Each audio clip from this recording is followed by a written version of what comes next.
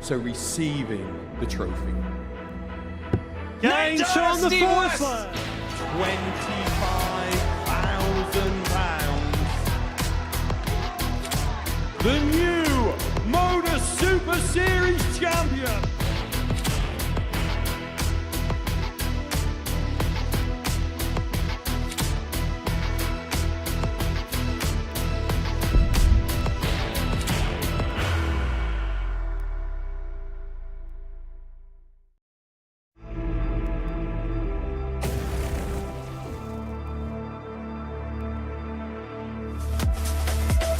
The silencer, Jeff Smith. Take the title. The stars must have lined up tonight. Smith cannot believe his luck. Scott Taylor. He will be back. It does give you the opportunity to be the second player to win it twice. John Usher. He is a former World Masters champion. He's been waiting 2 years for this moment.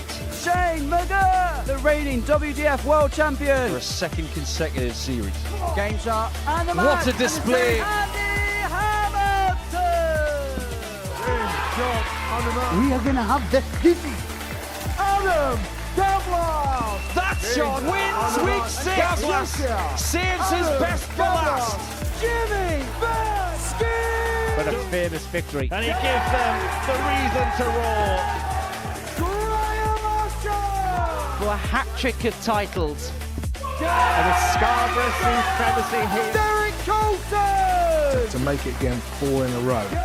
You're achieving things that some of the greats of the game can't do. Richard McKee. Another chance, and this time it is taken.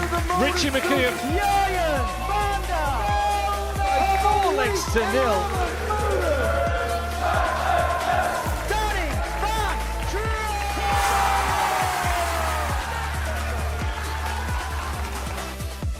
They've all tasted success once, but they are back for the big one. That's the trophy on offer come Saturday night. With it, £25,000 and a place in the history books. Welcome along to Super Series Champions Week.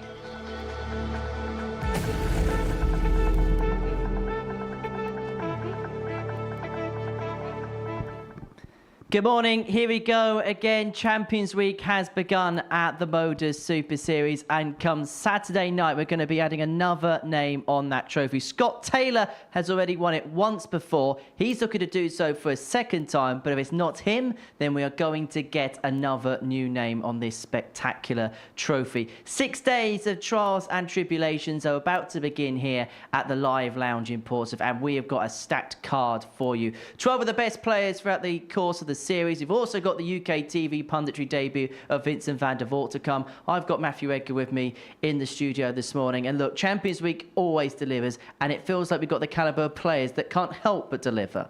Yeah, we've got a great lineup here, haven't we? We've got some of the best players that have graced the Super Series stage over time, serial winners down there, and £25,000 up for grabs, a place in the ADC Global Championship. Not only do we have the quality, but we've also got that big carrot dangled as well.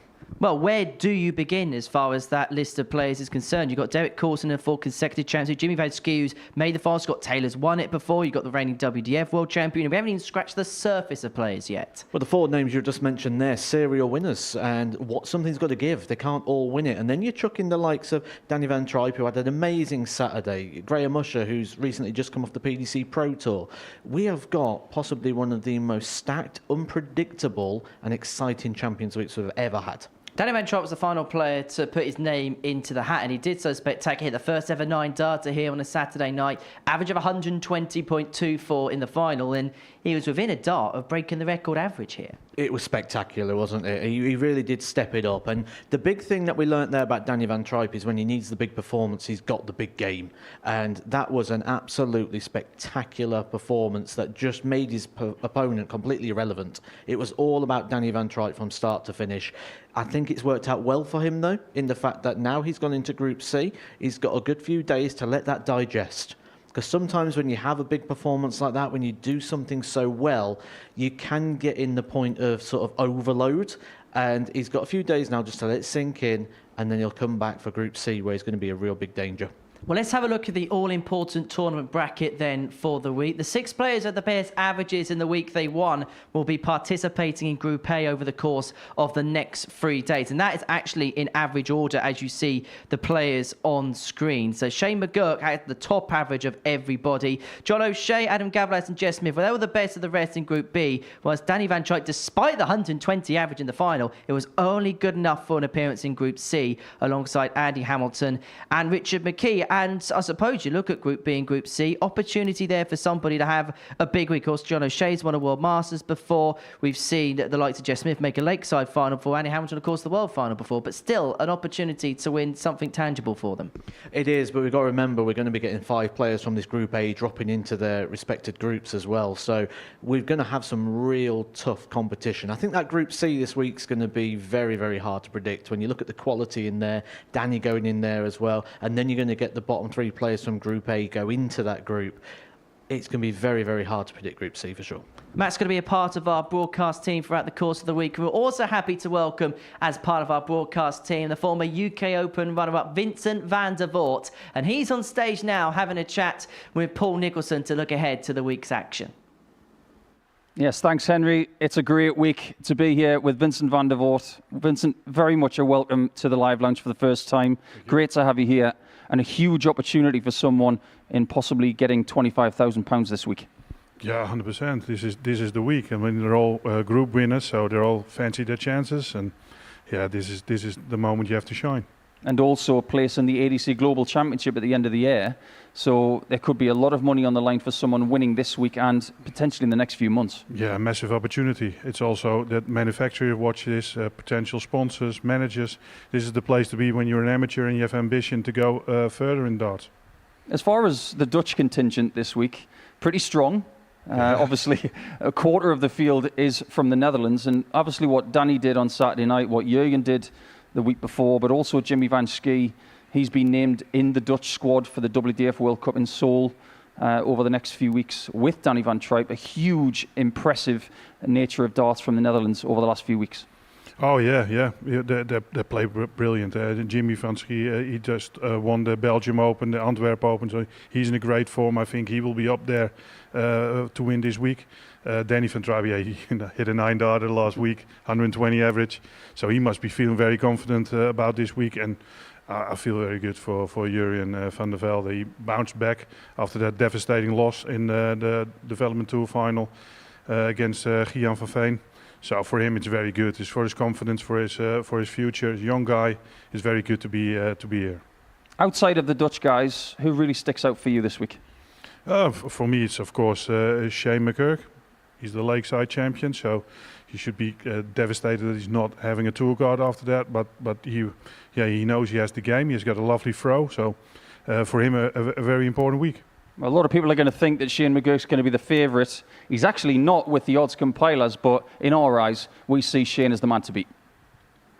Thank you very much. And Vince will be bringing his pulling no punches punditry approach to the UK television audience for the very first time this week. Shane McGurk doesn't go off favourite. Derek Coulson does. What's your thoughts on that?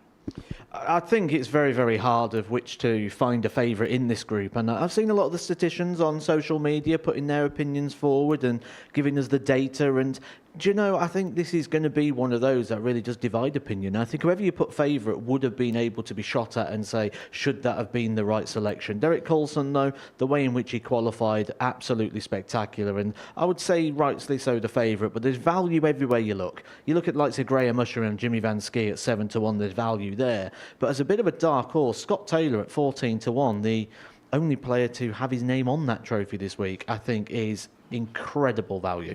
And actually, it's perhaps fitting the players are just coming out behind us. It's Derek Coulson and Shane McGurk to kick the show off, the two favourites going head-to-head. And what a way to start as well. It sort of sets the tone, doesn't it, for what we're going to expect here at Champions Week and sort of the level and the quality. And it's one of those games where if you come off and you've got the victory, you can come off there, right, I'm in and I'm running, but then the next game's going to be just as hard, and the next one.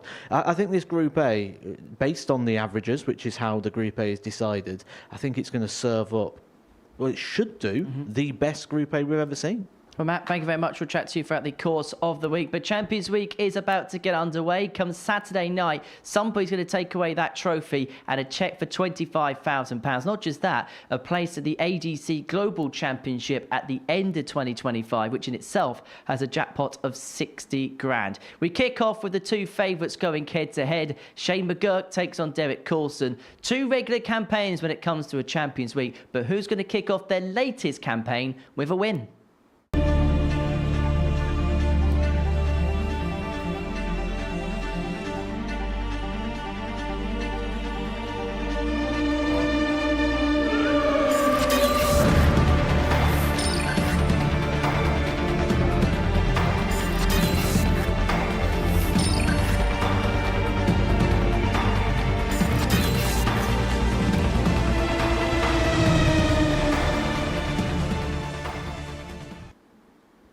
So we get underway with a meeting between Derek Coulson and Schie McGurk. The two favourites to pick up the title come Saturday night, but who is going to get their campaign off to a perfect start? Well, we've already heard from them downstairs. They've now made the trip up to the commentary boxes. A very warm welcome to the team to Vincent Vandervelde. He's alongside the asset, Paul Nicholson.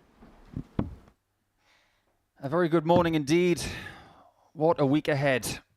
Somebody's life's about to change. Isn't that what they said in the movie Titanic? Well, this ship isn't going down. This ship is sailing towards a jackpot over the next few days. And Vincent Vandervelde is sitting with me this morning. You're going to be presiding over some of these games, Vincent. And how are these players going to be feeling playing the first game of Champions Week? Oh, it's going to be a little bit nervous, of course. You want to get off the mark. You want to win that first game, feel comfortable up there. The good thing is you can't get relegated, so you must be feeling up for it and just play freely. First. Game on. The first thing to say really is that we do have the two bookies' favourites going into the week playing each other in the very first game, which tells you how strong this week could potentially be. But Derek Coulson does have Champions Week experience of Group A. And the last time he was in this situation, it went to the death. 134. It was Derek, it was Scott Campbell of Scotland, and Derek was pipped to the post to win the Group A situation, but he would 84. Make it through to the Champions Night once again. As for McGurk, earlier this season, he picked up his first weekly title shortly after winning the WDF Championship. But he would not make the Champions Night in the previous series. He would be fourth in the Group B situation, narrowly being pipped by David Davies by 58. One leg. Yeah, that must feel awful. You're losing on one leg. But that's done. You have to get in this match, get on the mark soon, and just win your first leg, win your match. And yes, he started 100. Well. He's in a good place in the moment, so why not? I think a lot of these players at this time of year are obviously wanting success. 84. Derek, you require. But a lot of these players are starting to look forward to 2026 already as to what they could possibly achieve next year. Coulson is very, very dangerous and has been for a good couple of years now. 83. Yeah, you can see he has a very solid throw. He's looked very comfortable. As for Shane, I think he's got a lovely throw. He's got the age, so he must have more ambition. Derek, you require 84. But yeah, you can see Coulson is just a very solid player. He's not going to be looking at double 12, is he? He isn't now.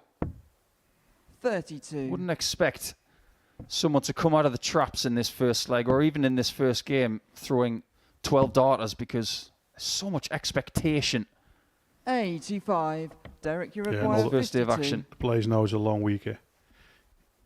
But a good start just gets you going. That is really important. For every player to win get that first win under your belt, that is really important Derek to settle Coulson. down.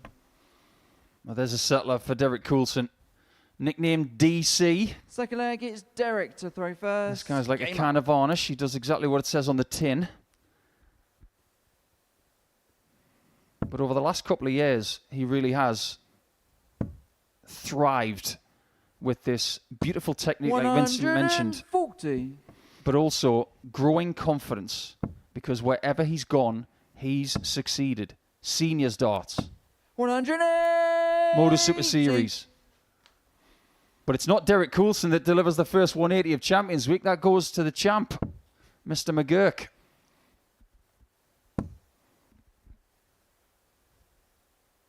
I remember when Derek was drawn against Mervyn King at the World Seniors. And everybody who works in this industry said, what's next? Maybe another 9-darter on the stage. We had one on Saturday night. If this goes in, Vincent, they're going to be inviting you back every week. Yeah. It's a good start, of course. I mean, you get broken in the first leg and then gets two 180s in the next one. And look what you're going to do now. He's got to hit it as well. If he doesn't, he might lose the leg. 109. Well, now that the nerves are gone after the first leg, there's a bit of quality on the stage. Yeah, you can really hurt him with this shot if he hits this one. Oh, that's unlucky, but still 42. Sloppy last dart, but there's very much pressure on now. You can absolutely forget what I said about expecting 12 darters and things like that, because that 11 darter from McGurk, third leg, we are hoping to throw first. that is either the second or third best leg of the day. 57. These guys usually get here about an hour and a half to 2 hours before play starts on a regulation Monday morning. But today, some of them turned up a little bit sooner because of commitments with the production. And you've got to make sure that you're not rushed in your preparation. Your preparation is everything. You have to get there, not rushing anything. You have to get ready. So, but most of the players know what to do because they have experience from other tournaments as well. But also in the finals week, it's a little bit more pressure. So you intend to go earlier and to do more because you think you need that. But that's probably the mistake a lot of players make. Derek is playing in his fourth consecutive Champions Week. And if you'd have said around Series 7, which was won by Andreas Harrison, that this man would be in the next 4 Champions Weeks, 55. People would have been scratching their head. But it's happened. It's really impressive as well. It really is. And I mentioned Andreas Harrison because it was 38. the Swede that Derek Coulson took out to make this Champions Week. Winning week 9, beating Andreas in the final by 4 legs to 3.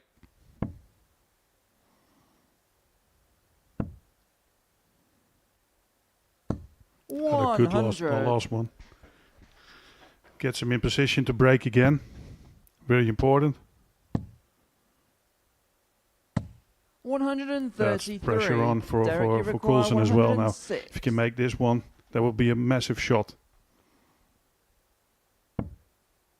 He's treble 18. And it will be McGurk who will need that treble 18 now. You can actually see from the mannerisms 50. of these players that they are feeling a little bit 78. anxious in this first game, and you can completely understand it. No matter what you've done before, it's what you do now that counts. 38. Derek, you require 56. Look at the disappointment on the face of McGurk, because he knows that he's probably going to be 2-1 down. And there it is, that pinpoint accuracy from the lefty to take a 2-1 lead. And another break. Fourth leg is Derek to throw first. And then you can see that they're both a little bit nervous. They want to settle down. And now he thinks, hold my own leg and get this match under my belt. 100. Good start, solid again. You see McGurk is not feeling freely yet. He's playing well, but 57. Not as well as we expect him to do. Yeah, I think we tend to judge people based on where they are after Monday. If you're in position and within striking distance of the top, that's good. You don't necessarily have to lead the table after the first day, 60. as long as you're in touching distance. Tuesday, you make your move, and then Wednesday, you execute. And Shane's not the most prolific Group A combatant, because he does a lot of his work on Thursdays and Fridays, whereas Derek, over the last couple of series, has got more used to playing Group A. He said at first he didn't like playing 9:30 in the morning. No, nobody likes that. And now he's getting used to it. Last week, David Davies took out the darting albatross of 356 darts. 59. Derek, His countryman, Derek Coulson, might take out 341 in 6.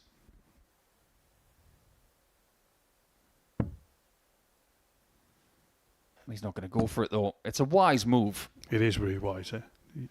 You need to do that. Your opponent is in 251, so no rush. You just want to have that win. That is so much more important than that big finish. You can see McGurk is a little bit struggling, so you want to keep him in that place as long as possible. Derek, you require 32. Get him. You want to give him a useless throw for your, and now you want to hit it and get that 3-1. Shot the fourth leg. Derek Coulson. 13 darter there from Coulson, his best leg of the match. Impressive. Fifth leg, it's Shane to throw first. Game on. 60% on the doubles. Now you can see why he's the top favourite. This is what he does. 140. Yeah, you can see why he's the top favourite. Just very solid, very good. Doesn't miss much. He's from that part of the UK 140. He could probably cross the street and be in Wales, and then cross back the other way and be in England. Right on that border. 46. Not far from where Jim Williams lives, and the very famous golfer Ian Woosnam was from. But he is under the Welsh flag, of course, and 60. we are yet to have a Welsh winner of a Modus Super Series title in a series. We've had weekly title winners, of course. David Davies winning 60. in the last couple of series, but not getting the big title. But we've never had a left-handed champion. Not yet. He's going to be close if he plays like that. You can see he feels very comfortable. He's good on the board, and then so he will be tough to beat, and that's why he's probably the number one on the betting list for this week. Yeah, quite a few things here for Shane to mull 85. before he Derek, returns for his next game, which will be against Graham Usher, another left-hander, in game number 5. But Coulson, in every likelihood, has got 6 darts from here to bag his first 2 points of the week. 90. Very sensible last dart again. Shane, you require board 170. management is good, and he gives a lot of pressure on McGurk. 58. Derek, Coulson you should get a match start 71. here. He knows just how valuable it can be when you've got a chance to win a match by a distance. He gets off to a wonderful start. Derek Coulson comes into this Champions Week as the favourite. And as far as that first game is concerned, it might have started a little bit edgy in that first leg.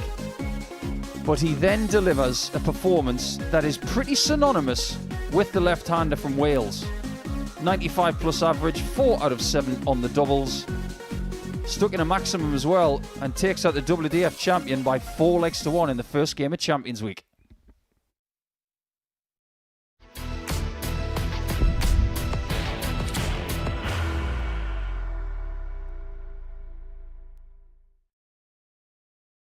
Are you ready to lift that trophy, Darius? Yes. Let's do it then. Ladies and gentlemen, your Modus Super Series 9 champion is Lucky D, Darius Lewandowski!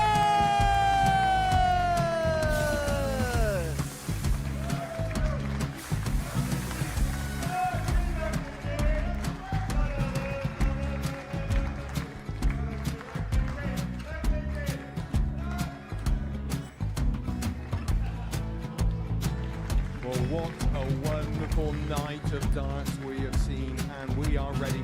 Our champion is ready, and it's trophy time. So receive the trophy. £25,000. The new Modus Super Series champion, the Terminator, Marvin Vandervelde.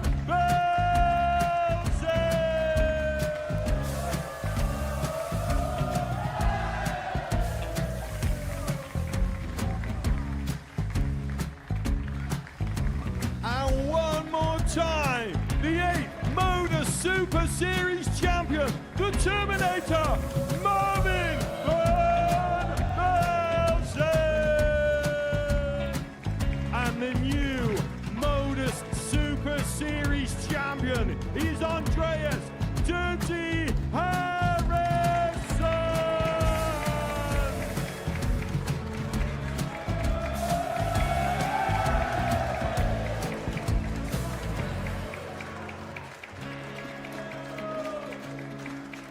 And one more time, the 7th Modus Super Series champion.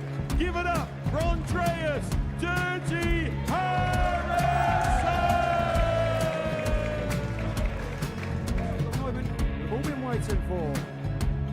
Would you please show your appreciation for your Series 6 Modus Super Series champion, Scott Taylor.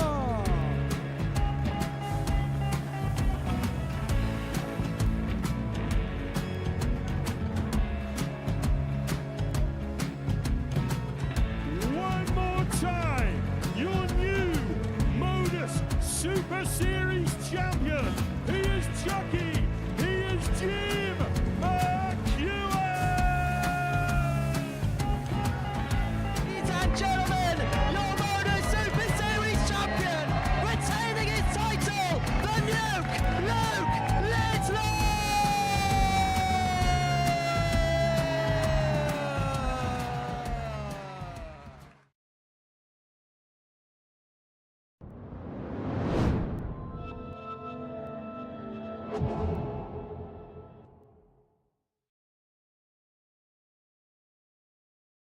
Welcome back to the Modus Super Series. It's Champions Week here in Portsmouth, and Derek Coulson, the bookmaker's favourite to go on and win it, got his campaign underway with a 4-1 win over the reigning WDF World Champion Shane McGurk. Next up for us, Jimmy Vanskey and Jurjen Vandervelde, 2 of 3 Dutch players to participate in this Champions Week go head-to-head.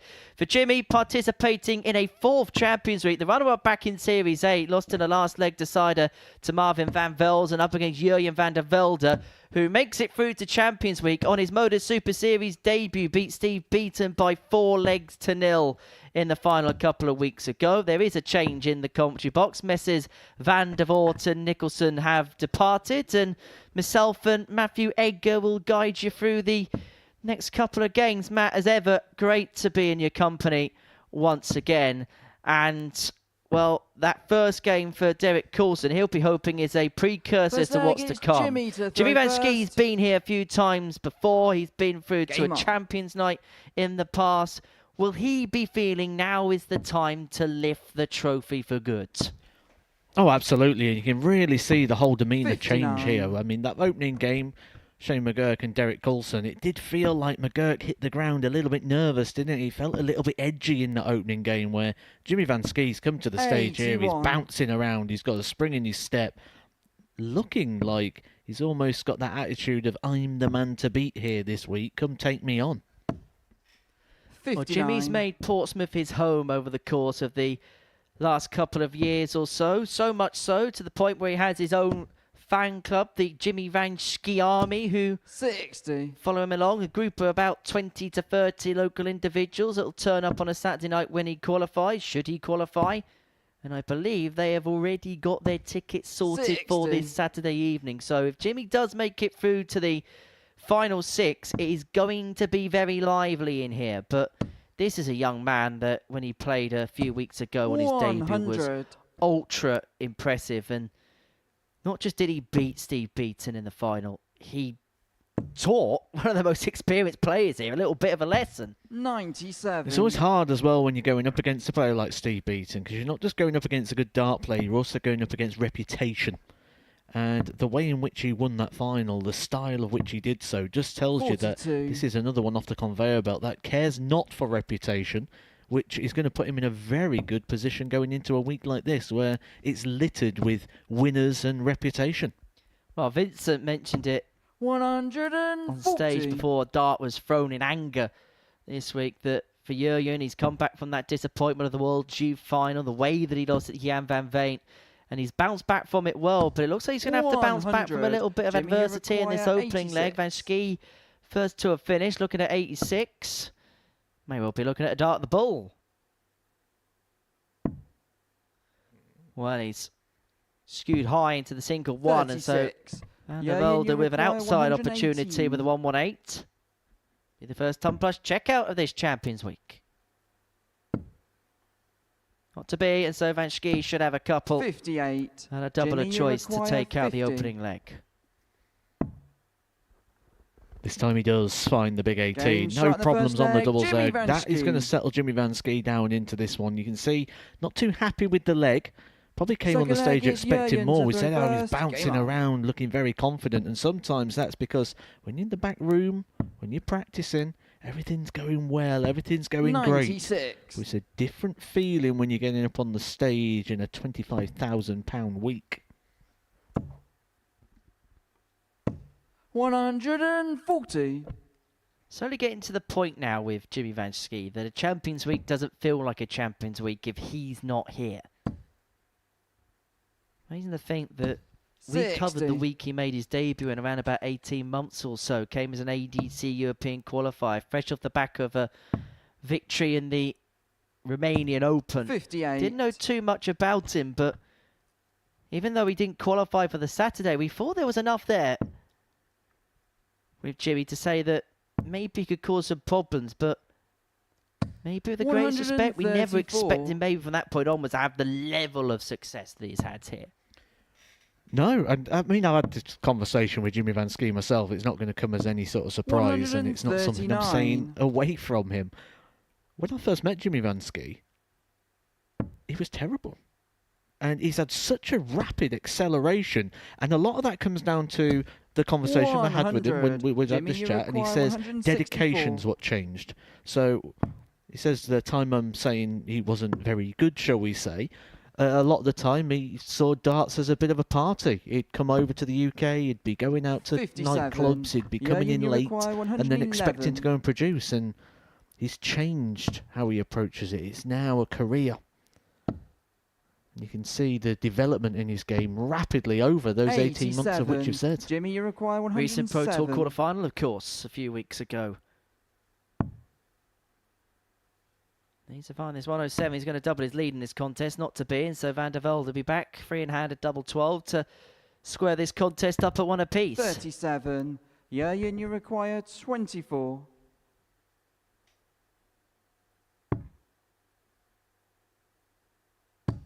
Game shot in the second leg. And we are back on level terms. 1-1.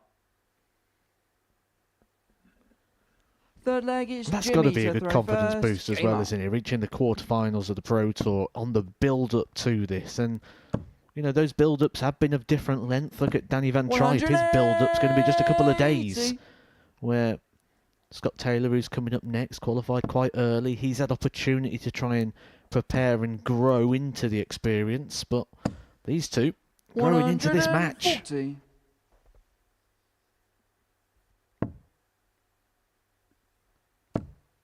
Yeah, Jimmy Vansky made it through to the quarterfinals of Players Championship 22. And like his compatriot on Saturday evening, Danny Van Tripe finds himself within 3 darts of perfection.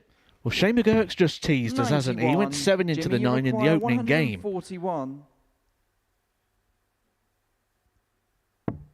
Here we go again. But dart 8 finds its way into treble 7, and so that particular attempt is off. And that's pretty much the only thing he hasn't done in this build in Jimmy Vansky. 101. Hit a perfect leg and win a championship, and who knows, he may do 2 in 1, but We had an 11 darter from Shane McGurk in the previous game. Jimmy Vanskee with a wry smile on his face. Could go one better than that. 140. Jimmy, you require 40. Well, there is only one leg better than that. Jimmy Vanskee. A 10 darter from Jimmy Vanskee. Henry Deacon, I'm going to flip the roles for a second, ask you a question. Does that get beaten? First. Game on. I genuinely look at the field of players and think it does. Well, we've been teased twice already. We've gone 7 into the 9 and we're only in game number 2 so far. 96. So I agree. I think we could see a 9 darter here this week. Could you imagine the scenes if it happened on Champions Night on Saturday when it is absolutely packed to the rafters? 60. And more to the point, if Jimmy Vanskee qualified and he hit a 9 darter on Saturday. You're getting greedy now, aren't you? We've been asking for a live 9 darter since the start of the Super Series. We had one on Saturday and you won it back to back.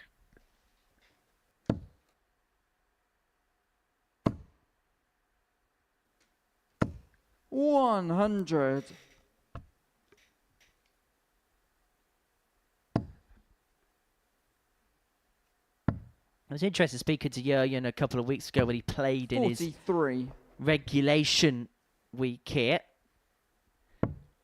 That he felt like dropping off the Pro Tour. He's learned a lot of lessons and he's using this year as a way of making himself better as a player and hoping that maybe that year off tour could possibly do him the world of good.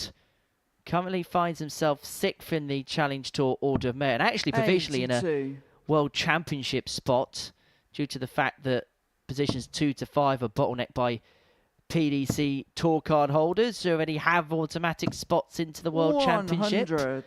Remember the top 3 in that Order of Merit will play Ali Pali. Charlie Manby, the other player to hold a position in that particular Order of Merit. We will be seeing Kim next week as a part of our Rising Stars week. Jimmy, you require 110. Jimmy's definitely been a rising star here, hasn't he? And he's looking to open up a 2-leg lead, looking for a breaker throw, which would give him an air of comfortability in this game. 74. But the double 18 goes a begging. You require 116.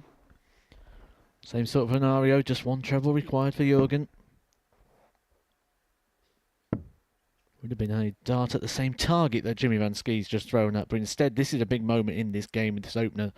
Jimmy Vanskee knows from this point forward he's going to have a handful of darts Jimmy, you to require break the 36. throw and have a bit of a cushion on the scoreboard. Game shot in the 4th leg. Jimmy Vanskee. Just beginning to flex his muscles now as Jimmy Vanskee average a 95, 3 out of 4 on the doubles. And he is the type of player that could play at a streamlined level akin to that for the most part of the day. And if he does so, he's going to take some stopping. On a week like this, where we're littered with winners, when there's champions everywhere, you kind of want to go out and make a bit of a statement. Derek Coulson did that in game number 1. Sort of laid down the marker, set the bar, said that's the standard you need to be if you want to win this Group A. Jimmy Vanskee's coming out and he's matching that level. And it makes you wonder, coming up next, Scott Taylor, Graham Usher.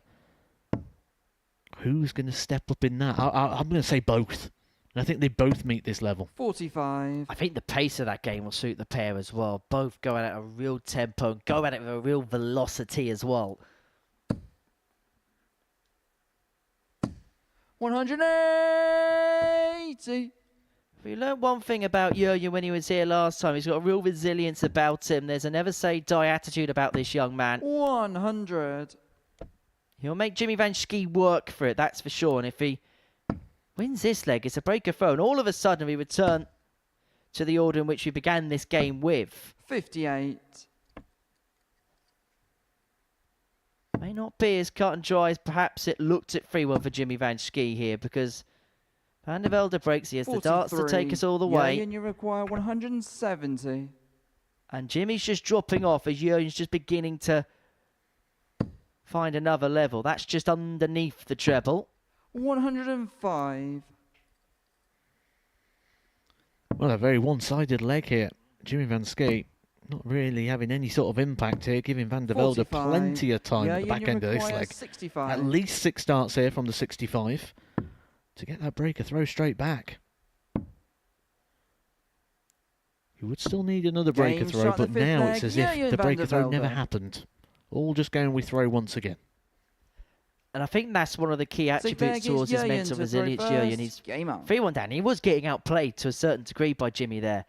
But you would not have told that, and you would not have seen that based and judged of his facial expression. Ah, the old poker face.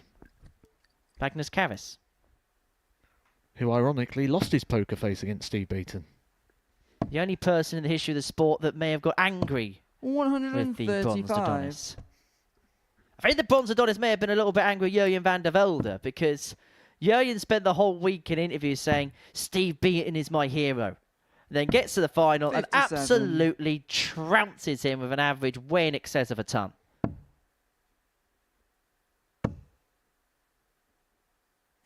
$100. That little mid-game siesta looks like it's coming to the end there for Jimmy Vansky, just lasting the one leg. And it was quite a drop-off, wasn't it? He lost around about 10 points on his average 60. Just in that one leg.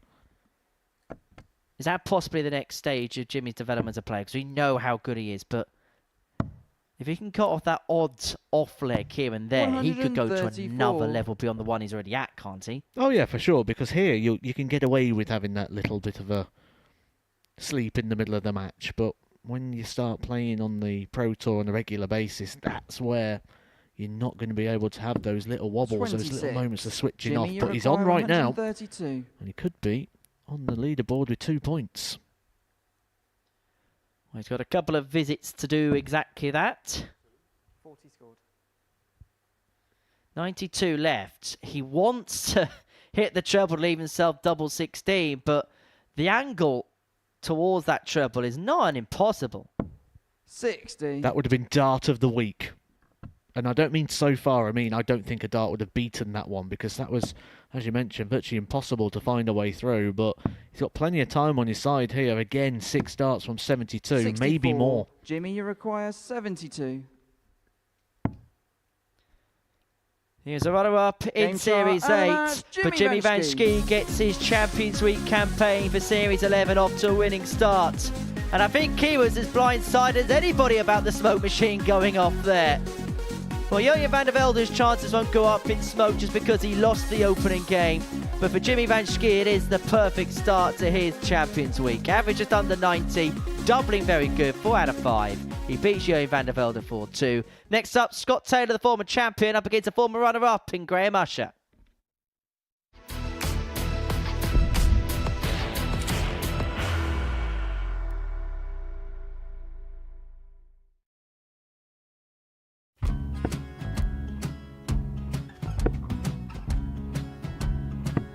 $54. Charlie McGuire, 164.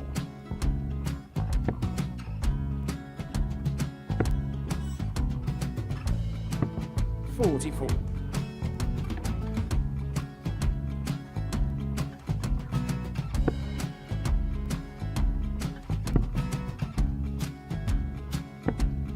$32. Charlie required 120. Well, 120. He's got a fair, at least 2 handfuls at this. Just needs to stay 60. There. That's a good shot. Halves his score, leaves himself on a 2-darter.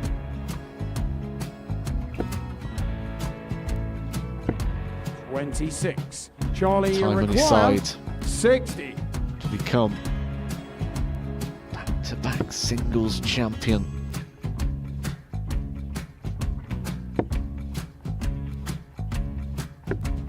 $40. Definitely a couple of nerves in those last 2 darts, but he'll be coming back. It's a moment he's been in before this situation. Standing at the back of the stage, approaching the hockey with a chance to win the title.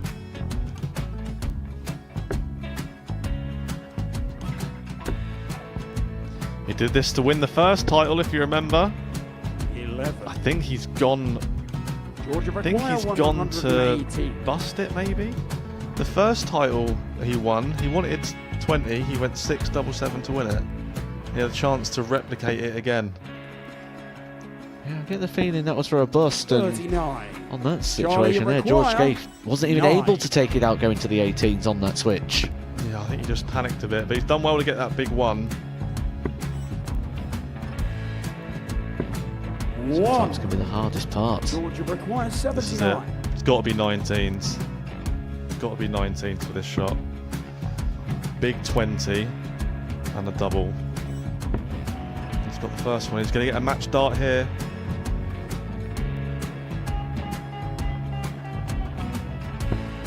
$59. Charlie, Threw you the entire require body into that 8. one. Just didn't want to let go of the dart.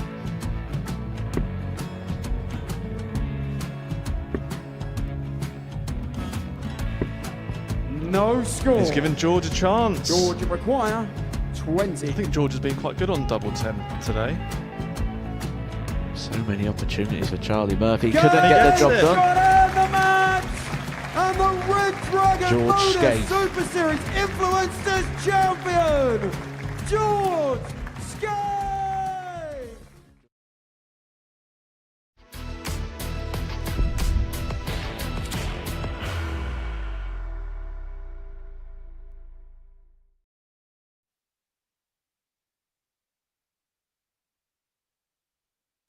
Welcome back to the Modus Super Series. Before the break, Jimmy Vansky, the former runner-up, got his campaign up and running with a full 2 win over Jurgen Vandervelde. We've got a former champ and a former runner-up going head-to-head in the third game of the session. Scott Taylor won the title in Series 6 back in February 2024. He takes on Graham Usher, who was the runner-up in the first ever Champions Week here at the Modus Super Series, losing 4-0 to Conan Whitehead, while Scott Taylor beat Tom Sykes by 4 legs to 1 in the final that he won. He takes on the man from Scarborough, who is looking to go one better from those exploits in the very first Modus Super Series. He was a runner-up at the World Seniors Championship back in February in that rather famous, rather tempestuous affair against Ross the Boss Montgomery.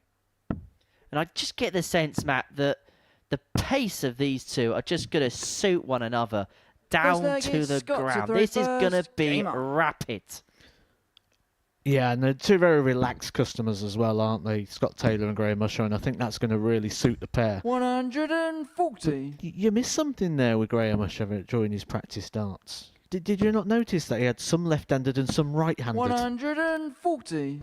Graham Usher, one of the very rare people that can actually play left and right-handed without really having much difference in his standard. Him and the other player that can play ambidextrously is Kurt Parry. Just say it doesn't go down too well when he's playing in his local leagues in and around the Scarborough area, because he'll switch right-handed at times and people think he's taking the mickey. But hey, if you can do it, I mean, it could be a big advantage. If you're throwing down the left-hand side and you feel it's a bit of a blocker, just switch hands. Well, we see it in snooker. Ronnie O'Sullivan, he's ambidextrous, and if there's a shot he doesn't like and he doesn't feel like he could play well right-handed, he'll just play it with his left hand. That's got to be the next evolution of this sport as well. Someone who can do that, and maybe we see that with Graham Usher. He may even produce it this week, because Graham, you like I say, I've seen him play with both hands, and there's not much difference. 66 left. Well, is the first leg going to be as easy as 1, 2, 3 for Graham Usher? 98. Just underneath, and Scott, so you require 105. Scott to save his throw, looking at 105. And decided to go 25 first to leave tops. 69. Graham, going to leave himself 25. on double 18 if Usher cannot convert the double 8. Game But start double the 8 first is leg. found. Graham Usher breaks. 14 data for the gambler to get his Champions Week campaign up and running. Second leg is Graham to throw first. Game on. Graham won perhaps pound for pound the 58. toughest week of Series 11. Got the better of Carl Wilkinson in the final, but it was a week that was littered with big names. In fact, to the point where Tom Sykes didn't even make it out of his group on that given Saturday night. Well, that I can guarantee you will be the lowest scoring visit we will see this week. Yeah, this was the type of clientele he found himself up against. Graham Usher beat Carl Wilkinson 4-2 in the final. Jamie Kenning also made it through, as did Jason Heaver, Danny Jansen and Tom Sykes. Some of the names to miss out: Tommy Morris, Richie Howson, Dan Hans, Paul Hogan and Carl Coleman.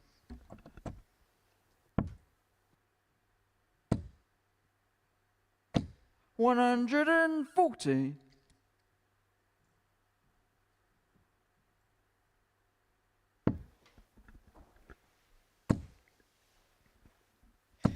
$140. He's got one hit a week all the way back in week 2, which is 60. a complete opposite to how he won his series, 83. because he won week 12 and then came straight back in to Champions Week and then went on to pick up the trophy. Game shot in the second leg. Although he Scott hasn't Taylor. played too much since winning his week, he looks razor sharp for this morning. Level we are 1-1, a break apiece. But when he won his week, he came into the week, didn't he? Where he was barely playing any darts, but he says he never turns down the opportunity to play here at the Super Series. And some players don't need lots of games. They don't need lots of practice. They play better without it. And I think we're seeing that here with Scott Taylor, that he may be one of those people that the more he plays, the more he practices, the worse he actually gets. Because what you do is you start to lose that sort of natural side of your game. You start to become very familiar, if not over-familiar, to the point where you start just tinkering with your grip little bits. You feel like there has to be an actual specific point of which you hold all the time. And that will change and move. So maybe what we're seeing here with Scott Taylor is he just needs to rely on what he knows and that natural part of his game. 140. And I think someone like Scott, who is as natural as he is, I think actually the key to his success is just keeping things as simplistic 140. Scott, as he possibly can. 147. We were speaking about Ronnie O'Sullivan earlier on. Scott Taylor looking at the 147. 95. Graham, you require 161. Really warming up here in game number 3 of Champions Week. Scott, you require 52. The first hole to throw in this game after a couple of breaks.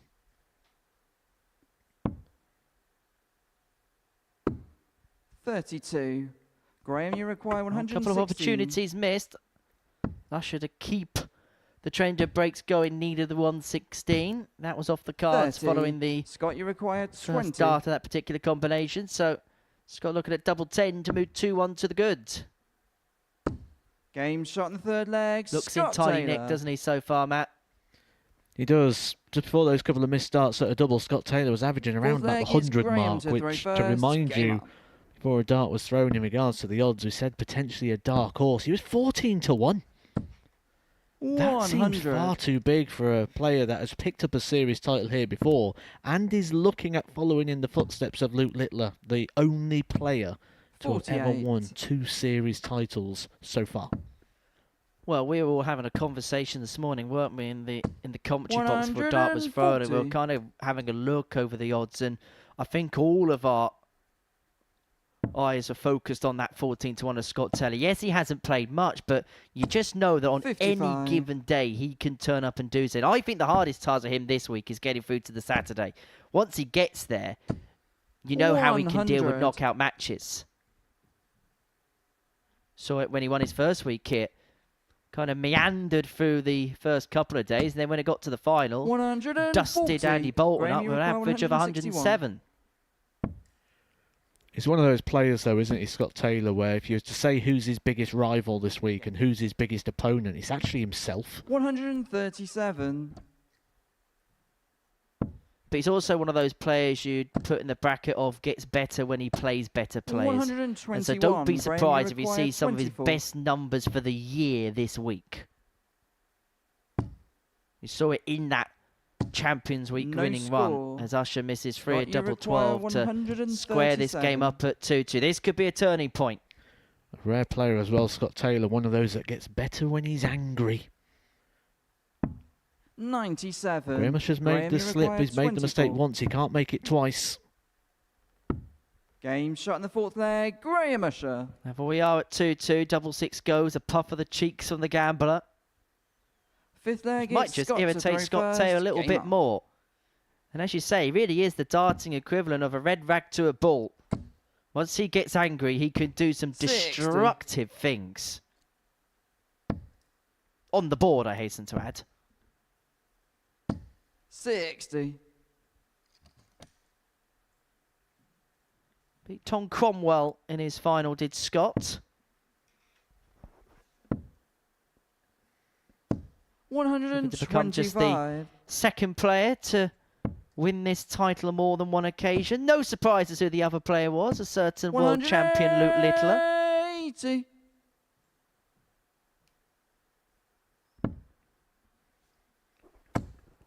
But it is a familiar story that we're getting here in the fact that 83. our defending champion, who is Jensen Walker, who picked up the previous series, is not in the lineup for Champions Week.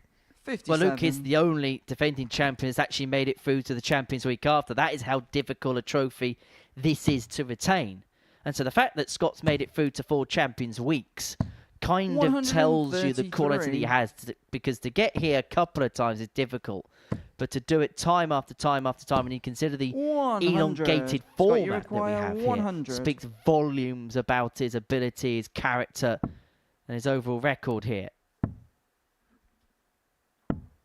76. Graham, you require 104. An opportunity here for Graham Usher to get a breaker throw. He should be getting a dart at a double. It's going to be at tops, and he finds... shot in the 5th there, Graham Usher. First big check out of the session goes the way of Graham Usher, not just in regards of the numbers, but in regard to the context there. A break of the throw, a straight walk down the oche.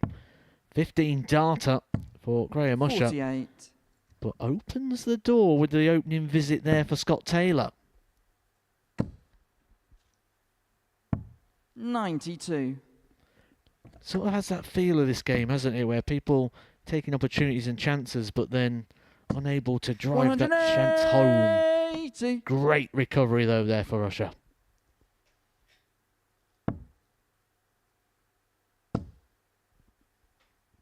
Timing 59. his move perfectly is the gambler. And now 6 darts from here to 81. get his campaign up and running with a 4-2 win.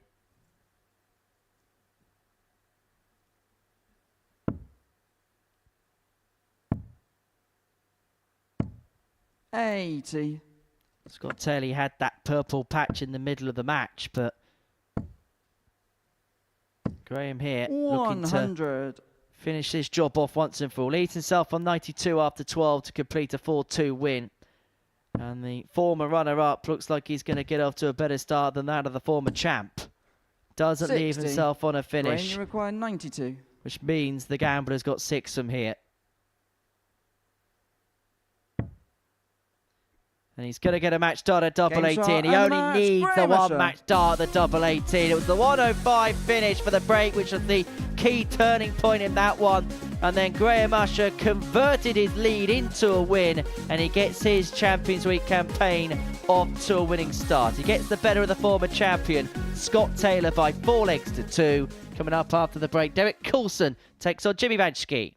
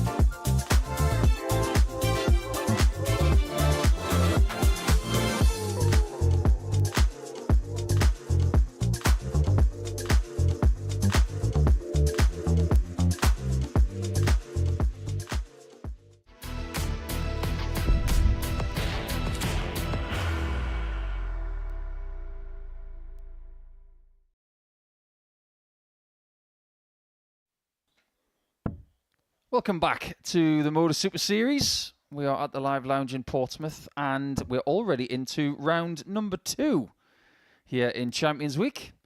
We've already seen a win for Jimmy Vansky as he took out Jurjen Vandervelde, his fellow Dutch player, in Group A. But Derek Coulson in the first round was the best performer, and by some distance as well, by about 5% over Usher and by Vansky. So a very strong start for the left-handed man from Wales. Once again, we're joined by Vincent van der Voort for the next few games, as we will preside over first leg is Derek round to throw number first. 2 to see where people are Game standing as we go into our middle section of matches on Monday. You must have been impressed with Jimmy Vansky in that first game there, Vincent. A typical display from him and a nice foundation to start his campaign with. Yeah, it's always good to have the first win. But he didn't play as well as he can, but it's always nice to win. And also the second leg of the third leg, the almost 9-darter, that's always gives you a good feeling that the scoring is there. And now this is a match to look forward to. I think the two players who made the biggest impression. 58. You mentioned that Jimmy scared the 9-darter, just like Schie and McGurk did in the first game. We said we hoped that the 11-darter from Schie would be the third best leg of the week. Well, it turns out it's already been beaten because Jimmy found the 10. So we're laying down the gauntlet for the rest of the week to see if anybody can better that. Hopefully, yeah.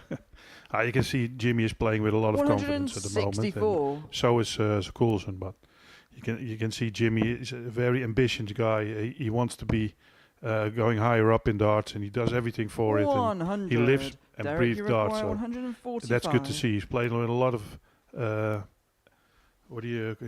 difficult to call it. He's got with a lot of energy. He plays, and that's good to watch. And he's got to manage that energy as well throughout the course of a week. But over the last 18 months, he's done that better than almost everybody here. He's going to be looking at the bullseye, is he? He is not. That's a mistake. That's the mistake you can't afford to make, and especially against a guy who's so solid. 85. Most of the time, Derek, you require 80. Your opponent is going to take out 80, and then leave with a very bad feeling. Bad news coming. There it is. Shot in the first leg, Derek Coulson. He's just so good. Just before he won his first weekly title, there were a few of us saying, Game on. Coulson is likely.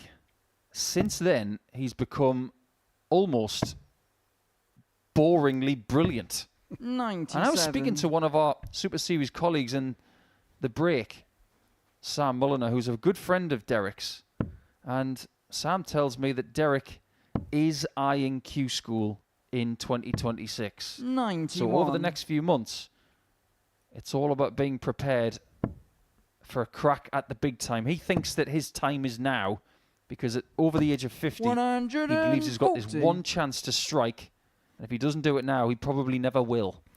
And that's probably true as well. I mean, if you're over 50, I'm nearly there. I feel a lot older, but I'm nearly there. But yeah, then you know that this is your last chance because the game is getting younger. All the new guys are all young and very ambitious. They've got energy for 10 people. And when you get older, you don't. So this is the time for him, and he has the game. To be fair, he plays really well. If he starts hitting that first start in the bottom of the treble 20, 100. Jimmy, you require 129. Everybody's going to be in trouble. He doesn't make the most of it right there. Interesting call here from Jimmy. 61. The start came out a little bit late with a bit of shoulder activated, but he's going to get a look at 68 to equalise at 1 leg all. Yeah, you could see he changed his mind during this throw, and that's never good, but he's got a little bit of a gap, so 97. Needs to get this win. Jimmy, you require 68. Single 16, I think he goes for. And then double 16. Very good marker. 36. Yeah, I'd be disappointed with that Derek, third dart. Require 156. He's probably looking to hit the previous one to bounce it in. Coulson's got a bonus chance of a 2-0 lead, which He's not going to take. It's been a bit scrappy in this second leg from Derek. 39. Jimmy, you require 32. He now requires half of 32. And half again. Game That is a nice pick-off. Jimmy Vansky. Just to stop Coulson from getting that easier chance than his previous one. Third leg now, at the top of the show, Derek Vincent, I was talking about the WDF World Cup in Seoul. A lot of people in this building right now are actually going to be jetting over to South Korea in the next few weeks. But the Dutch team, for the men, includes Jimmy. 131. Danny van Tripe, who we will see in Group C this week. Alexander Merckx and Corne Grunewald. What are your thoughts on that team? Looks pretty strong to us. It's a very strong team. I don't think we have we can send anybody else for a better team. So, yeah, I think it looks very strong. Jimmy is in a great form. So is Danny van Tripe. Alexander Merckx, he played on the PDC World Championship this year. So, yeah, very good team. A lot of expectations for the Dutch team for that group. I know you're someone who's given some brilliant interviews in the past, and some of them included just one word. Some of my favourite interviews of yours just included either yes or no. So I'm going to ask you a yes or no question. From the Dutch team, does one of those four gentlemen become World Cup singles champion to take Barry Van Peer's crown? 100. Yes. There you have it.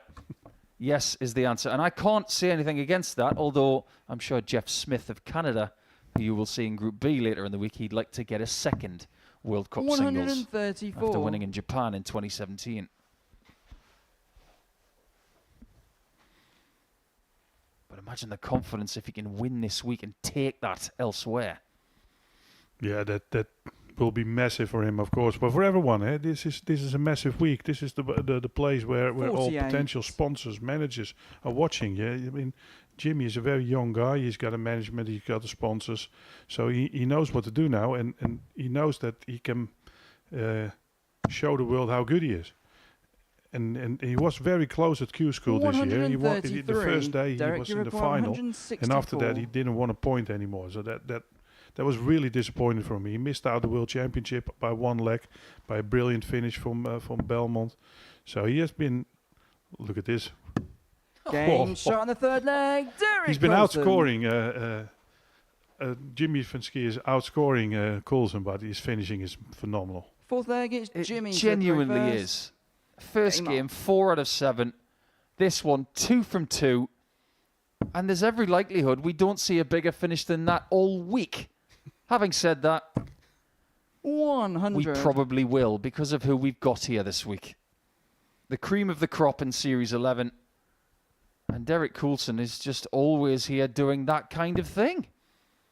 He is genuinely one of the most impressive players at this level of anybody. Yeah, you can see he's very comfortable. He's playing like it doesn't even surprise you when he hits that kind of shots. It's sometimes you see a player and you think he finishes, but he's playing above his level. But with him, you can see, well, he isn't even surprised. He might look like Stone Cold Steve Austin, 100. but we are not stunned anymore by what he does. Well, to be fair, the scoring of Jimmy is very good this game. It 100. must feel very bad that he's 2-1 down because his scoring is great. Yeah, absolutely. About 10 in the averages, as you have just seen. Strangely, Vansky's had double the amount of shots at a double. But Coulson's back in this leg. He's just equalised Jimmy's position. Jimmy just can't shake him off.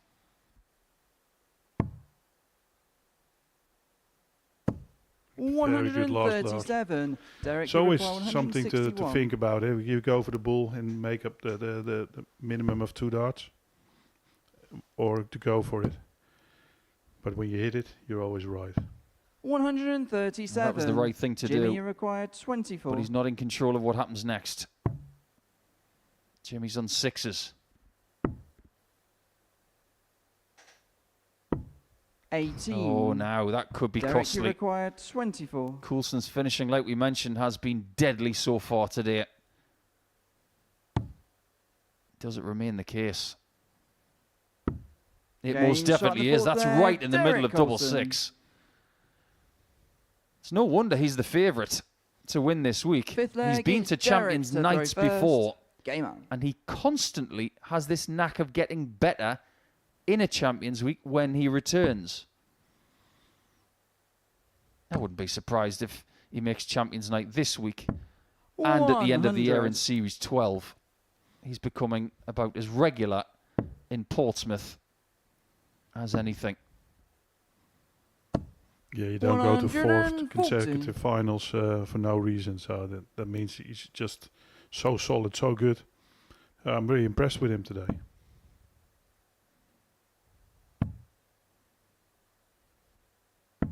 A lot of people will be looking at this group saying, even if you don't get the top spot and that guaranteed Saturday invitation on Wednesday afternoon, 140. you've got another chance. And that is very pertinent based on previous behaviours in previous Champions Weeks.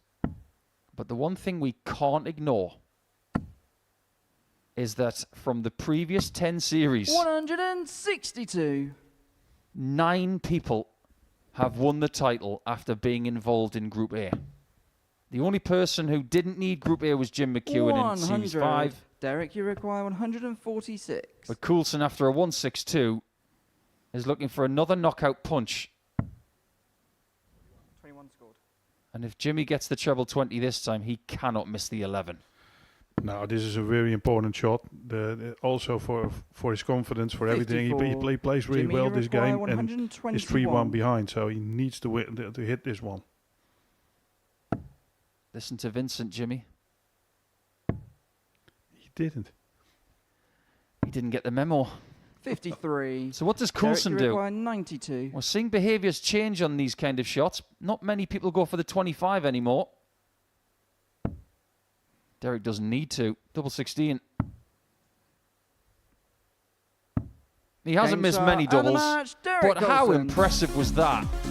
He defies a 100 average from Jimmy Vansky and tells the entire world and everybody watching on Pluto TV, I'm the man to beat.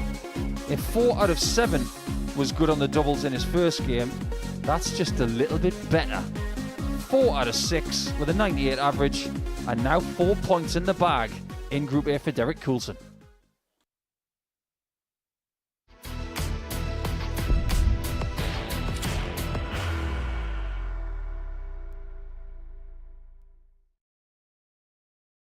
Are you ready to lift that trophy, Darius? Yes. Let's do it then. Ladies and gentlemen, your Modus Super Series 9 champion is Lucky D, Darius Lewandowski!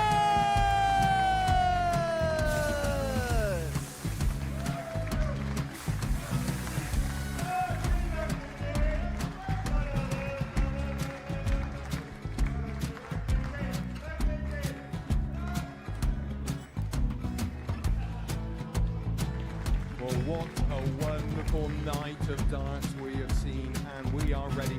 Our champion is ready, and it's trophy time. So receive the trophy. £25,000.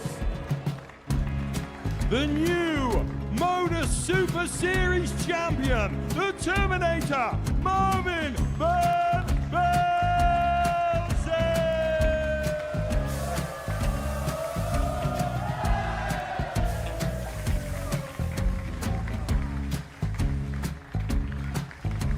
And one more time, the 8th Modus Super Series champion, the Terminator, Marvin Vandervelde. And the new Modus Super Series champion is Andreas Dirty Harrison.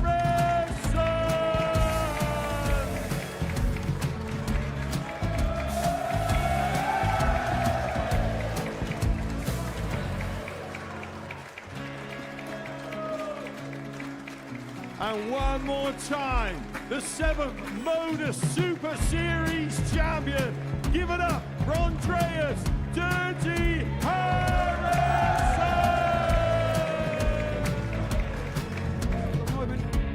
fighting for. Would you please show your appreciation for your Series 6 Modus Super Series champion, Scott Taylor!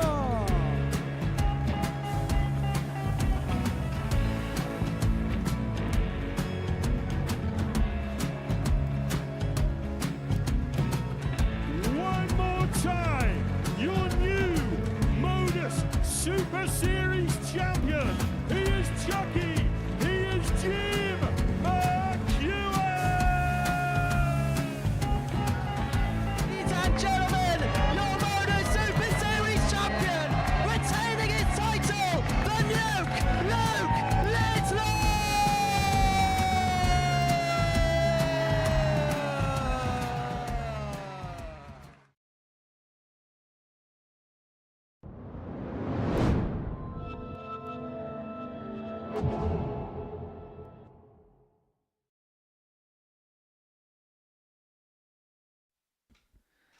Welcome back to the Modus Super Series. We are live on Pluto TV, and wherever you're watching from, we welcome you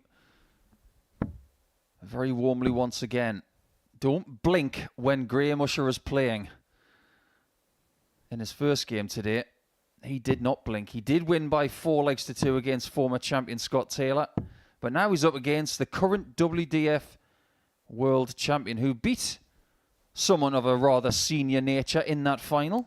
Mr. Lim, who is yet to play here, and I'm sure at some point we'll get him over. At least we hope we will.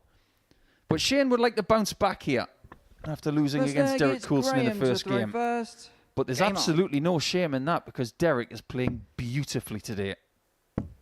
2 wins, 2 averages over 95, and doubling like his life depends on it. So what has McGurk got to do 100 to be a bit more threatening against Graham Usher here? Maybe just find a bit more consistency? Yeah, he played one really good leg, and the rest was really scrappy. His scoring wasn't there, so he probably worked behind the scenes on that, and now's the time to get over the mark. He's had 3 games off, Vincent, since the first game of this Champions Week. 45.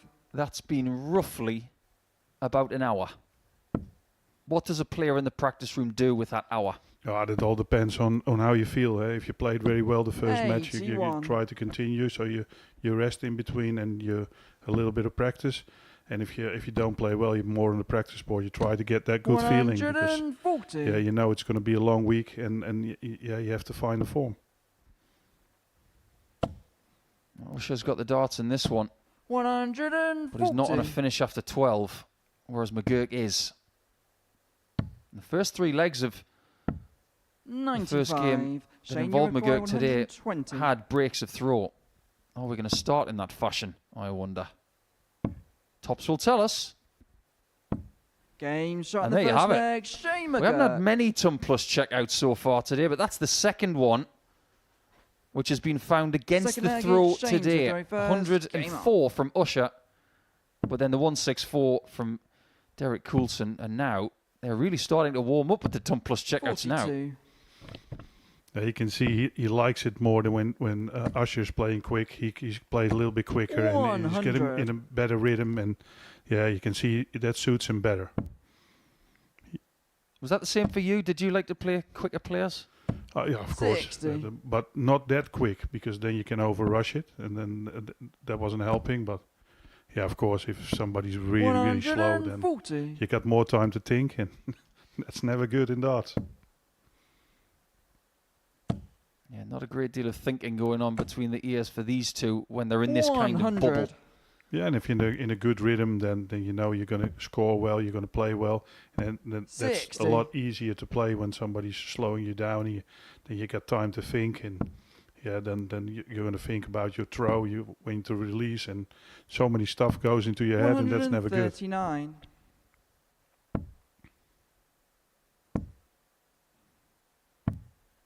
Interesting call there from Usher, not using the bullseye with dart 3. I wonder if that's going to hurt him. This would. Tops. 120. Graham, you require 102. Well, he could have been on a 2-darter. That doesn't make any difference. Graham Usher. He takes out the 3-darter and the ton plus checkouts are raining in Portsmouth. And then you cannot say he made a mistake. Third leg is Graham to throw first. We can accuse him of making one, then he just says, well, actually, I'm in charge. Yeah, and he hit it, so he was right. 100. Well, curiously, Graham Usher has won 3 weekly titles here at the Modus Super Series, but 59. this is only his 2nd Champions Week. When he won in Series 2, off the back of making the Series 1 Champions Night final, losing out to Conan Whitehead, he would win Series 2 Week 6, beating James Richardson 4-1 in the final. But then, because that 45. series was at the back end of 2022, he would then get his tour card at the start of 2023, 100. meaning he was ineligible for the Champions Week that was ultimately won by Raymond Smith.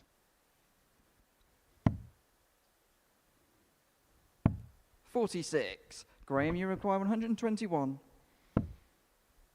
Doesn't have to go for this. 81. And chose not to. I'm always surprised why they go for the treble 17 then, if you're not going for the bull.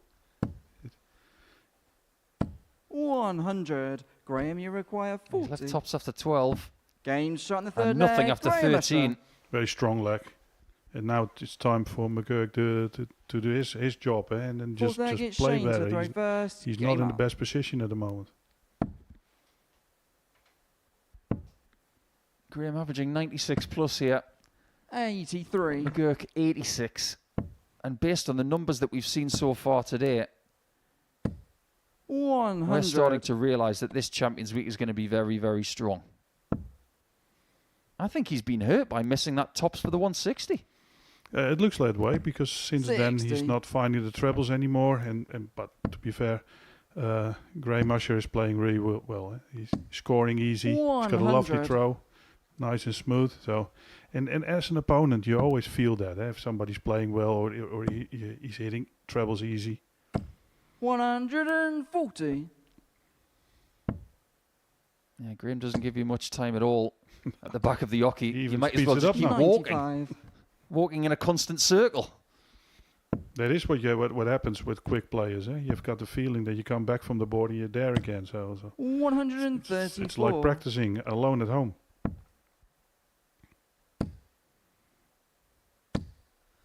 Doing Scarborough proud. Shane, you require 84. Just like Sam Spivey was in the previous series, making the final, losing out to Jensen Walker. So there's obviously something in the fish and chips up there, which means success in 2025. 33. But is it Graham, success you for Usher to require take a 3-1 66. lead?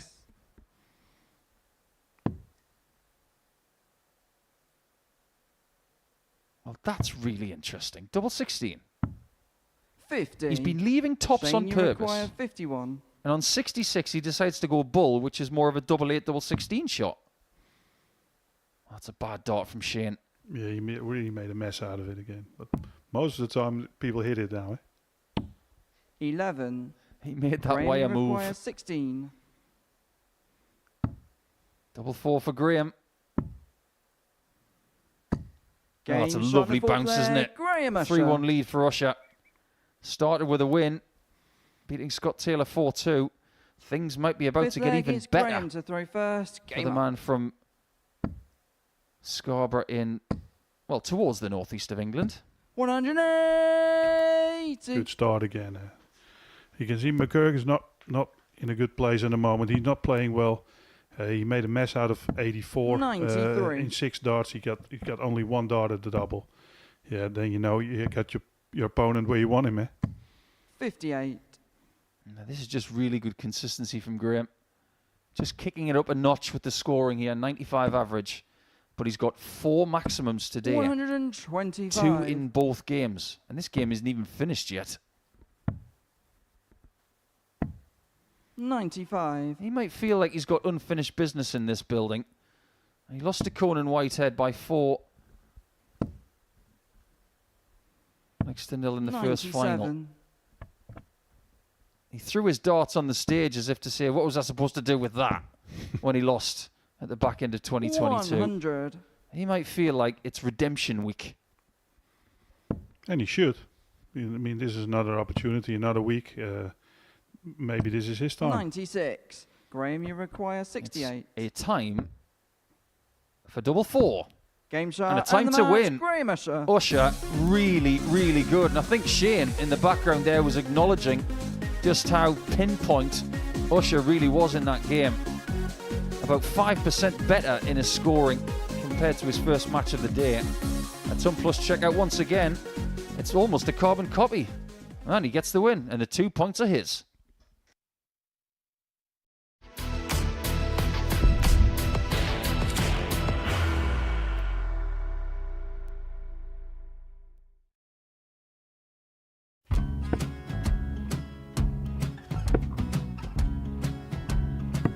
$54. Charlie McGuire, 164.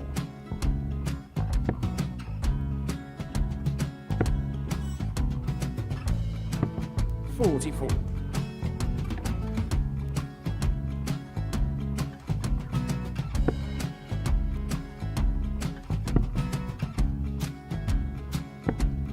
$32. Charlie required 120. Well, 120. He's got a fair, at least 2 handfuls of this. Just needs to stay 60. there. That's a good shot. Halves his score. Leaves himself on a 2-darter.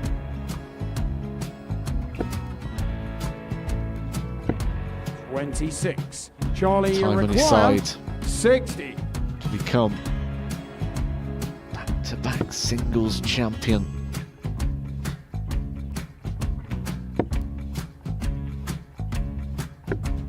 $40. Definitely a couple of nerves in those last 2 darts. But he'll be coming back. The moment he's been in before this situation. Standing at the back of the stage, Charlie approaching the required Yoki with 20. a chance to win the title.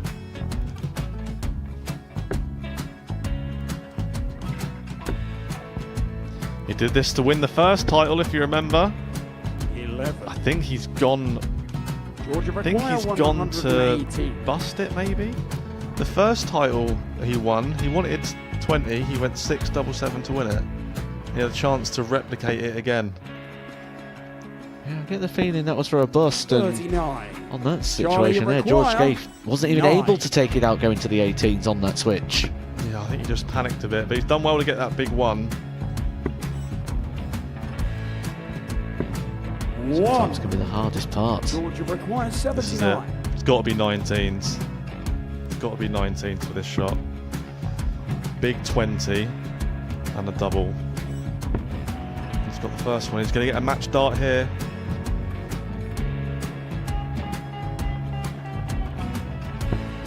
$59. Charlie Threw the entire required body into that 8. one. Just didn't want to let go of the dart.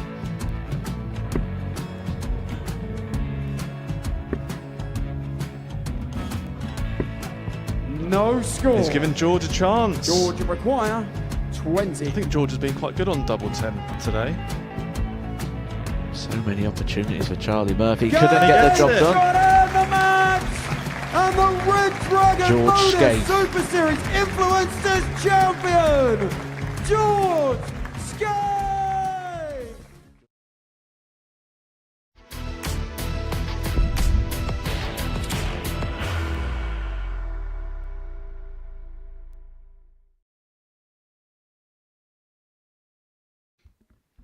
And just like that, we are getting towards the end of round number 2 on the first day of Champions Week in Series 11.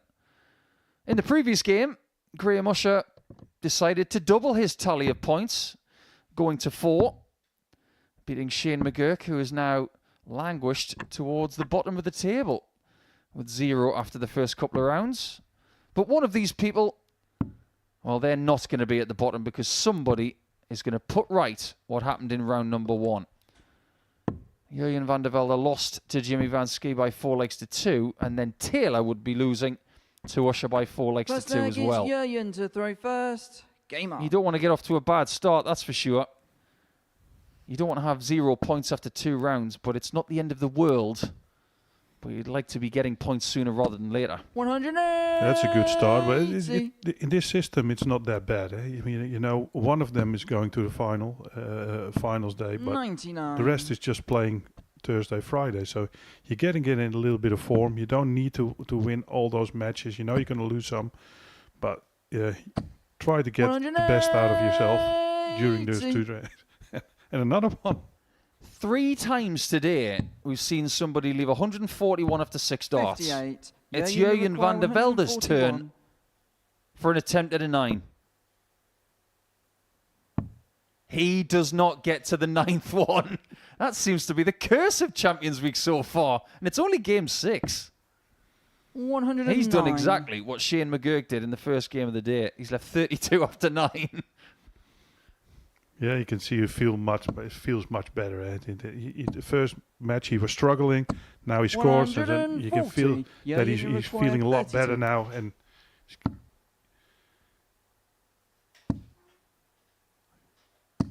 no score. After dart number 2, that got a bit tricky. It's a good job that Taylor's way back on 204.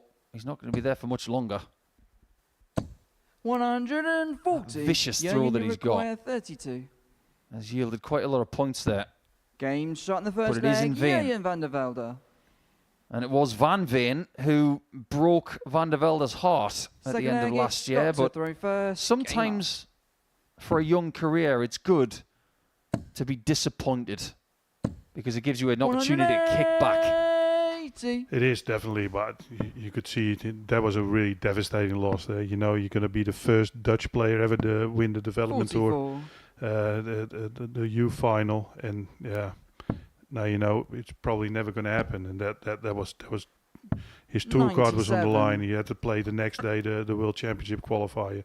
So to win this week is really good for him, and to win a week and now to be here. So that must be a massive 96. confidence boost, and hopefully he can bounce back after that devastating loss and be a tour card holder again. Look at Taylor here. This is what he can do. He's played in a Group A before in Champions Week. Back in Series 6, which he ultimately won. The Group A that we had in that series was spellbinding. Double top for a 12. And this game is absolutely irresistible. But if you weren't watching Series 6 Group A, let me give you the synopsis of that. Scott Taylor and Tom Sykes were better than everybody else, and they just went toe-to-toe for 3 days. 134. And then they would meet in the final on the Saturday night. They dominated that week, but it was Taylor's week. 97. And he played and won week 12 and won Champions Week and played 12 days out of 13. 140. By the end of Series 6, he was ready to be horizontal for days on end. Yeah, I can imagine that. If I do that, I won't be playing for half a year or something. I asked him what his energy levels were like at the start of Champions Week, and he said, not great. At the end of Saturday night, he said, I need to go home. Yeah, but he's a good player, Scott Taylor. You can see it on the Pro Tour as well. He's got so many first-round losers, but if he has that day when he plays well, he's going to be in the final or semi-final. He beats great names. He's that good. 85. I like to call him the Dave Chisnell of ball. 87. He looks a little bit like him. He's no nonsense. Yeah. Are they from the same area? Northwest of England. 55. I think if you were to have Chizzy and Taylor in a conversation, you'd need subtitles. Because they'd just break into the Lancastrian 47. sort of dialect. Require 32. Oh, that's a beautiful leg. It's a 13 darter again. What a game this is. Both averaging 105. Fourth leg, it's Scott to throw first. Game on. So impressive. Look at that snarl from Taylor. 140. When that starts appearing, brilliance usually appears as well. 59. You see they're scoring very well on their own on throw. You can see with Taylor, he's playing aggressively now.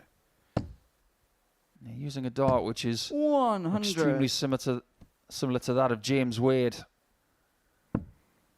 Hasn't changed his equipment much in the last few years, that's for sure. 134. Hasn't changed his dart shirt that much either. He always wears a shirt that is half black, 100. half another colour. When he won the title in Series 6, it was half black, half red. A bit like Jurjen Vandervelde's shirt. 58. Scott, you require 161. I'm not going to get another ton plus check out from Taylor right here. 60. Well, he decides to reject the bullseye with dart 3 as well, which is very interesting. But you felt like he wanted to use the dart and get the treble in. But yeah, that was, I think, a mistake. 140. Yeah, he Scott, comes you back for 101. This is a 101. massive shot now. Now, last time we were talking about not using the bull correctly, the shot was taken by Usher. 61. This one is way over the bar. 110. Giving Jurjen a chance to extend his lead to 2. Good choice. Double 15. 80. And that was Scott, you require perilously 40. close to a 2-leg deficit for Taylor.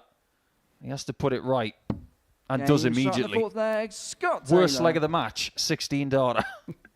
Yeah, that's how good this match is. And now we're going to see how Vandervelde is going to handle this one. He's going to be disappointed that he's not 3-1 up, and how he can score now. Doesn't seem to affect him at all. So that looks really good. He just looks like a young player that is staring through the board. Yeah. Doesn't blink, just like our friend 100. Richard Veenstra, the ultimate not blinking champion. But with Veenstra, always seems that he wonder what he's doing. His eyes are so open that he's surprised that he's hitting 41. triples. You could literally put eye drops in Richard's eyes and he still wouldn't blink. 60. You mentioned that loss for Vandervelde at the end of last year at Minehead to Jan van Veen. What people don't seem to remember is that it didn't just cost him the title and the money. 96. It cost him the World Championship, his tour card. It cost him so much. Yeah, because he was then on the World Championship if he had hit that double, and now he wasn't. He had to play the World Championship qualifiers the next day in 4 or 5 hours drive away from it, and so it was almost impossible that he could qualify then. So this is really good from him. 140. That he's back in good form and enjoying darts again. And the way he played in that final in week 11, my word. 58. That was impressive against Steve Beaton. require 85. Yeah. How impressive can this be? Looks pretty good. Doesn't Game get any shot in the better. fifth leg, Jurjen Vandervelde. That's a 3-2 lead for Vandervelde. This game is so good. We don't want it to end, but it might Sixth end in the leg, next 2 Scott minutes. to throw first. Game on. These guys actually have something in common from Series 11. They both 57. won their weekly final by 4 legs to 0. And they both won that final with an average of 103.66. 58. So they used exactly the same amount of darts to beat their respective opponents in getting to this week. But that wouldn't be the best average in a final. 100. I can't believe I'm about to say this. It was the best average in a final behind Danny Van Tripe, who had something better by 16.5 41. points. Yeah, that was amazing. Yeah, how good he played. Danny Van Tripe is in a great form this year, and you can see that with a lot of 83. good players. Then they lose their tool card and have a better year than before because they can play everything. You look at Barry Van Peer. I think Scott Williams was better when he didn't have a tool card, so he could play everything. 60. That's what happens sometimes. So sometimes it's not very good to have a tool card then. Yeah, Pro Tour Life. High on the Challenge Tour is probably better. Yeah, Pro Tour Life is not for everyone. No. Some people decide that PDC life is not for them. Scott Taylor's a great example of that right now. He doesn't want to do it. But there's no reason why he can't go back when things maybe feel different. Yeah, you have to be ready. The tool card, getting a tool card is one, but maintaining it is really difficult. Tops for Taylor. 43. Wrong double. He's done a Goldilocks there. He's in the wrong bed. I suppose we can say that both of these are Goldilocks. 180. Oh, look at that beautiful maximum pressure on Taylor. 38. He's going straight for it. It's got to go in. No score. This is the moment for Jurjen to step in, 72. put his game to bed, and show him that he's here this week to do business. It's all business. 32. But that one's not Scott, in. you require First match start 38. missed by the 22-year-old from the Netherlands. Game Taylor this shot time stick hits and leg. takes us Scott all the way Taylor. for the first time in a game in Champions Week in Series 11. And this game really has been so Seventh and good final leg, that we it's are Jurjen not to disappointed throw that it's got a first. Game seventh leg. Averages have come down somewhat over the last leg and a bit. 100.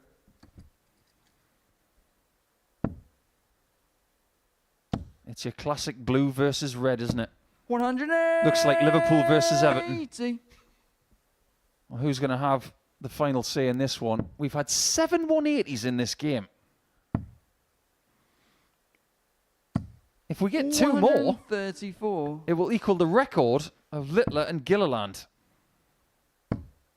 But it's not looking likely now. 60. Similar score. This is the moment for Jurjen. How many trebles can he find? Oh, this is great. What a moment. 180. Another one. All right, we just need Scott Taylor to hit one now, and it would equal the record at 9.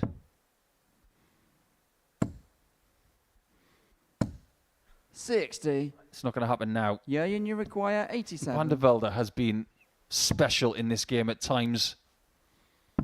But Game nothing shot better and than match, that. Jurjen Vandervelde. What a knockout punch from that young man. An 11 darter to kill off the best game of the week so far. They had just knocked 7 bells out of each other and played 7 incredible legs.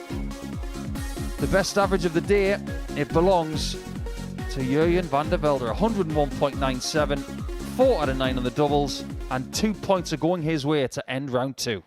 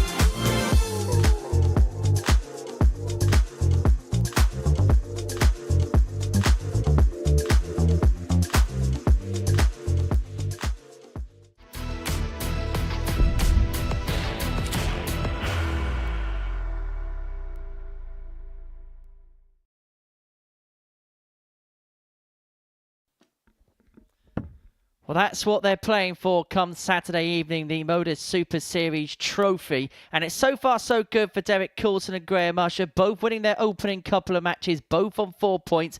Vandervelde got his first win before the break in some style, average just under 102, sharing 8-180s for a piece with Scott Taylor in a 4-3 last leg decider. The former champion yet to get off the mark, as too the reigning WDF World Champ, Shane McGurk, who is yet to win so far on this Monday morning. The bookmakers favourite Derek Coulson, though, in a very good position. Him and Graham Usher both on 4 points, and they both go head-to-head in the middle match of the session. Game 7 of 15 that we're going to be broadcasting to you live on Pluto TV on the opening day here at Champions Week. Matthew Edgar is alongside myself, Henry Deacon, here in the commentary box to talk you through the next couple of games. And for this pair, Matt, so far so good. It's been very good, hasn't it, for Derek Coulson so far? We mentioned before, all he knows is winning here now at the Super Series. And, well, 2 4-1 victories in his opening couple of games. Shane McGurk and Jimmy Vansky, who would have been a lot of people's favourites to go on and win the week, both being victims so far to Derek Coulson. But Graham Usher was a bit of a value play in this group, and the way he produced the victory against Shane McGurk in the last game suggests that this one is going to follow suit and be potentially another little classic here at the Super Series. Well, we were having a little bit of a chat off air in the studio, weren't we, when Derek was playing his game against Jimmy Vandervelde, and we both kind of said the same thing. 97. He is just going through gears, and he's finding levels that we knew he's capable of, but even for him, it looks like he's beginning to stretch into different territories 100. now. And we know he does care an awful lot, but he has this demeanour about him that he's just so relaxed, almost carefree, just really enjoying the opportunity and the platform he's now got to produce on, because he probably thought darts had passed him by, certainly in regards to playing in broadcasted events like this, or in the seniors events, where as darts has changed over time and more opportunities present themselves, they've given a platform for a player like Derek Coulson to come through and excel, and wow, is he excelling. Well, a little bit like Jimmy Vandervelde, he's gone from somebody who came here as a qualifier. 100. He came here through the then seniors qualifiers to now becoming almost one of the first names on the team sheet. When you look at the invitations being passed out 100. to a Super Series campaign, you expect Derek Coulson now to be right at the very top of the list. Absolutely, but as we said before a dart was thrown, going to have his hands full here with Graham Usher. And speaking of hands, it's the left-handed derby, isn't it? 58. Graham, you require Battle of the two southpaws. Now, this 1-2-1 is a finish that has won a Champions Week before. Andreas Harrison against Cam Crabtree in Series 7. Derek, you require 146. Coulson 146 to get the opening leg. If not, Usher is in situ to break, and he's going to get free in hand at double 12 to do exactly that. 98. Graham, you require 24. Game shot in the first leg. 13 darter and a breaker throw to get Graham Usher up and running. Now, as a player, you can change the way you go about things, the way you score, the breakdown, the throw, depending on what double you want to leave, whether you're a topsman or whether you're a 16s. I think that's the third time today already Graham Usher's left double 12. That's not by chance.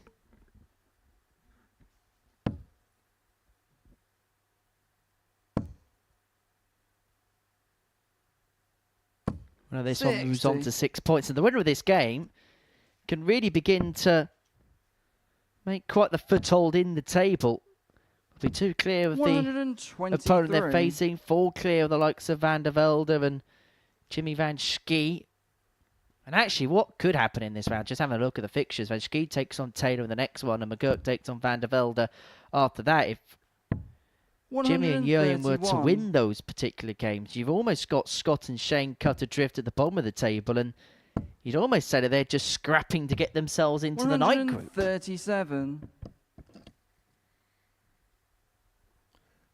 Well, with a standard week, if you're one of the big hitters like a Shane McGurk or a Scott Taylor, you'd look at the line, look at the field, and you go, well, I'm going to get points there. I should win this one. You've only really got a couple of the players in the field to beat. The rest of you sort of expect those wins.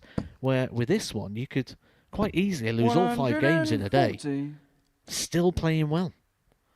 There is no easy points to get. Well, just as Scott Taylor in the previous one, average 95, hit 4 180s and was still beat. Could be back-to-back 13s here for Graham if he finds his tops first time. 100. We talk about losing averages. Jimmy Vansky against that man there, Derek Coulson, averaged 100.91. Only picked up the one leg. No score. Derek, you require 3 darts missed at tops, and this is the type of week where you expect mistakes like that to be punished to the hilt.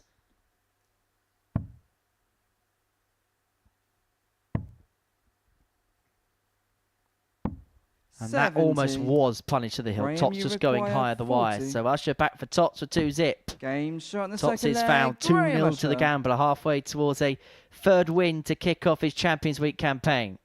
Third leg, it's Derek to throw first. Game on. Well, one thing we can notice in the performances of Graham Usher so far is progression.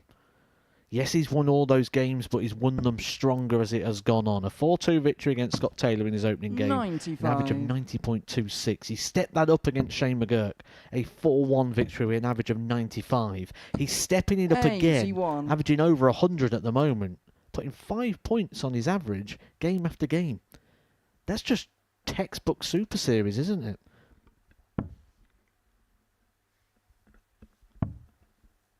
These are two men that know how to play that 58. textbook absolutely down to the ground.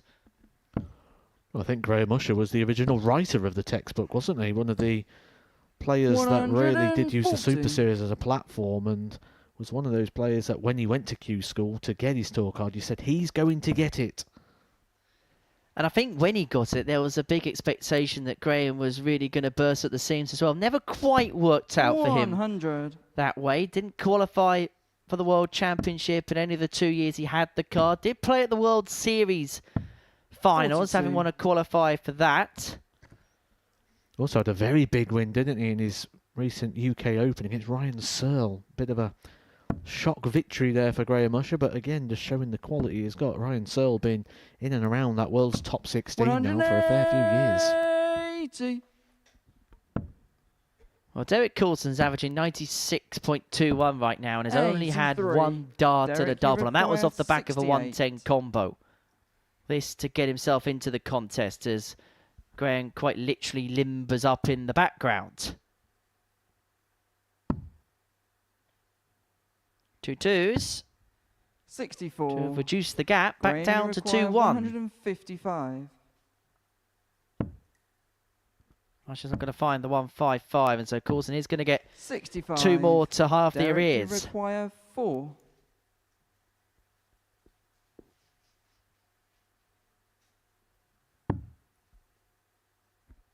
The way his darts go in, Game that shot first the dart third was leg, quite inviting Derek for the second one, Coulson. just to nestle over the top. That was exactly what happened there. The gap reduced to 1.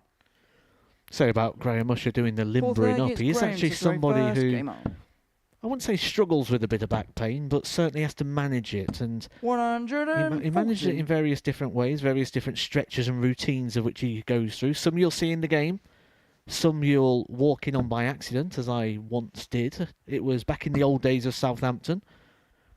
I just won my semi-final. Graham Usher won his 140. semi-final earlier on. I've gone in the back room for our 10-minute break before the final, and Graham Usher's laid on the floor. I 58. thought, oh, brilliant. The selfish side of me thought, he's never going to be able to play it if he can't stand. This is brilliant. I'm just going to get a free pass. No, he's cracking his back. Yeah, I'll commentate on that final. If I remember rightly, he absolutely battered you. Correct, yes. I remember it very well. Because I then drove home being very, very 91. bitter. Because the format of the Super Series, as it is, actually beat him earlier in the night and he came back to beat me. It's not like you to be bitter. 133.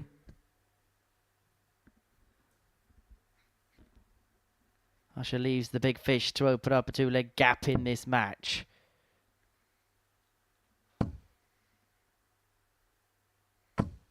Everything about this Graham, you game require 170. feels steady, but it's better than steady. Is this the first big fish of Champions Week? Usher couldn't take his chance. Could Coulson 121. Derek, net you what require Usher couldn't reel in? 170.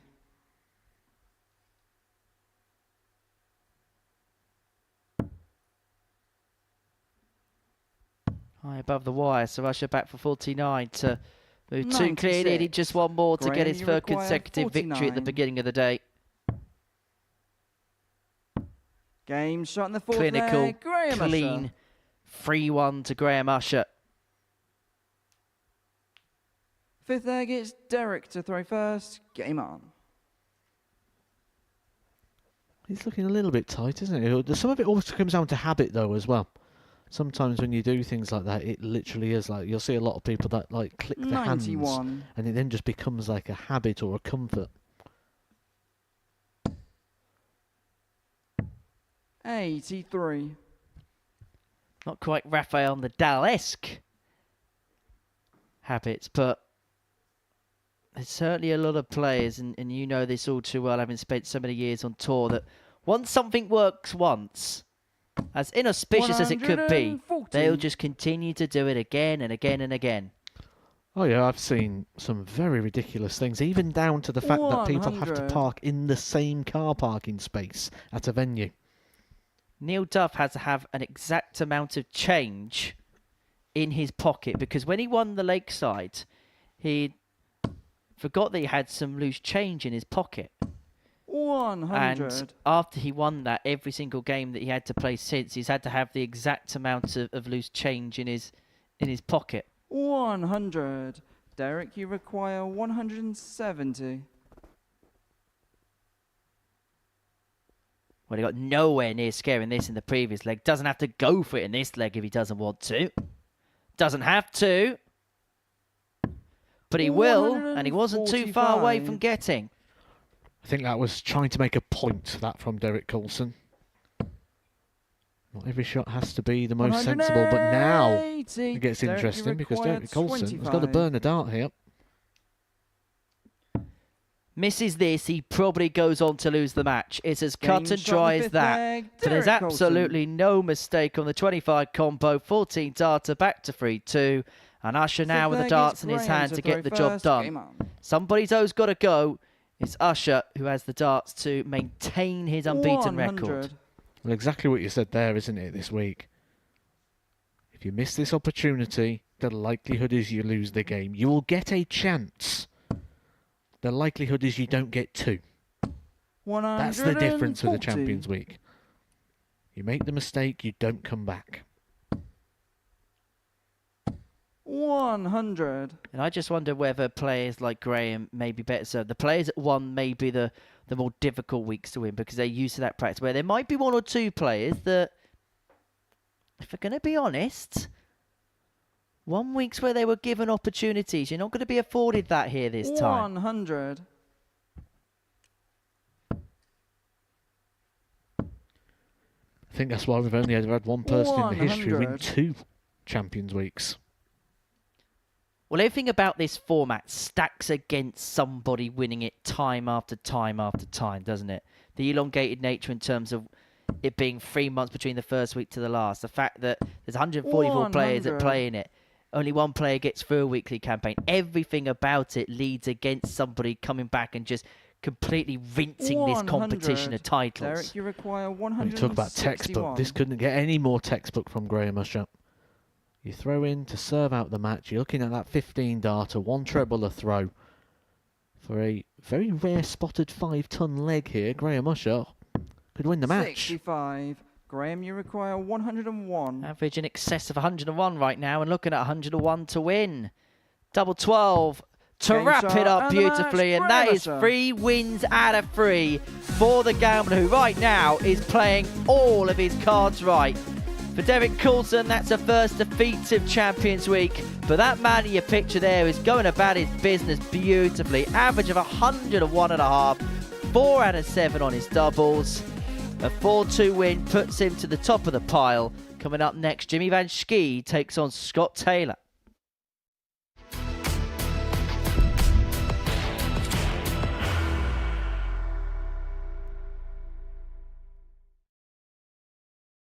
Are you ready to lift that trophy, Darius?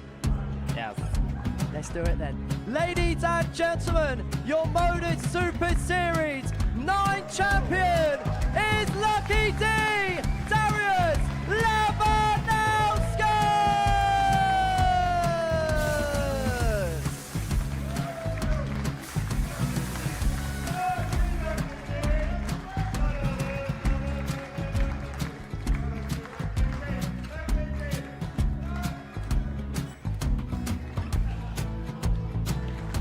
What a wonderful night of darts we have seen, and we are ready.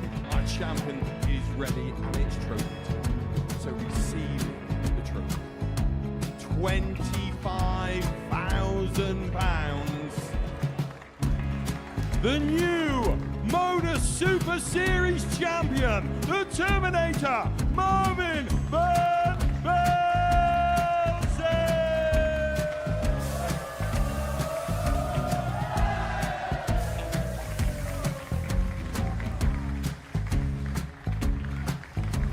And one more time, the 8th Modus Super Series champion, the Terminator, Marvin Vandervelde. And the new Modus Super Series champion is Andreas Dirty Harrison.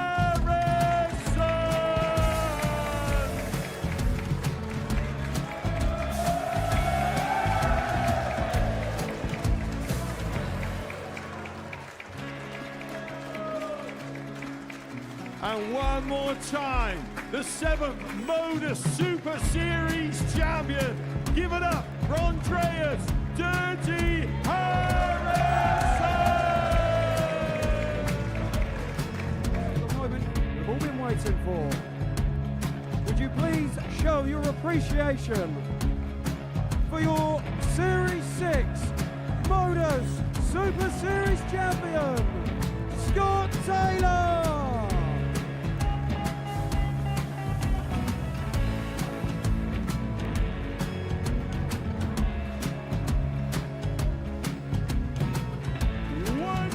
Time, your new Modus Super Series champion. He is Chucky. He is Jim McGurk. Ladies and gentlemen, your Modus Super Series champion, retaining his title, the Nuke, Luke Littler.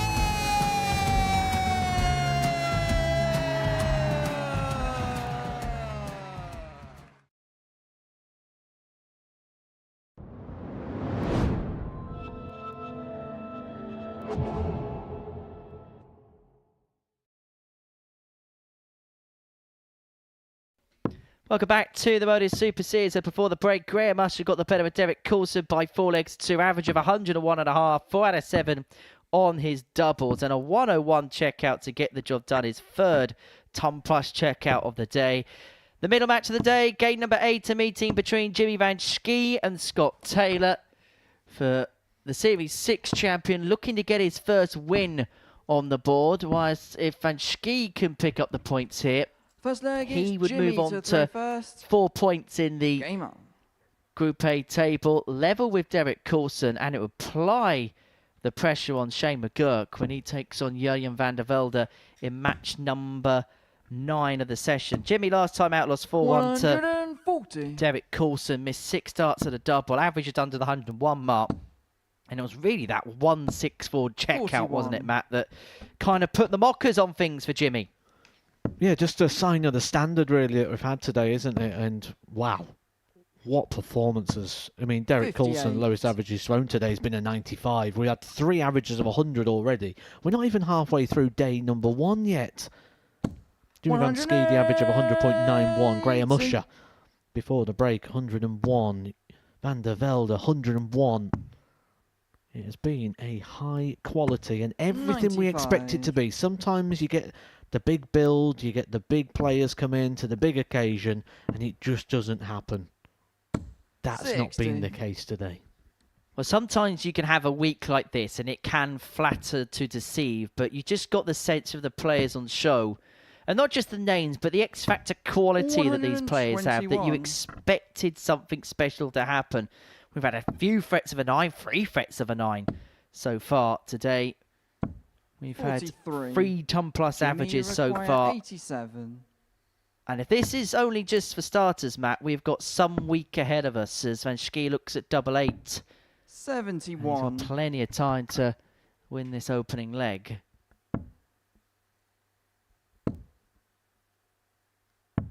$97. Sorry, Jimmy. That's right. I'll take it. Just a slight stoppage Jimmy, in play requires due to a 16. slight freeze on the scoreboard. If you are new to us here at the Super Series, we don't have markers or chalkers as you'd see on the Game shot in the first PDC leg, circuit. Jimmy Everything's run Vansky. through one computer system. And when computer says no, but Double 8 says yes to Jimmy Vansky, and he leads 1-0. Second leg, it's Scott to throw first. Game on.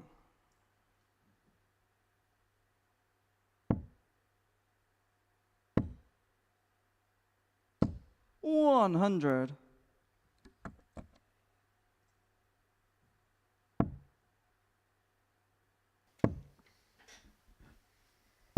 $100.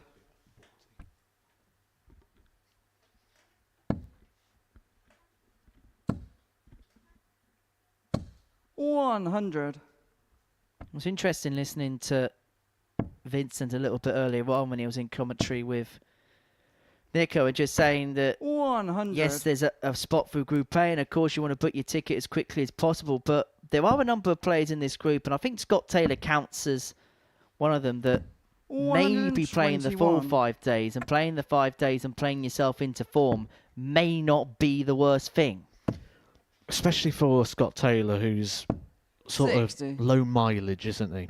If this was Danny Van Tripe has just come out of Group 12, and the way he did, you want the short format, don't you? You want the 2 days rather than the full 5.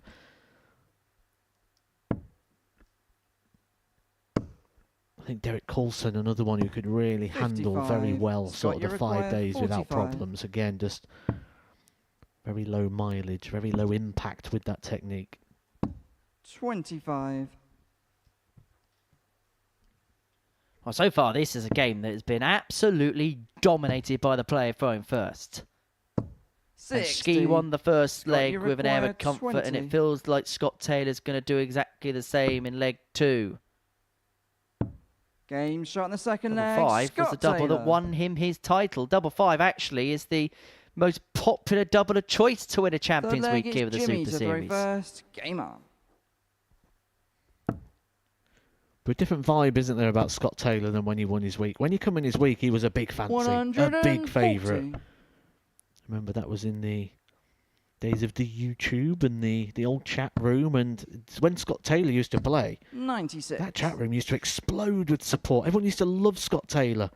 He was one of the most popular selected people because of how big his scoring was, how 80. reliable he was.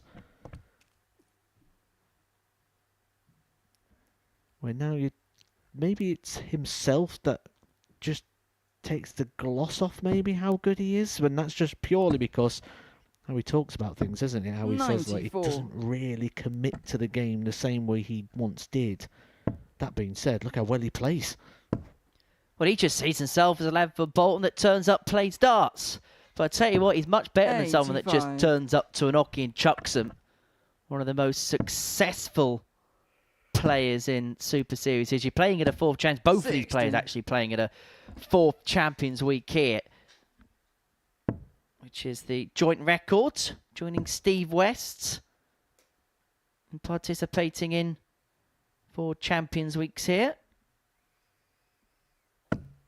60. Well, the second time today, Jimmy Vansky's had to find a way through because the switch didn't really leave much, really, did it? If he went down to the 19s, he'd have still moved himself to a 3-dart combination. That being said, I think you'd rather have 99 left than Jimmy, you 136. require 136. However, in his run towards the final in Series A, it was these big checkouts that he was specialising in.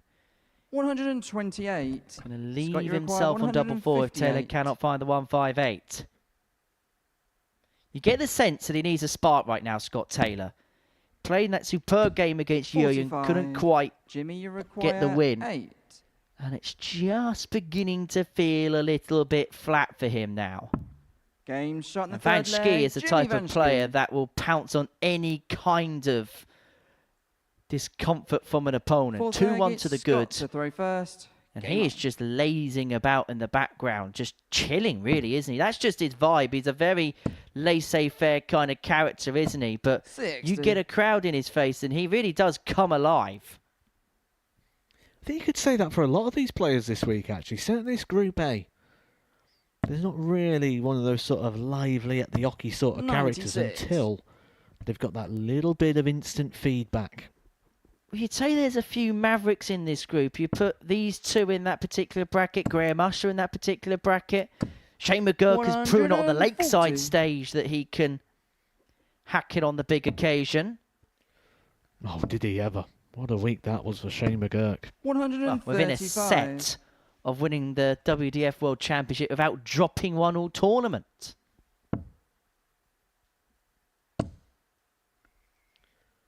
Also the first player in World Championship history to win a game without missing a dart.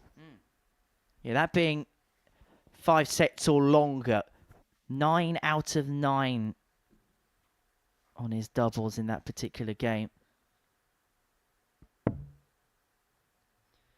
And it was actually Jimmy Vandervelde, wasn't he? Who was the favourite to go on and Scott, you require win that particular tournament. He'd fall in the second round to Jarno Bottenberg. 95. Only good players lose to Jarno Bottenberg at the Lakeside. And Schie looking at the big fish. But he's not going to get the big fish. And so Taylor will return for 2-2, but he's only going to get one poke at this 66.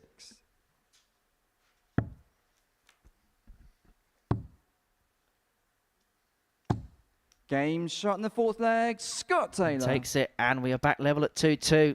Of course he takes it. It's been exceptional in regards to the finishing of the doubles today. So much so that the number crunching's been going on, Mr. Deacon. And going into this game, the checkout percentage for the day of all players combined, 45.5%. The overall average for the day so far, 93.6 if you put everybody combined. To put it by way of comparison, a usual Group A is around about an 83 average. That's how special this is in comparison to what we kind of genuinely see during a regulation week. Well, to put into further comparison, if you was to put all the players over a 12-month period into a ranking system, 93 would get you in the top 32 of the world. 140. However, as Brian Clough famously said, we had a very good team on paper. However, the game was played on grass. 121.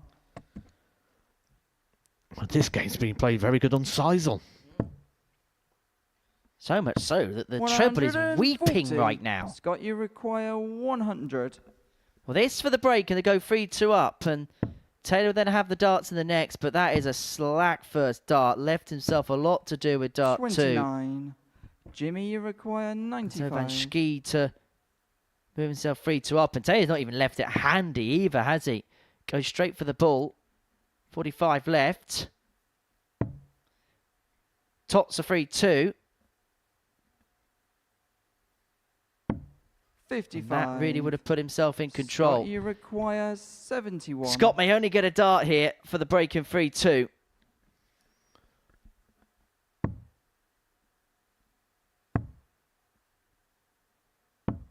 Game shot in the fifth So leg. neat. Scott Taylor. The numbers continue to impress, and right now that is, as I always say, the best time to break the throw. Scott to throw first. Get the dart straight down the hockey, leave Jimmy Vanski pondering at the back of the stage, taking an extra little moment here, Scott Taylor, because he knows if he's going to win this game, this is his best opportunity right here, right now.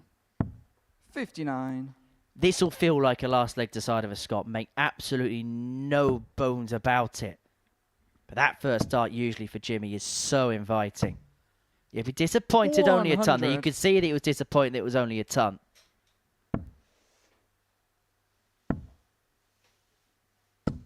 $56. Scott Taylor win is good news for pretty much everybody else other than Jimmy Vanski. It keeps Schie McGurk in play. 60. It gives Vandervelde the opportunity to create a bit of a gap between himself and the bottom three if he wins the next one against Shane. It means that Derek Coulson can have a little bit of breathing space, and it'll mean that Graham Usher is going to have a buffer at the top of the table going into the fourth round of matches. Where he would actually be playing Jimmy Vanski. You would be having the advantage of throwing that game as well, but Jimmy Vansky making a move here on the Scott Taylor throw. Scott Taylor unable to cash in that advantage here. 100. Maybe going the distance once again here. 6 darts for Vansky.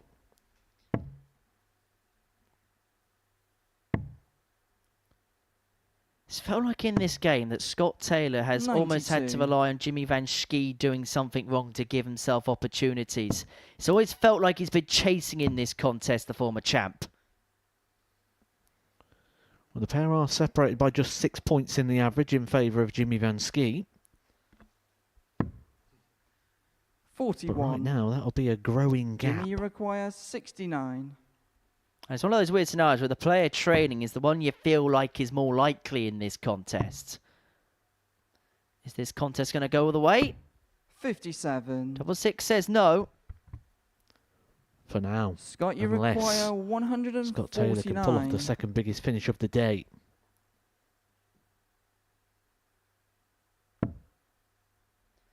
Not to be, so Schie looks at 6 to give us a last leg decider. It would be Jimmy, you require just the second 12. game to go the distance today after Scott's previous match with Jurgen Vandervelde. Game shot and the 7 legs, Jimmy the former Vanski. champion is forced to go again. Getting embroiled in battles, isn't he, Scott Taylor? Won his opening game 4-2 against Graham Usher. Lost his second game 4-3, and he's in a 4-3 once again here, but which way round? 134. Well, 2 trebles to start for Jimmy, forcing the issue with the former champ straight away. 95.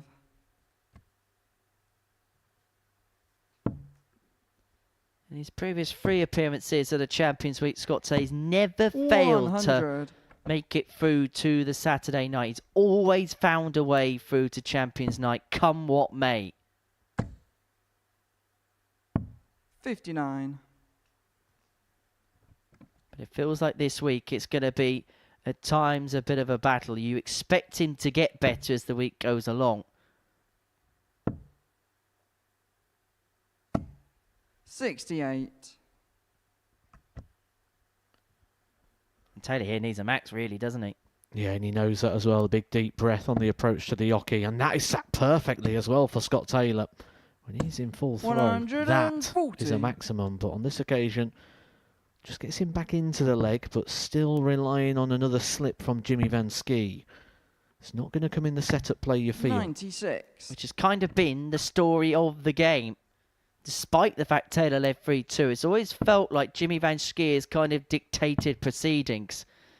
And he's got an opportunity 58. to see this one off once Jimmy, and for all. Especially there with the trebleless visit for Taylor. Vanski will probably feel he's got 6 darts here. Well, that's a happy enough accident. And not for the first time Scott 28. Taylor's found himself left Scott, on you require 149 and needing to take it out. 149. But what a mess that was from Jimmy Vanski. The face of frustration. Is he going to be punished to the hilt? 133. He was a width of a while away there, Scott Taylor, from nicking it from under the nose of his Dutch opponent. And Jimmy, Schie back for 75 to complete a 4-3 victory.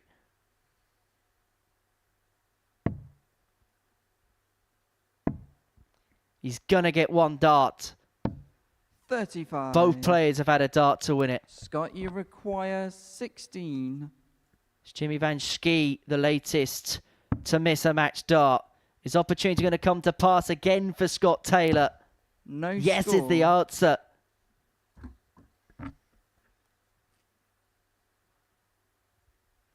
Jimmy, you require 40. That was an opportunity to really get himself back into this group. And Jimmy Vanski does not need a second invitation.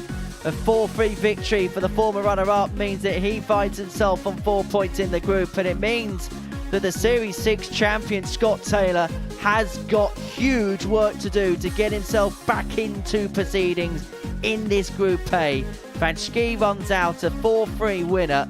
Coming up after the break, it's Shane McGurk. He needs his first win of the day after the break against Jurgen Vandervelde.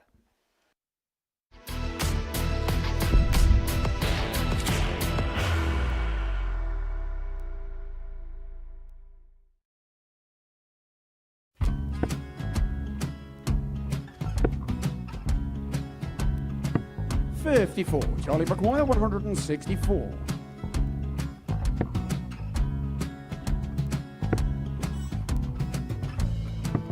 44.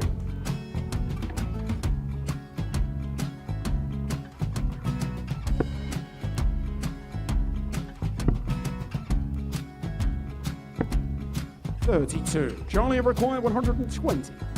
Well, 120. He's got a fair, at least 2 handfuls at this. Just needs to stay 60. there. That's a good shot. Halves his score. Leaves himself on a 2-darter.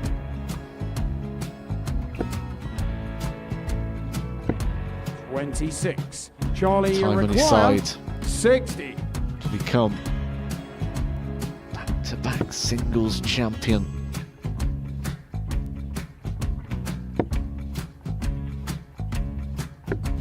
$40.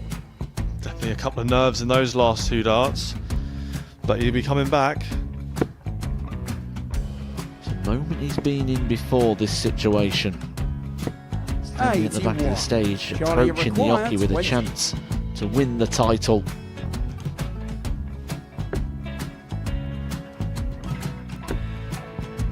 He did this to win the first title, if you remember.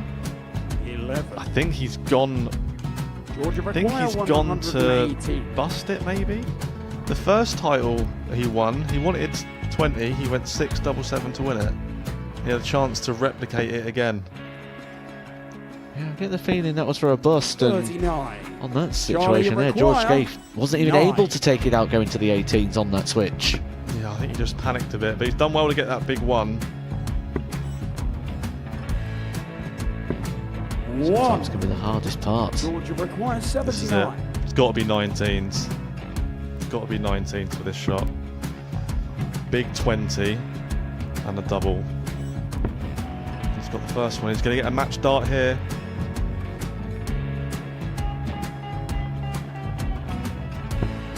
$59. Charlie Threw the entire required body into that 8. one. Just didn't want to let go of the dart.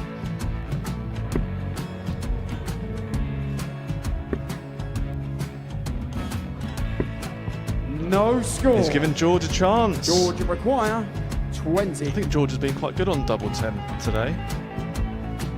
So many opportunities for Charlie Murphy. Can Couldn't he get the get job it? done. Got in the match! And the Red Dragon George Modus Schie. Super Series Influencers Champion, George Schie!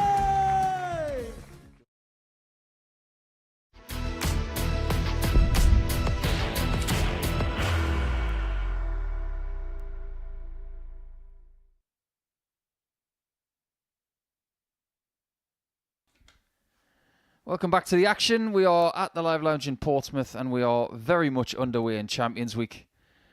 And some people are having a very, very good day. Graham Usher is having an absolutely brilliant time of it, winning 3 out of 3 so far and even beating what looked like a bulletproof Derek Coulson in round number 3.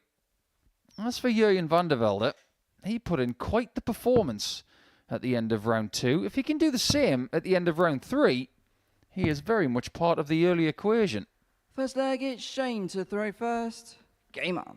As for Shane McGurk, though, things today have not been going to plan. A 4-1 loss to Derek Coulson, and then another 4-1 loss to Graham Usher. So 95. if we're trying to see the positives here, Vincent, he's lost to the 2 people at the top of the table. He's now got to do some damage to the people more around where he is. Yeah, exactly. He's tried to get into this tournament now. You want to have that win and feel a little bit better, but he's not playing well. His averages are low 80s, and we all know he can do a lot better. And for Jurjen, he played a scrappy first match, but the second one was brilliant. So he must feel a lot better. He's going to have to keep improving, that's for sure. And a first dart like that will help. A second dart like that won't. 121. It was a weird dart, yeah. Almost like it came out of his hand sideways. I will say one thing, Vincent. The treble 20 has taken one hell of a beating so far. Oh, yeah. to this moment, the level has been very good. Of course, some players are not playing the best 99. they can, but the overall averages are really good and the standard is high. So we're looking into a very good week. Yeah, around about the 92 average mark for all of the play Shane, today you so require far, which is 108. very synonymous with a Champions Week. McGurk needs 57 more. There it is. Now he needs 32 more. 76. Well, there it isn't. Jurjen, you require 170. Jurgen try to take the pressure on now. Yes, pressure time again. 134. Shane, you require Wonderful. 32. Good pressure applied. Game shot in the first it didn't leg. work. Shane McGurk. But if there's one thing that really impressed me about Jurgen at the end of week 11, Second leg, it's Jurjen to throw it first. was that Game when the treble 20 was not working really well, his treble 19 hitting, I'm going to give him the full beans compliment here. 59. It was Van Gerwen-esque. Because when Van Gerwen was at his perceived peak of his entire career, if he had one game where the treble 20 wasn't working, the treble 19 was to the full degree. And that's exactly what Jurgen was finding when he needed it at the back end of week 11. And that's more than darts now, eh? Nowadays, you have to get a backup plan. 96. In the old days, it was just a treble 20, and then you move around the hockey to hit the treble 20. But nowadays, you have to get a good treble 20. Treble 19 has to be really important, and even the treble 18 is used a lot. So yeah, good point. Because in week 11, the week that Jurgen did win, one of the biggest hurdles he faced that week was Dave Pallett, and Dave's shooting on the treble 18 was very special, but it wasn't enough for that man who now resides in Coventry. 45. It's just a little bit scrappy again from McGurk here. Good leg, bad leg, good leg, bad leg. That's pretty much summed up his entire day. yeah, that's what you see with him now. 99. He started the last match. He started very well. First leg under his belt. And you're thinking, okay, he's gonna go now, and then he doesn't find the 44. trebles anymore. And this is the second time You that require happens. 170. That last start was peculiar. He was going for the treble 19, but he was probably 2 84. centimetres above the double 19. Something isn't working for Shane today, that's for sure. And at one point, you get annoyed. 41. We all been there. Require 86. At that moment that you're thinking, oh, it's not my day, and then it's a shame that it's a group stage. that 54. you have to play so many matches. He's not going to leave a finish now. He might be feeling a little bit 41. lost at the minute. You require but you can 32. see there's no dart at the treble 20. It's not even close to the treble 20, and you know you get annoyed. And now it's time to settle and try to relax and just get a couple of good scores in. He's trying too hard. I think he is. 81. One thing we can do with Shane is we can read him. 32. Double 16 again. He's been close 5 times already.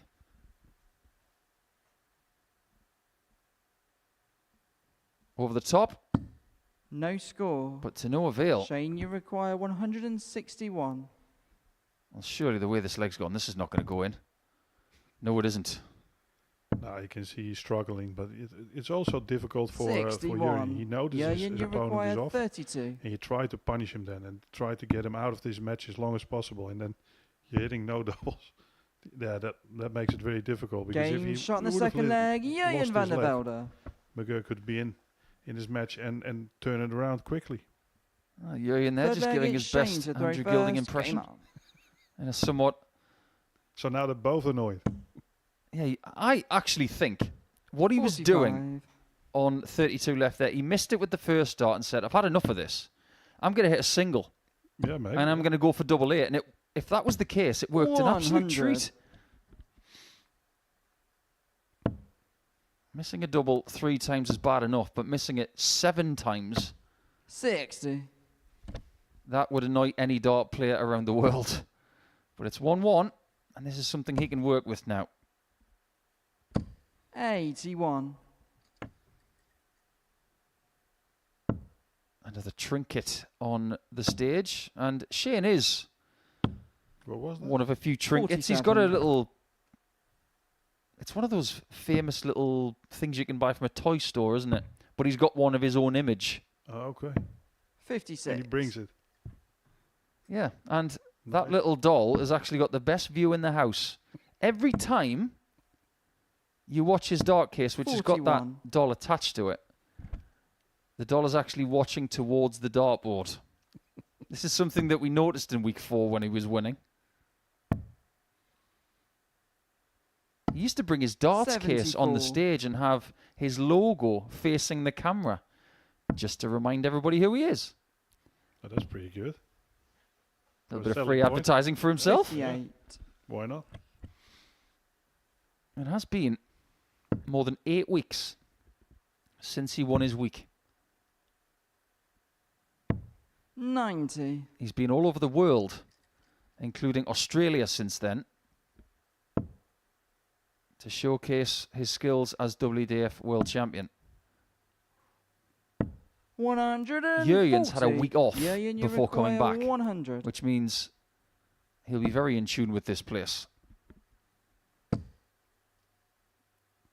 Double 10. Game shot in And the he third didn't have any leg, bother with that Jurjen double. Vandervelde. That's a 2-1 lead. You can see a little bit of relief on his Full face. leg that is the Jurjen first to throw dart double first. winning Game now. on. So now he tries to settle down and get in a good leg of his own. He knows McGurk is struggling still. 180. And a good start from the leg again. So, yeah, you can see in everything McGurk is not playing well. He's 62. struggling, and you try to keep him as long as possible out of this match. But McGurk doesn't do himself any favors as well because he's rushing. He's not taking his time. 60. He's struggling. He's trying to G himself up here. I'm not really sure if that's the right thing to do. I think he just needs to take this game with a pinch of salt, realise that he's not 100%, and just try and let something come to him. He's not been playing a lot of Group A darts here over the last year or two. He's been more of a Group B bandit. And that's how he found his way through in Series 10 and in Series 11. In week 4, he did win Group B. It was quite convincing. 121. But if there's one person in this entire Champions Week who epitomises that you don't have to win a group to be successful at the end of the week, it is Jurjen Vandervelde. 93. Great You chance to require get 3-1 40. up. Get another good lead.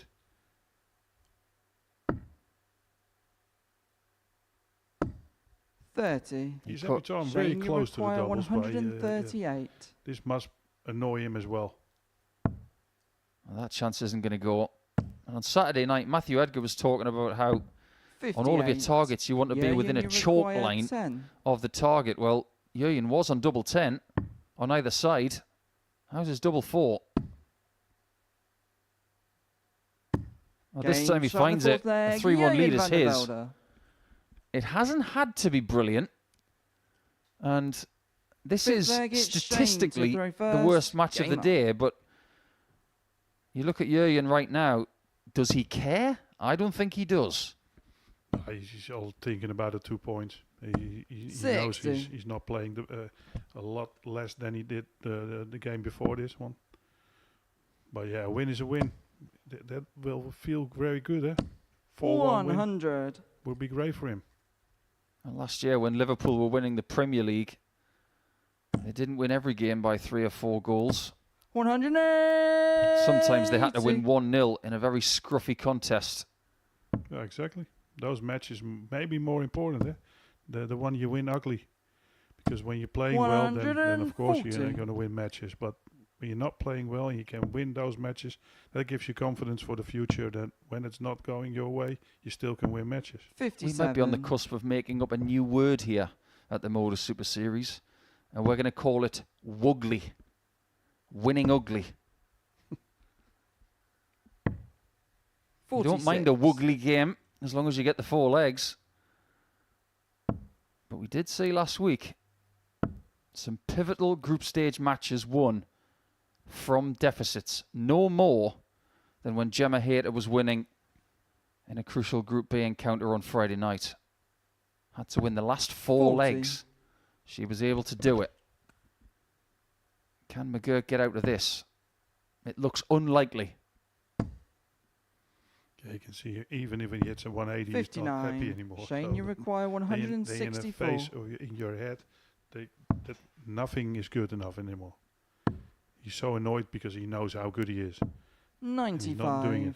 Yeah, and you require 156. Now, this would be somewhere to end it. Just seems to have tailed off a little bit in this 5th leg. So Shane will get 96. a chance. Shane, Hasn't had many darts at a double in this game. In fact, he's only had 2. He is going to get a 3rd.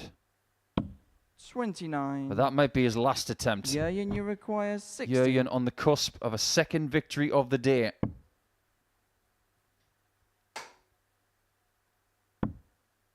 Needs tops. 40. But doesn't cash in. Shane, you require 40. How does he handle this one? Is he going straight for it? Or? Line's good. 20. Weight of dart, not so. All 3 in a you line, but none 20. give him the leg he needed to stop Vandervelde going for this. Game and he start doesn't and the hesitate match, in Jurjen taking that one Vandervelde. with a break of throw in the last leg of the contest. So much for Shane to think about before he returns a little bit later on when he takes on Scott Taylor in game number 12. But we've seen 3 rounds come, we've seen 3 rounds go. I know the averages weren't great, but that was a huge 2-pointer for Jurjen Vandervelde at the end of round 3.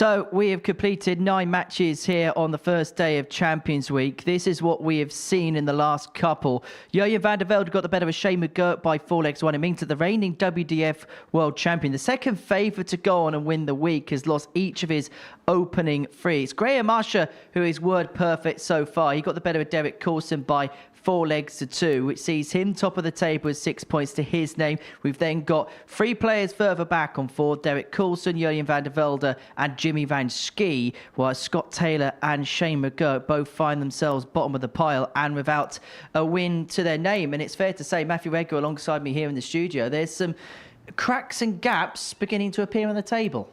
There really is, and it's interesting, isn't it, when you look at the players in those positions. It's quite surprising to see which players are in which positions, but I think we'd always think that regardless.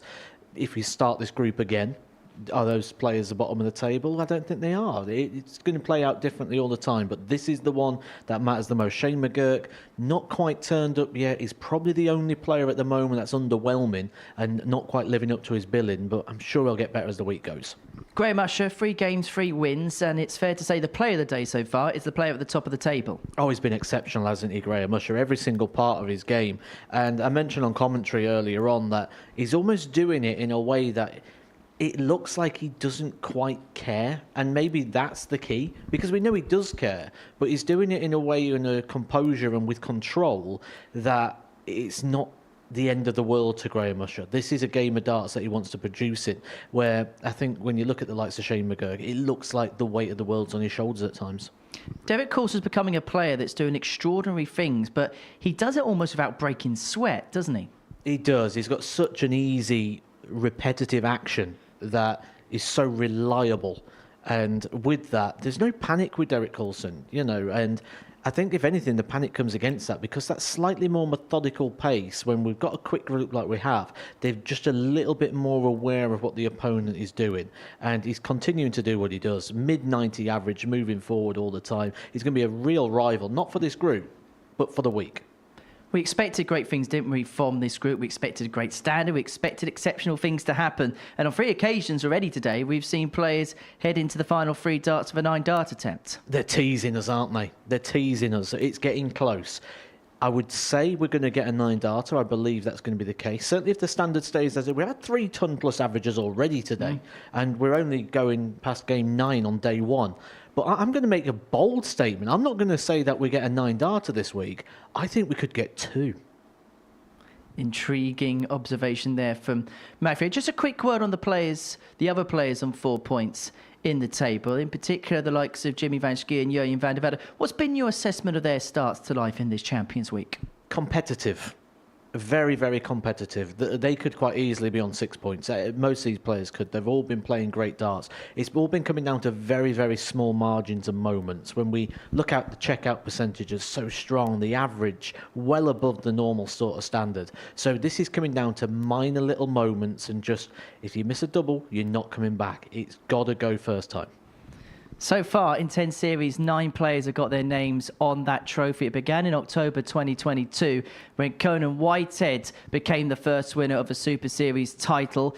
He got the better of Usher in that particular final by 4 legs to 0. Usher looking to go one better this time around, and then it was Raymond Smith in February 2023. He came here last week looking to regain the title that he won there, the lineal champion. Hadn't played since. He beat Matt Clark in the final by 4 legs to 3. And when you think about the early incarnations of these Champions Weeks, and look, we've been here from the very start, we didn't quite know what the reception were going to be for these. We didn't quite know where the Super Series fitted within the darting landscape. But I think it's fair to say now, when we look at it a couple of years on, winning one of these is high up on a player's list of things to achieve now.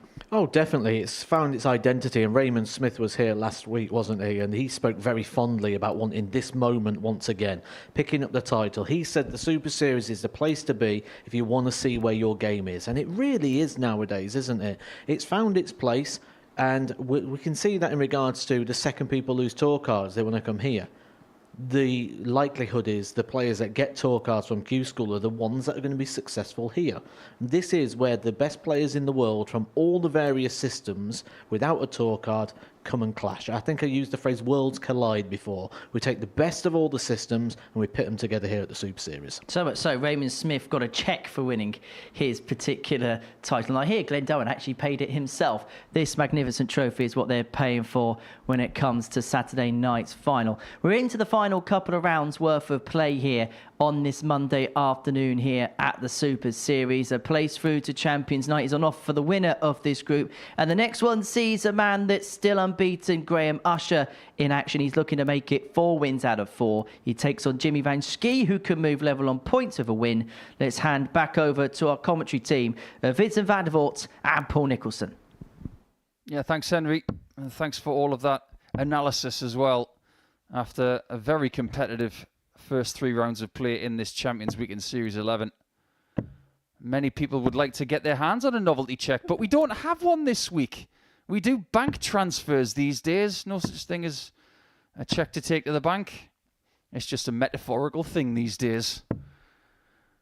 I don't know how things work in the Netherlands, Vincent, but it's a case of win the tournament and expect the money to just land in your account. That's what they're looking for these days. Yeah, that's how it works nowadays. It's no checks. In the beginning of that, just came over to the PDC. I always get a check. 134. It takes 2 weeks before it was on your account.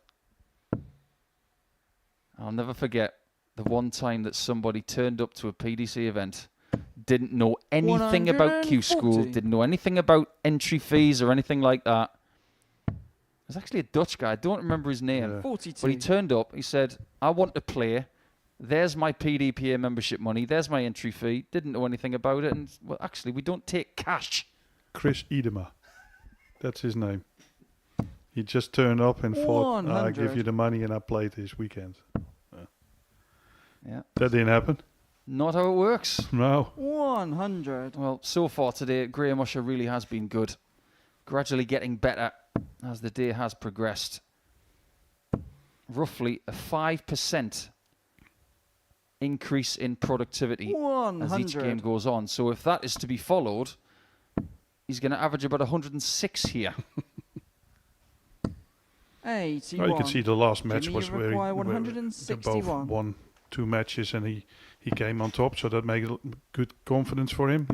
He's the leader. But I think Jimmy Vansky played really well, scoring. But he didn't do himself any favors by missing a lot of doubles, and he was a little bit lucky against Scott Taylor. So this is a massive game for 128. Yeah, very sensible Jimmy, from require 96. not just Graham, but Vanskey in leaving the 96. We've talked about it a couple of times already today. Does it yield the first leg win? He gets the bonus chance at double 18. 60. And not able to find it. Graham, you require 16. Usher's not just been playing well today, he's been getting a little bit of fortune as well. And Game cracks in the that first one leg, Graham Usher. to get a fortuitous hold of throw. Second leg, it's Jimmy You to can throw see first. straight away Game the on. disappointment in Vanskie's face that he should have won this leg. And yeah, such a 60. short form, but these finishes are so important, and that's what makes a difference. And yeah, you can see Graham Usher is just flying at the 140. moment. He's just having what you said. Yeah, he has the luck and he has the game at the moment. So he's the best player 96. who's playing in Group A. I've been surveying the equipment of Jimmy Vanskey this morning.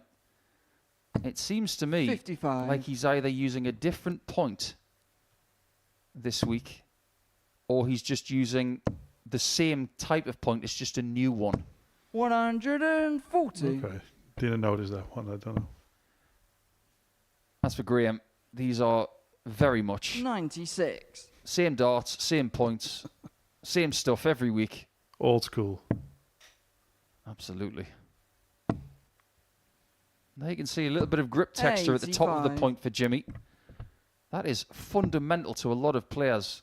It gives them that extra little bit of purchase when they're holding on to 80. a certain part of the barrel and the point. Jimmy, you require 120.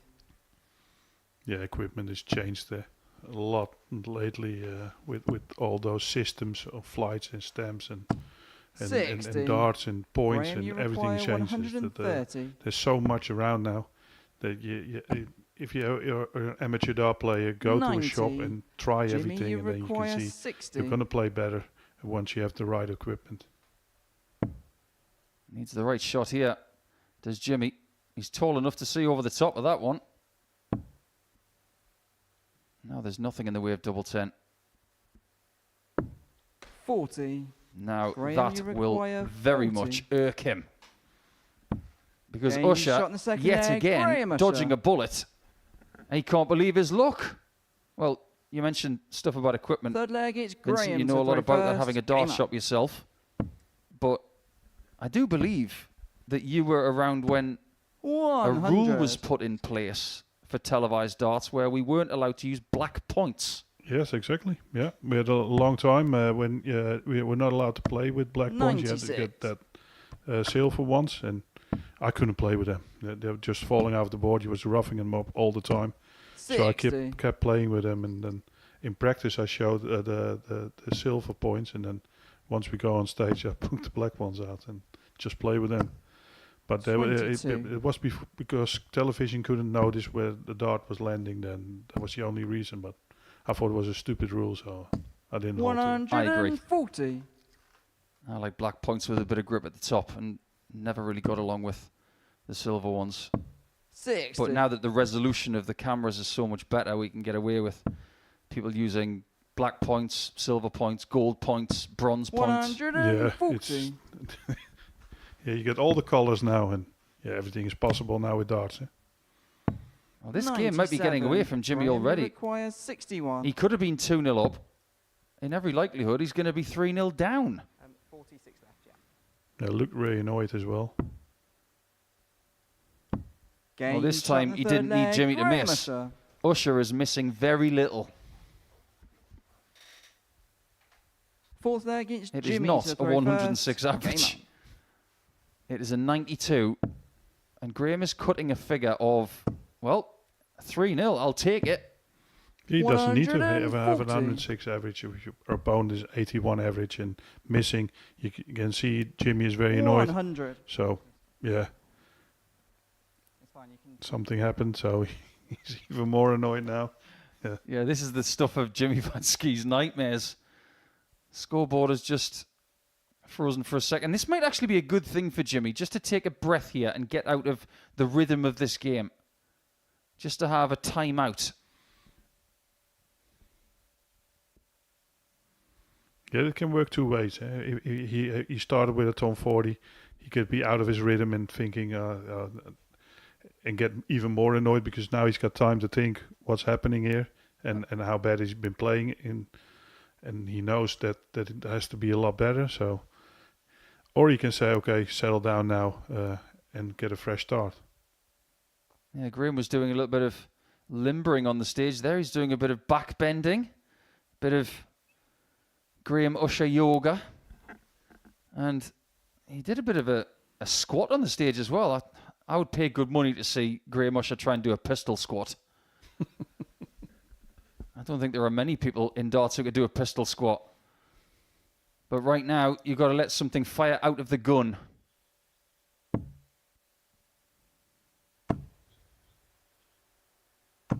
$60. Unfortunately, the game has to be paused once again. Apologies for that. And Jimmy is irked once again.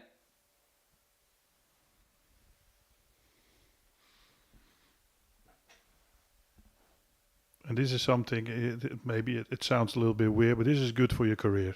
How to handle situations when it's not going your way. The stuff happens, but it's out of your control.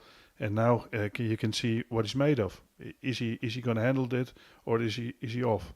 Well, this is how the table stands as it is at the minute. If Graham Usher does indeed get the win in this game, he's currently 3-0 to the good. He will sit on 8 points with Coulson, Vandervelde, and of course Vansky in pursuit. Taylor and McGurk yet to score. As far as this game is concerned, I think Vincent's right. I think this is a good learning experience for anybody if they're subjected to a slight technical hitch. Even the lights could go out on the stage. Something can go wrong with anything in the modern game. And if you see it as a learning tool, if it happens again, you'll be more prepared in the future. Yeah, exactly. That's what it is. There's so many things can happen, and the best players in the world handled it at best. You and I have played decent darts, and I was not able to handle it very well, and that's why then there's a limit to your success, and how good you handle these situations, the better you're going to be. Well, this is what we've got coming up for you later in the week. John O'Shea, the Joker, is making his second appearance in a Champions Week, off the back of his first weekly win, of course. Adam Gavlas and Jeff Smith will join him in Group B, and there will be more Dutch representation in the shape of Danny van Tripe come Thursday afternoon from 1 o'clock. Well, these two seem to be ready to get back to battle. Oh, it's a double stare down. Well, Jimmy knows exactly where the camera is. He's shown us his 180 tattoo when he played against a certain Riddler, Brian Roman, in previous times. 60. This game might not have much left in it. 50. But if there's one more leg for Graham in this contest, he will walk away from Monday in Champions Week with a minimum of 4 wins from 5. 180. Or maybe that little timeout's going to work at just the right time for Jimmy. It could also be the other way around. That Graham 50. Usher is now a little bit Jimmy, off, you require and 61. he can't find it anymore. And a turnaround is so easy in the best of 7. Only Jimmy has to hit doubles. That's what he's just done. Leg, Jimmy Vansky. Listen to Uncle Vincent, Jimmy. Just do what he tells you to do. Fifth leg, it's Graham Actually, to throw first. nothing between them in the averages. Well, not literally. It's about half a point, but in sporting terms, it's nothing. 60. But you might be right. Graham's just come off the top a little bit. Jimmy's got to understand that he's right there for the taking if he doesn't warm up sometime soon. And it's with 3-0 down, it's only one break. And 81. Yeah, it could be turning around. And if it's 3-all, you know you're not going to start the last leg, but the pressure is then definitely on Usher. 60. Have you ever been involved in a game where there's been a technical glitch where you've had to take a timeout on stage? Yeah, a couple of times. If you're playing 100. really well, then you make it in your head big because you don't want to get off. And if you're playing bad, you're going off and you make it bad for yourself as well. So sometimes, 83. yeah. Now I'm older and realize you take the positive out of it instead of always the negatives. 80. That's not positive. That was unfortunate for Jimmy, but he still has a 1-dart lead. And that's what we're talking about when it comes to cover shooting. That was wonderfully crafted by Graham.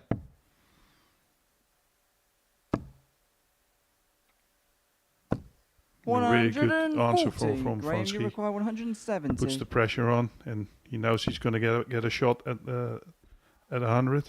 That's a big shot now, isn't it? Because if he can break here and hold in the next leg, then it's a one-leg shootout. Everything changes in the next 10 seconds. Again, 2 darts. Just out of rhythm. 90. And maybe that was Graham, the reason he might not take us any further. Usher's got options. Tops it is. 25. Jimmy, you require 10. Could have been another destructive display on the doubling from Usher.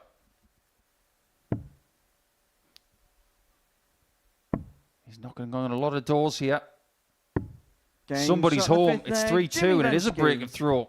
And back in the game.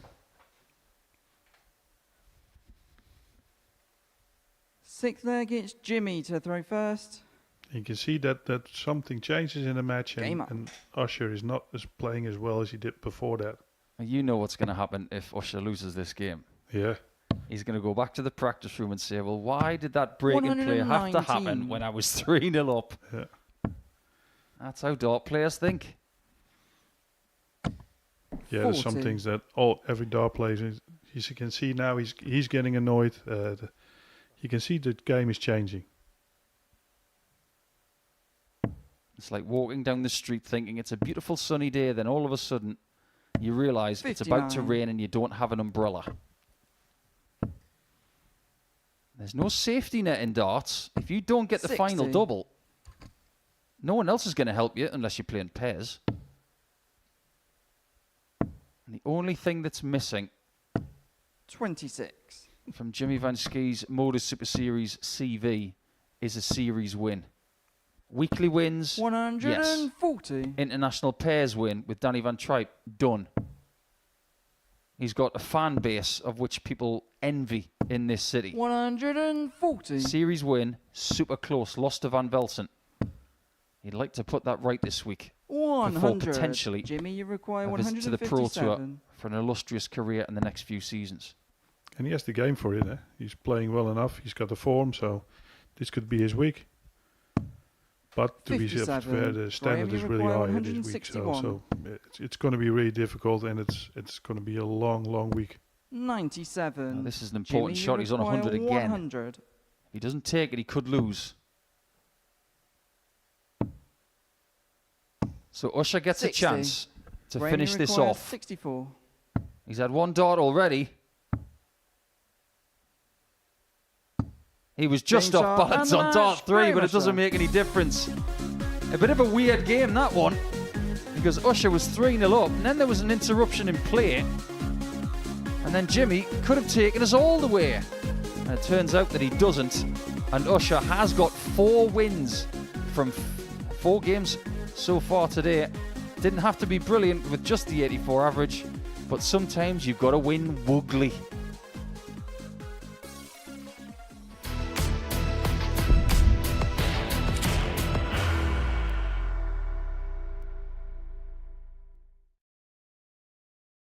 Are you ready to lift that trophy, Darius? Yes. Let's do it then. Ladies and gentlemen, your Modus Super Series 9 champion is Lucky D, Darius Lewandowski!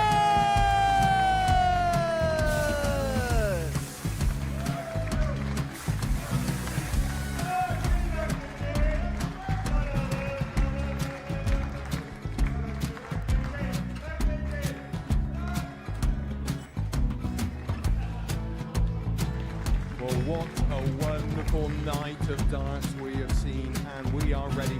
Our champion is ready, and it's trophy. So receive the trophy. £25,000. The new Modus Super Series champion, the Terminator, Marvin Vandervelde.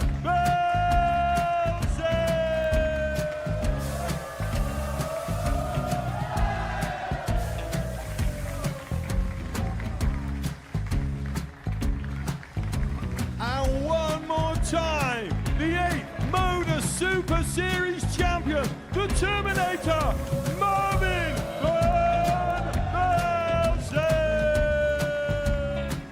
And the new Modus Super Series champion is Andreas Dirty Harrison.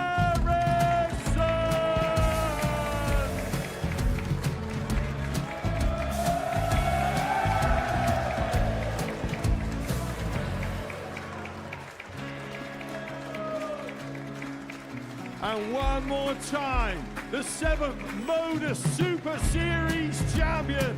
Give it up for Andreas Dirty Harrison. The moment we've all been waiting for. Would you please show your appreciation for your Series 6 Modus Super Series champion, Scott Taylor?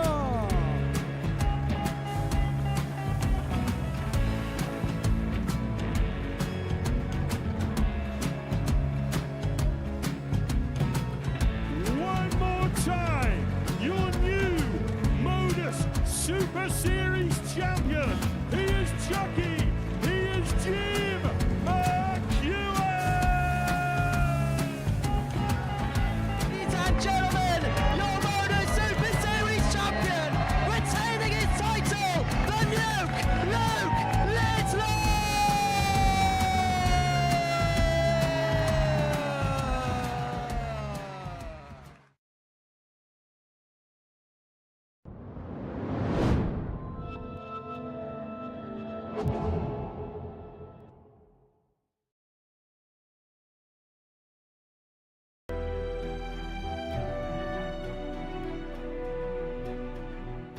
Wow! Oh my God!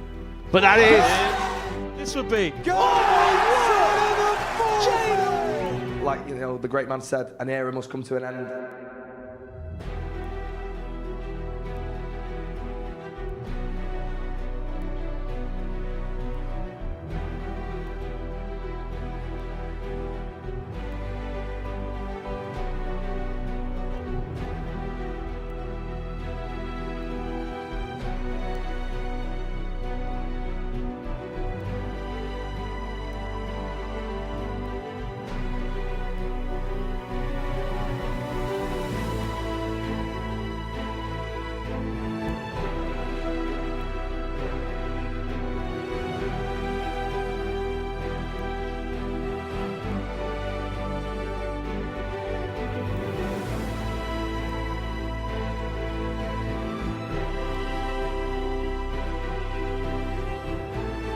Is it this way?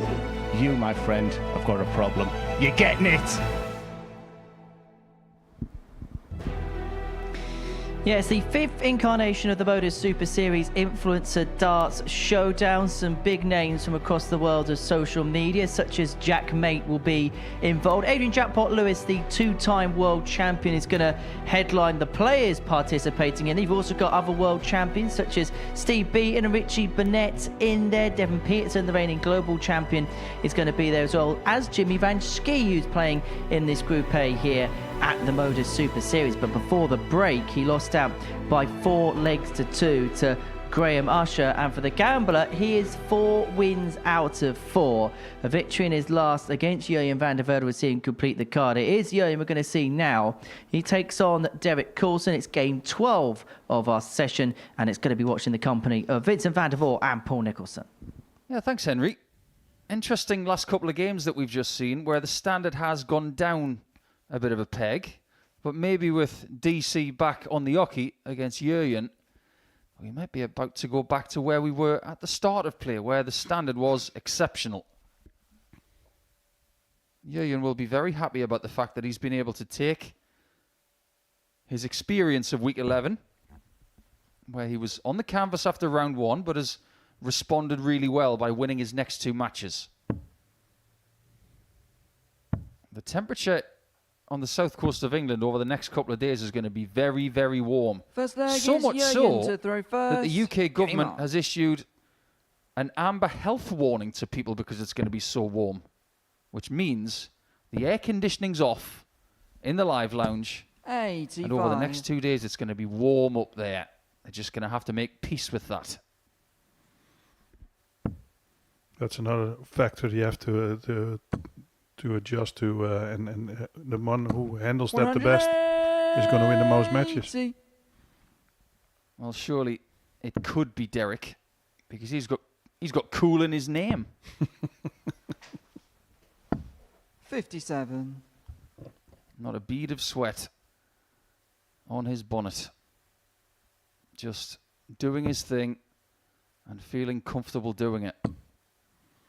It's been a decent day for Derek. 60. He's had perfect days. Many, many a time. Whether it's Group A, Group C, or indeed Group B. But he's one of only 2 players in Super Series history to have played a week undefeated. 59. That's impressive, especially with so many matches to play. That is really good. If you don't lose a match, you always think you're going to lose minimum one, but that's really impressive. Yeah, 12 games played. 140. 12 games won. That was in the previous series. And the only other person to have done such a thing, and she was the first person to do it, 96. that's Bo Greaves. And Derek, she's you just a require little bit special. 121. Yeah, but also you've got players like Luke Littler played in this, and he never done that. So that's really special. Absolutely right. It's going to be a layup here for Derek. 89. This is the test that Vandervelde needs. When he's playing well, if you put him up against someone like Derek, 58. Derek, you require it's a good 32. indication of where he's at. Game We know where shot in the Derek first is. leg, He's Derek 1-0 up. Coulson. Break it through immediately. Yeah, he done well. He lost the last match against Usher. Second leg, it's Derek so how to did throw he bounce first. back? He Game starts straight away with a 13-darter and very, very good. Nobody has ever, in the history of this event, won every game in Group A. 57. Numerous times we've seen someone get 28 points from a possible 30. But nobody has ever banked 15 wins from 15. 93. People have been close, but yet nobody has done it. The only person who could do it this week is Graham Usher. To keep that alive, he's going to have to beat Jurjen in game 13. 134. He's looking very good. I like that 1-3-4 switch because it gets him to 310, which means he can stay straight to possibly leave 130 or 170. Yeah, definitely. But sometimes the counting starts too early. You just have to get in the scores. I mean, your opponent is not playing well. You just have to get one treble at a time now and just put his game to bed. You're probably the right person to ask about this. 60. To say whether Michael van Gerwen was fibbing or telling the truth. But he said that if he scored 60 points to start a leg, he's already figured out how he's going to get to 170. 56. Oh yeah, he's that good in counting. There are a lot of players who can do that. For instance, Jelle Klaassen is a very good counter as well.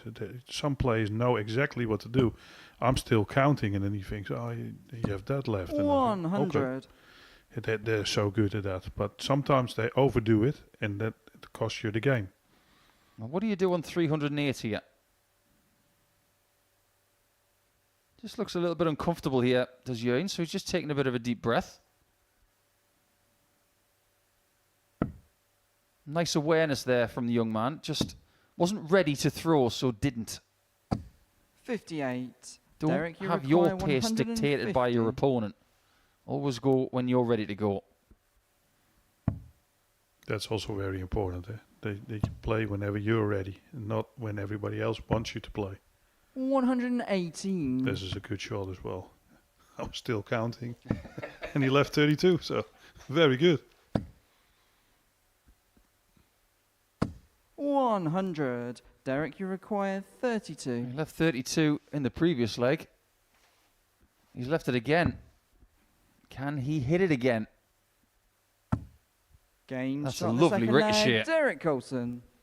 Derek's playing very, very good darts here. Unfortunately, young Jurjen is not. Third leg is Jurjen. That's to the throw difficult thing first. about these Game short on. matches. If you not get off immediately, then you struggle in the beginning. And you feel it. Oh, they have to come now because, it's over before you know it. 100. You and I were chatting about Vandervelde off the air.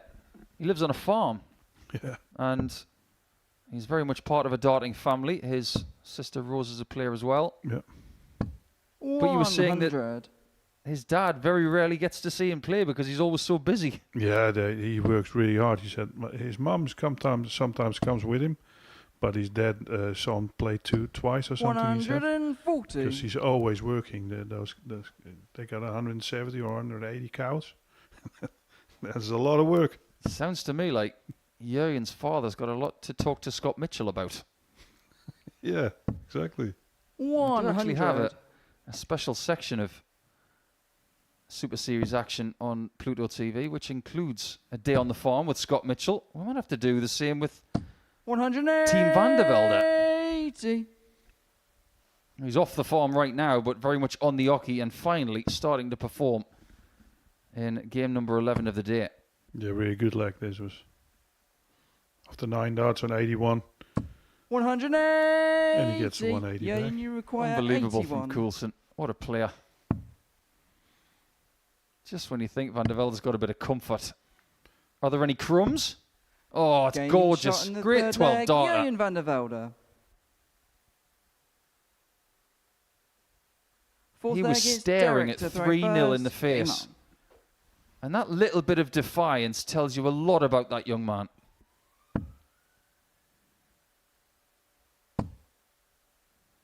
got fired up. That's for sure. 57. After the first 2 legs, he was on 70 average, and you can see what one good leg can do to your average. It's 86 now, and now he looks for the break. 59.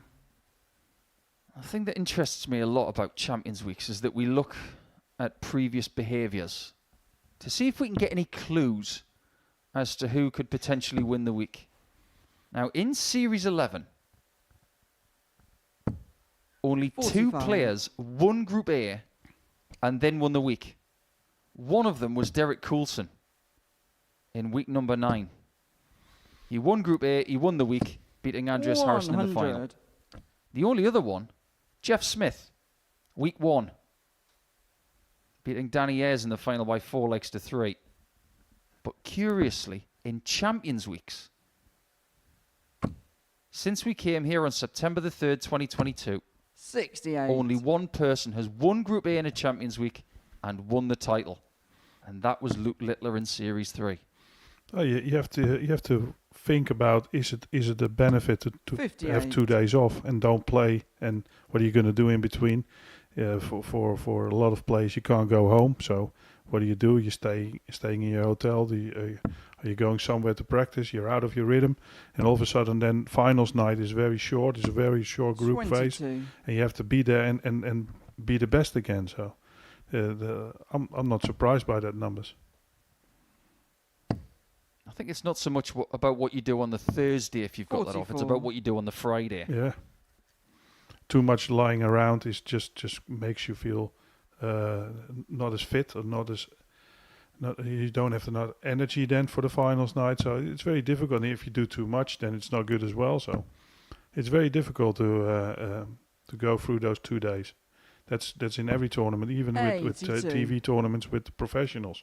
What do you do in your day off? Is very important. Yeah, Phil Taylor was someone that always interested me when it came to days 96. Off or the lead up to playing in an evening session, because let's face it, he didn't play many afternoons, did he? He would always be playing prime time. Yeah. He knew when he was going to play. But at breakfast time, when he was finished, he'd always go for a long walk. Always. Yeah. Never failed. Yeah, and you require 144. That's something, but he worked out what works for him doesn't mean it works for everyone. But he was just very good at that. He had the discipline, 60. And that's something Derek, that a lot of professional dart players don't have. Is enough discipline onto how to prepare yourself for a massive game. Bullseye for Derek. 105. That close to taking a 3-1 lead. 84. It took a special 12 darter to get the first leg in this contest for Vandervelde. It needs a special dart to make it 2-2. They can't find it. Derek, based on how Derek 25. Has been finishing today, this is most likely found. Interesting. Not what he usually does, but it works a treat. Yeah, and that's a bonus if you can hold your own leg in 23 darts. That's really good. I mean, Vandervelde should have been out in 21 darts, so he missed a massive opportunity to get back in this match.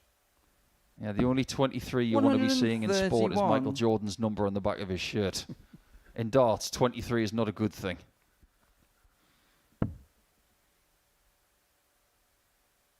Dart players don't like prime numbers. They don't like 100. Numbers that don't break down very well. You speak to 100 world-class dart players from the last 50 years, and I'd say that 95% of them don't like odd numbers. 140. Because they don't yield success in darts. We like things like 24 and 32 and 40 and 50. 93. We know that Vandervelde can string 3 or 4 legs together with a great deal of quality. He can do that on a Saturday night in the final game. 60. Can he do it on a Monday afternoon? Just to keep himself in touch, because if he wins this game,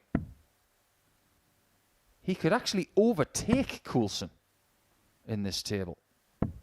Yeah, then you can see how quick it can change, yeah? Because the first 2 matches you think, oh, Coulson is the player. Yeah, and you require 107. And all of a sudden Usher is the player. And Now you can see if Vandervelde is winning this one, he's very close to everyone. And he's still 25. Oh, that's an unlucky, unfortunate dart, but I'm not really sure which part of the board that hit. I don't know whether it was the 25 wire or the bullseye wire. Either way, it's kept him away from a doable out. 145 is very difficult. Having said that, 100. Another Dutchman hit it to win his first big PDC major. Why not again? Why not? Because he didn't get the treble 15. 93. And Derek is now staring 82. at a possible 4-1 victory to inch closer to Usher. he really wants to hit this one. He knows he's not playing the best darts that he has been in the week, and then still have to have a shot for 4-1. At the ball. And takes it. It's an absolute beauty. There's a bit of brilliance and a bit of fortune with that final checkout, because when he gets the single 13, it leaves him on a single to bull combination. If he gets a single 6, things are very, very different. So it's Coulson that goes to 6 points in the table. That's 3 wins from 4. Vandervelde stumbles, and Coulson takes advantage, winning that one by 4 legs to 1.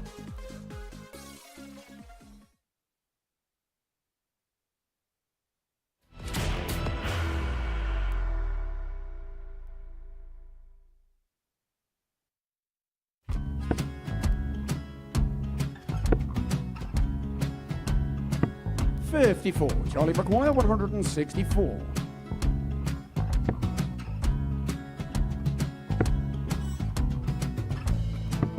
44.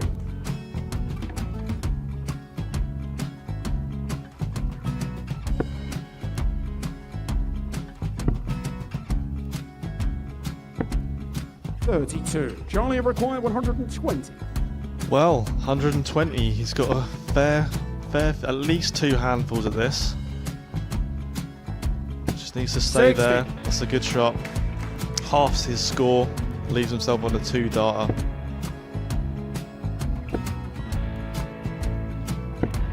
$26. Charlie Time on his required side 60.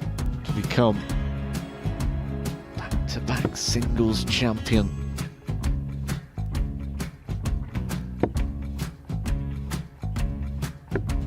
$40. Definitely a couple of nerves in those last 2 darts, but he'll be coming back. The moment he's been in before this situation. Standing at the back of the stage, Charlie approaching the required hockey with 20. a chance to win the title.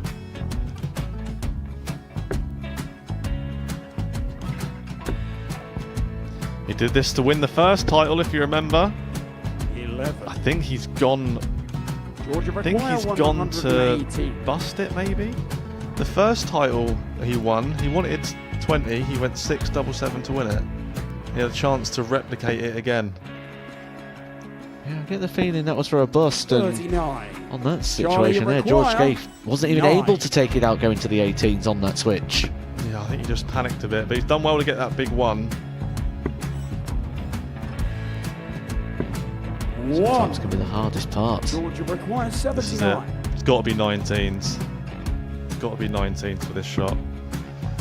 Big 20 and a double. He's got the first one. He's going to get a match dart here.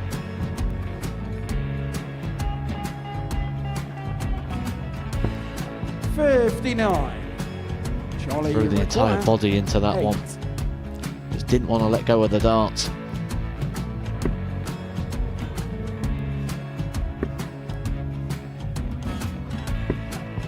No score. He's given George a chance. Georgia require 20. I think George has been quite good on double 10 today. So many opportunities for Charlie Murphy. Couldn't get the job done. The match! And the Red Dragon George Modus Schie. Super Series Influencers Champion, George Schie!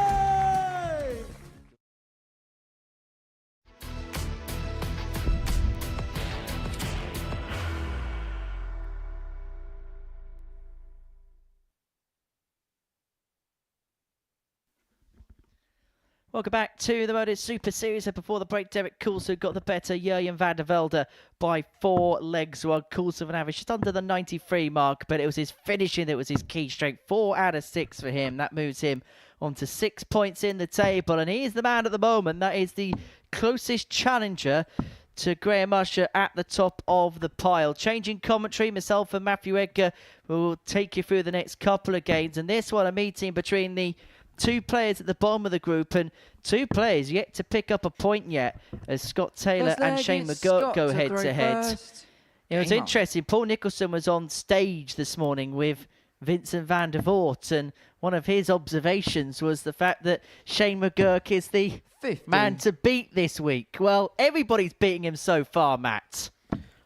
I think it's very fair and very safe to say that if you'd have said before a dart was thrown, 41. after 3 laps of fixtures, the collective amount of points that Scott Taylor and Shane McGurk will have is 0, I think you'd have been kicked out the building.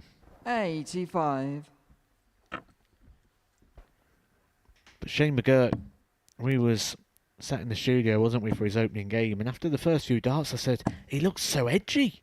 30. He looked so nervy. He was jumping. He was hopping with the throw. He's not quite found his technique. You can see he's getting frustrated here. And this isn't the occasion for Shane McGurk. Shane McGurk's dealt with big occasions before.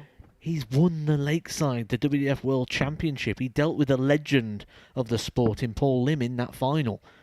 This isn't occasion. 60. This is just not happening for Shane McGurk on the day. Well, we were kind of having a look out the window in the advert break before Shane's last game, and he was kind of pointing up to me and you in the studio and was kind of mouthing something to the effect of what's going on here. I think he's almost been left a little bit blindsided about what's been hit in front of him so far today. 58. And it's happened Scott, you require from 127. dart 1 for Shane McGurk today. Just never once looked settled. No choices here for Scott Taylor. Doesn't need to chase down the 127. 87. Doesn't. Well, he got hit with a couple of 95 averages in his first couple of games, and I suppose because of what Shane did at the Lakeside in December, people are naturally going to raise their games Scott, against you him. require 40. Naturally, he becomes a scout, where before he was somebody that could quite happily go under the radar and pick up titles. He can't do that anymore as Taylor pins the tops to go 1 up in this contest. Second leg, it's Shane to throw first. Game on.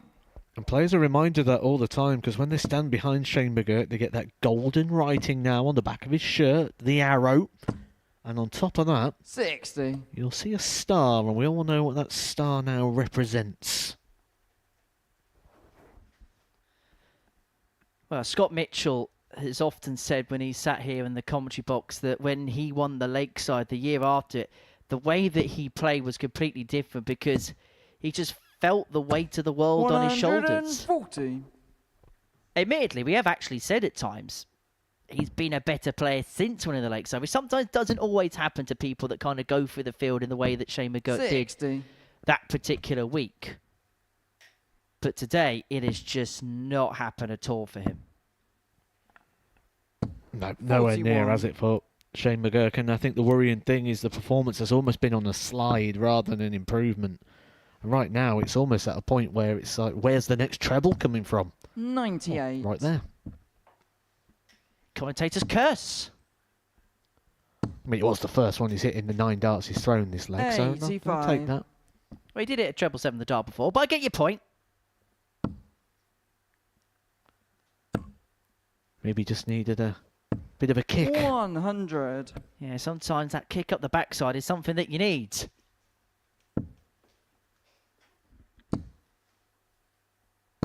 $100.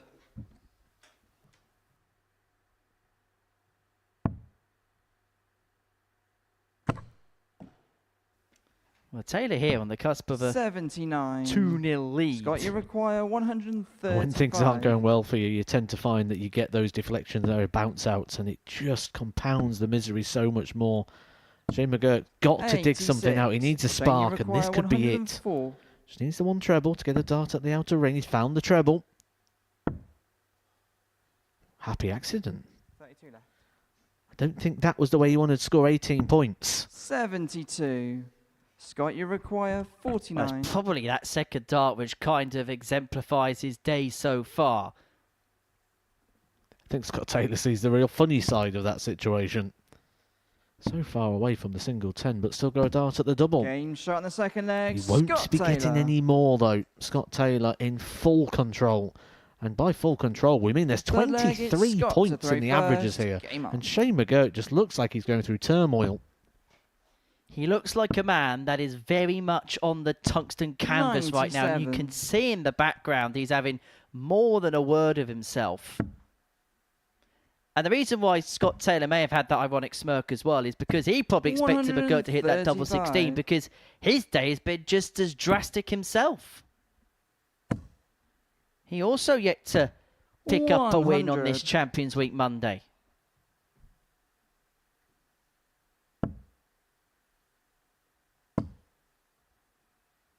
Look at the snarl on the face of Schie McGurk. He is a man that looks almost ready to combust.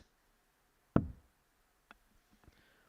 I've got to say, I've never seen this side of Schie McGurk before. 93. He's always been very composed, even when things haven't been going well. But I guess part of that also comes down to the intensity of which he's playing under right now in this group. And we know what we talk about with a standard group. If Monday doesn't go well, you're pretty much out of the running.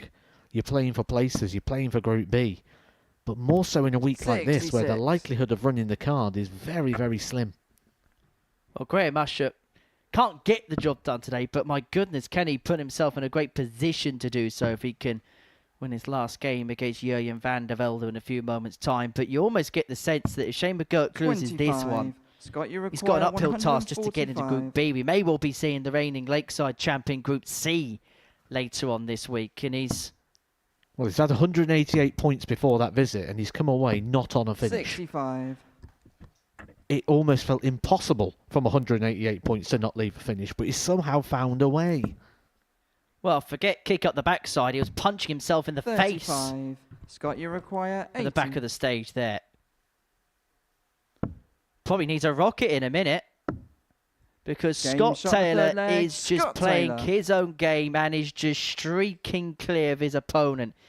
It's not his fault that McGurk isn't at the races. He's just doing what he has to do. 3-0 up, and he probably feels as inquisitive as anybody. 30. It's not even that he's missing it. He's all over the place. He's not even keeping the dart straight here, Schie McGurk.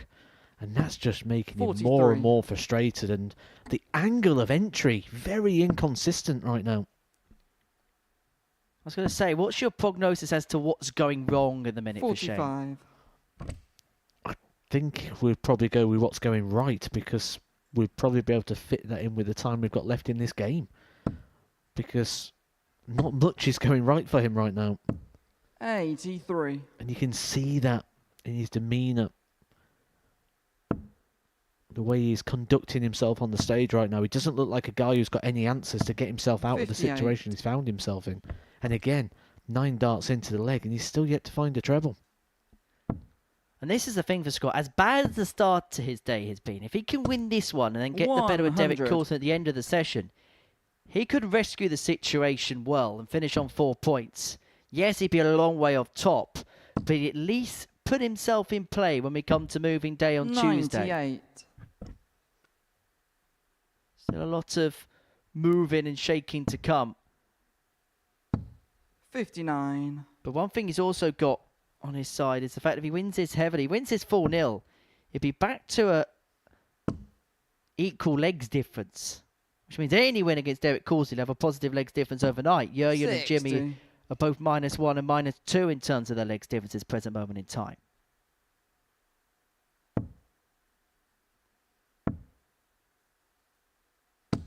$55.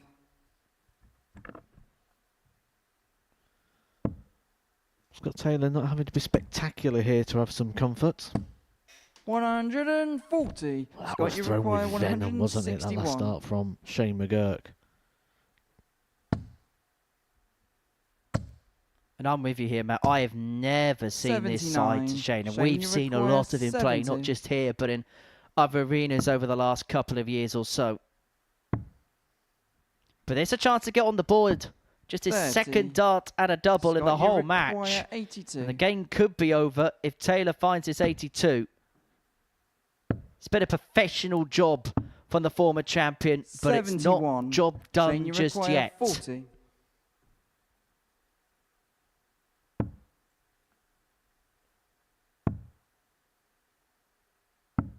Eight. Scott, you just can't make sense of it, can you, for Schie McGurk?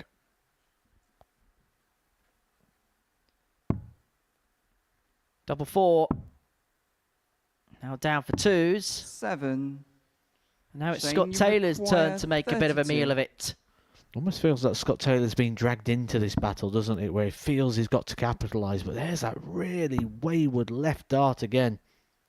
One more chance, one more opportunity. Game shot and a little bit of positivity there for Schie McGurk, but he has managed to pick up one leg in his first 3 rounds of fixtures. Vandervelde, Graham Usher and Derek Coulson. So he's on point with what he has been doing.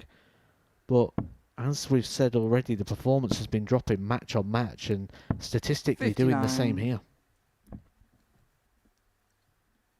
And as you say, what Scott doesn't want to do is get himself embroiled into this. 120. Because as poor as the first few legs have been from Schie, we also know he's got the quality just to switch it on for 5 minutes at a time. Oh, any bit of encouragement can force that hand for sure. Scott Taylor's got to put him away while he's got him where he wants him. 96. And the problem is when you see your opponent struggle, sometimes you can try too hard to force the issue, can't you? Well, you become aware, you become alert of the game, you start following the game. 134. You start trying to capitalise rather than just focusing on yourself. You start playing the game and not playing the board. 140. And McGurk is beginning to get better, but is it going to be a case of too little too late because Taylor's going to leave himself on tops after 12? Simply put, this has to go. It's not going to, and so Taylor, the former champion, returns to tops to get his first win of the day. And the reigning Lakeside champ, well, he finds himself in heaps of 64. bother in this Group A. Scott, you require 40. But for the former champion, he is on the board at long last. It took him 4 games, but eventually it's a win for Scott Taylor. As for Schie McGurk, the second favourite with the bookies to go on and win Group A and win Champions Week. It's 4 defeats out of 4. He walks down the smoke screen and it feels like his chance of winning this group have gone up in smoke. Taylor, a 4-1 winner. Coming up after the break, Vandervelde takes on Graham Usher.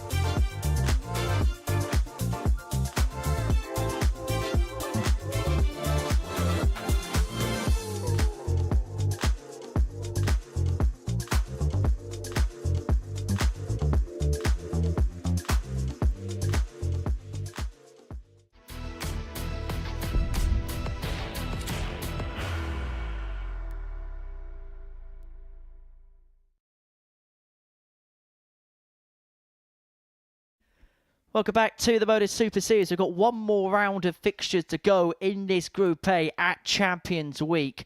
Graham Usher's won each of his opening 4 games. His latest success, a 4-2 win over Jimmy Vandervelde. We also saw wins for Derek Coulson and Scott Taylor, both by a 4-1 score in that round. And so this is how the table looks as we head into the final cycle of fixtures for this Monday. Graham Usher, top of the table, 4 wins out of 4, 8 points to his name. Derek Coulson, the closest challenger, on 6.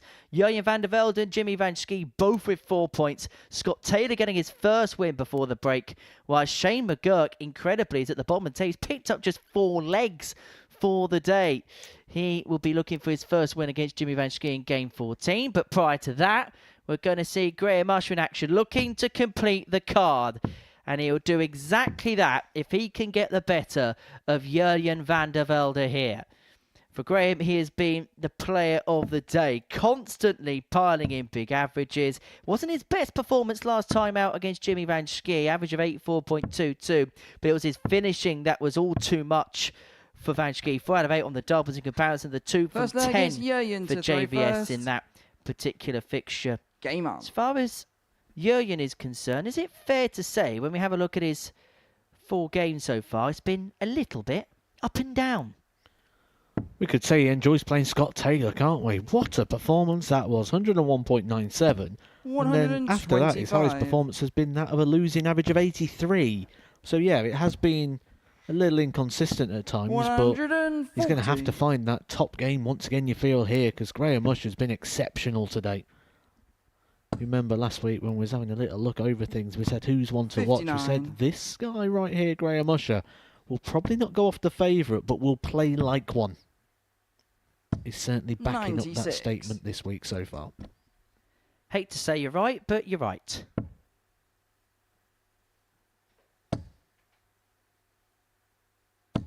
And he's one of those people, Graham, and we've seen it both here and in the previous studio in Southampton.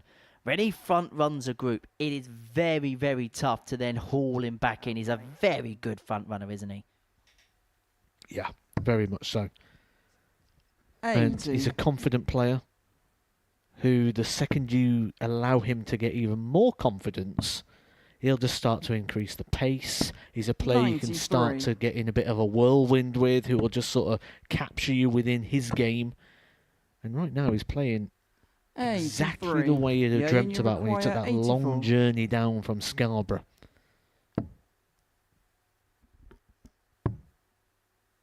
Jurjen's got off to the faster start. And he finds the double 12 to take a 1-0 lead. Do you want a fun fact? I thought you'd never ask.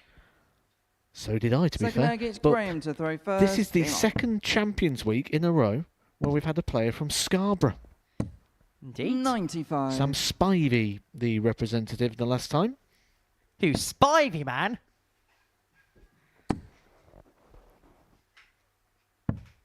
What you can't see at the back of this commentary box is Paul Nicholson trying to whack me round the back of the head. 140. And it's interesting, isn't it? Because I can't remember any other players from that part of the UK before. Anyone up from the Scarborough area?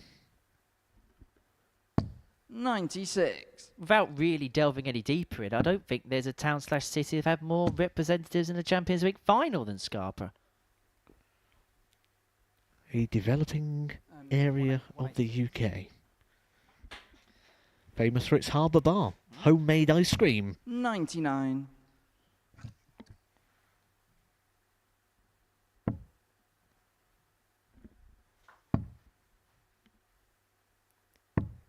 And speedboat rides. I mean, it's probably more famous for other things, but that's what I know it for. Such as its massive beach. Well, life could be a beach here for Graham Usher, who found the balls over the back of the 167. Didn't need to go for that, did he, Graham Usher? But again, that just gives you a bit of insight into the personality and the way that Graham Usher plays this game. 140. Graham, you require 34. Certainly a player that goes for the jugular. Game shot in the second leg. Goes straight for the double 17, gets a double 17. 14 data. 1-1. Third leg, it's Jurjen to throw first. Game on.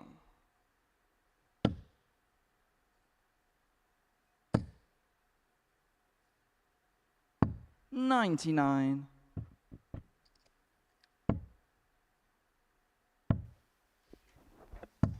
134.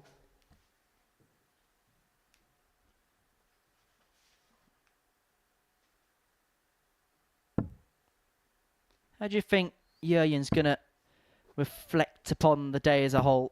100. I think he'll feel like there was a bit more that he could have done in regards to certain games, but he'll be delighted with what's going on at the top end, and that's what you want. You want to know your A games there. And he certainly demonstrated that, didn't he, against Scott Taylor. He's also got a win against Schie McGurk, so 2 and 2, so 50-50 record. 98. If he keeps that up throughout the week, you feel he's going to be in with the shout, he's going to be in the running. 130.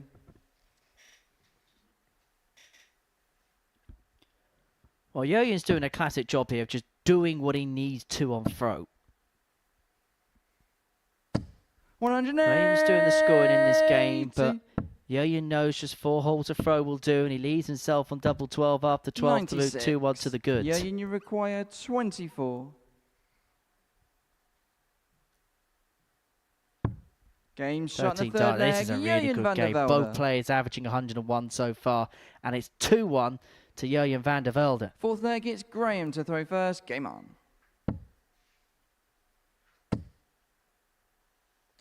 $100. And let's be honest, Matt, we are not surprised with the standard that we've seen today. We gave it the big build-up, and so far, 96. Day 1 of Champions Week has certainly delivered. 60. Let's just hope this is the start of things to come, because we've been teased to the 9 darter, 7 into the 9 on 3 occasions. We've had big finishes. 140. I mean, the 164 with Derek Coulson. There's only 2 more bigger that we can go from that one, but I've made my prediction. I think we're going to get a 9 darter, maybe 2. I think we're also going to get a couple of the big fishes reeled in as well along the way.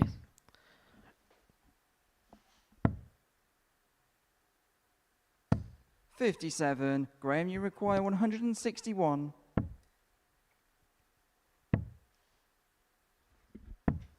$55.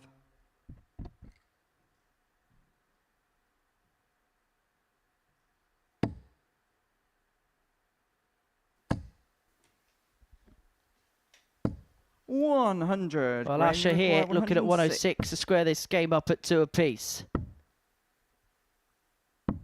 Game shot in the fourth leg. And in it went. That first dart crept right in low in the treble bed. And then no mistake with the double top to level up at 2-2. Graham Usher has taken out a tumbleless checkout in every one of his games so far. They've all been the smaller ones. 104 in his opening game against Taylor. 96. He had a 102 against Schie McGurk. A 101 to win the match against Derek Coulson. Add in another big finish, Graham Usher. And he's looking to finish off what would be a perfect job, a 5-star display on this Monday for the former runner-up of this competition. 140. Only Jurjen Vandervelde in this group has 100. not been to a Champions Week before. As a matter of fact, only 2 players have not made it through to a Champions Night before. The only other player being Schie McGurk wasn't able to make it out of Group B in the previous 27. Champions Week. It was one of those funny scenarios where you had the ADC Global Champion and the WDF World Champion, and they were the only 2 players not to make it through.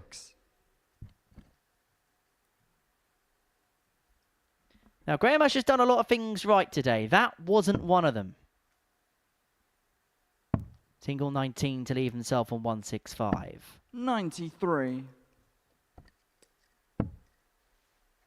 May get away with it, though. 125. Yeah, well, he may have got away with that last start as well, because it did catch the flight on the way in, which sort of helped him. Now he's got that dreamy position, 3 darts out a double to break the throw. Come back to try and serve it out to win the match. 87. Graham, you require 40. He's made very little mistake today, Graham Usher, and continues to do so as well. His doubling has been exceptional.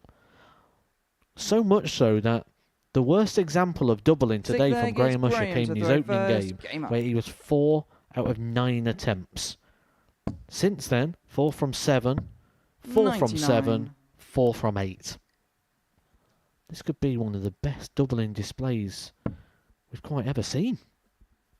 Is the gambler beginning to 100 put a tilt towards the title? The title he came so close to picking up back in October 2022. 97. Denied by the Barbarian Conan Whitehead. But I think that week there was no other player destined to win that title other than Whitehead.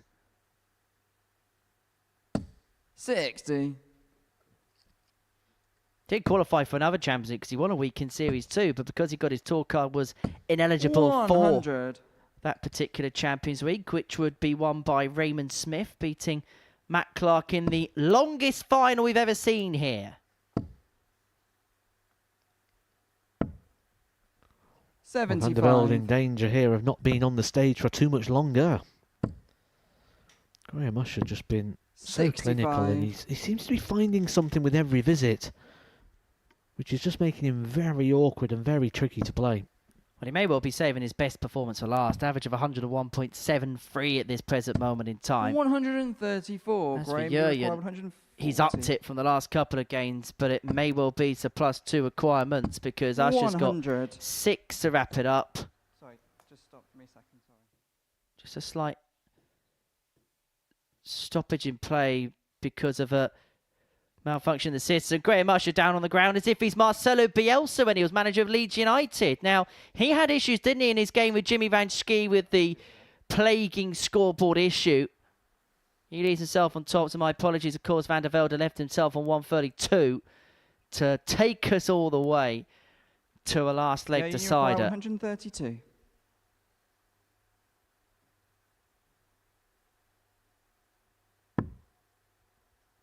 Well, this would be a character build-up, but it could be a day ender now. He hasn't found the job on 19. So Graham Usher, the former runner-up, 71. looking at top Graham, to you get his require Champions 40. League campaign off to the perfect start. No The score. 3 match darts have come and you gone. require 61. Almost felt like the first start was too well thrown, though. It got in the way there for Graham Usher.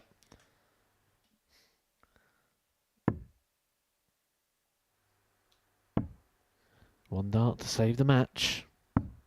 Is all he needs. What a find that is. Vandervelde. Gets a second opportunity, a second chance there. I think he's maybe a little lost maybe within the score of this game. Well, I can understand why Graham Usher's beginning to get frustrated by it, because you know how dart players feel. They'll feel like, why is it always in my games?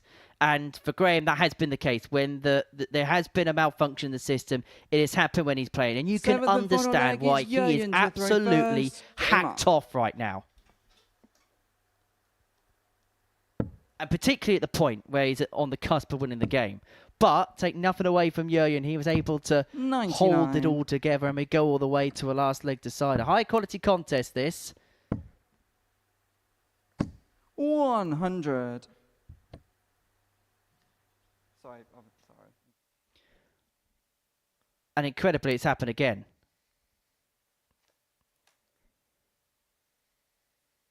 We do apologise for this stoppage in play. And I can completely understand why Graham Usher will be feeling rather frustrated right now. For Jurjen, this is a new experience. Still a debutant, one on his first week here at the Super Series. And you just get the sense right now for both of these players, once this stoppage has stopped and once hopefully we get back to the game restarting, they're just going to have to try and clear their heads as much as possible, aren't they? Just got to try and stay calm, haven't you? Got to keep that heart rate down. Got to try and deactivate the brain to the point where you're not involved in this situation. There's nothing you can do. You can't control it. You can only control yourself and what you're capable of doing so. And that's all they've got to try and do now. We could see the frustration that Graham Usher was starting to have towards the back end of there. But you've almost got to just sort of not so much see the funny side, but you've just got to sort of brush it off, just breeze it off. And he's got to show his experience here, because he's probably had a situation similar to this, where for Vandervelde, this could be the thing that disrupts this final leg. But the thing is, the difference is in a regulation week, you probably can maybe put it to a side. But you're playing for 25 grand. 57. You're playing for one of the biggest checks of the season. And so any small thing that maybe you'd be able just to pass by in a regulation week is going to annoy you a little bit because of what's at stake. Well, in these sort of last legs, it's where it's the business end, shall we say, for Graham Usher. 60. He finds these legs where he just goes ton. One treble visits, gets himself down, takes it out. 45. And it looked like he was going to be on course for another one of those, but that one, where he had an opportunity there to get the advantage of throw wrestled away from Vandervelde, has slipped up. There's something we haven't said about Graham Usher so 57. far today. In fact, that's the second time we've said it, but it's within the last 2 minutes because he just missed 3 match darts. Is Jurgen beginning to miss a trick, though, because he's not capitalising on these mistakes?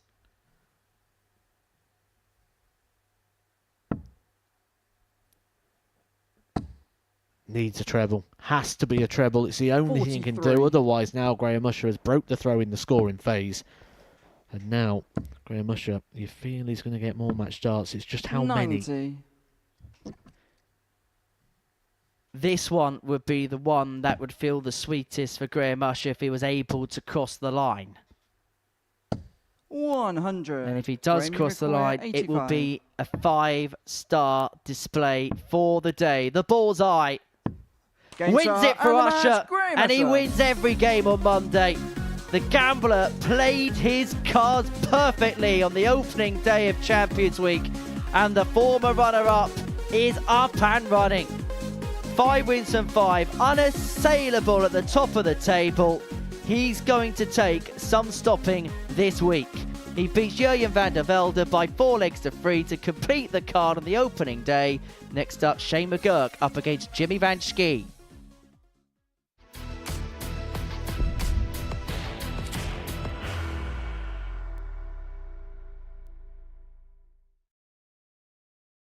Are you ready to lift that trophy, Darius? Yes. Let's do it then. Ladies and gentlemen, your Modus Super Series 9 champion is Lucky D, Darius Labanowski!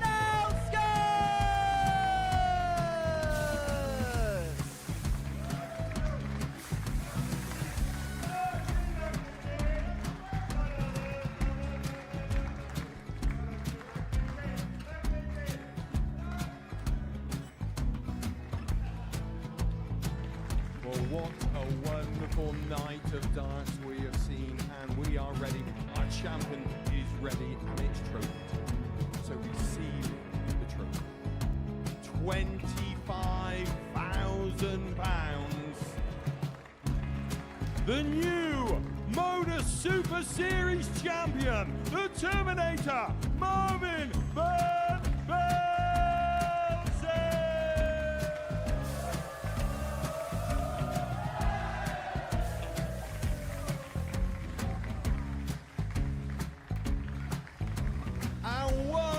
Time, the 8th Modus Super Series champion, the Terminator, Marvin Vandervelde. And the new Modus Super Series champion is Andreas Dirty Harrison.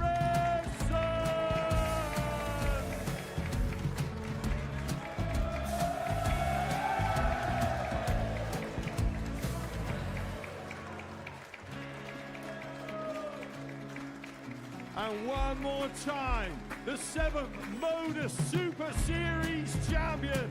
Give it up for Andreas Dirty Harrison! The moment we've all been waiting for. Would you please show your appreciation for your Series 6 Modus Super Series champion, Scott Taylor!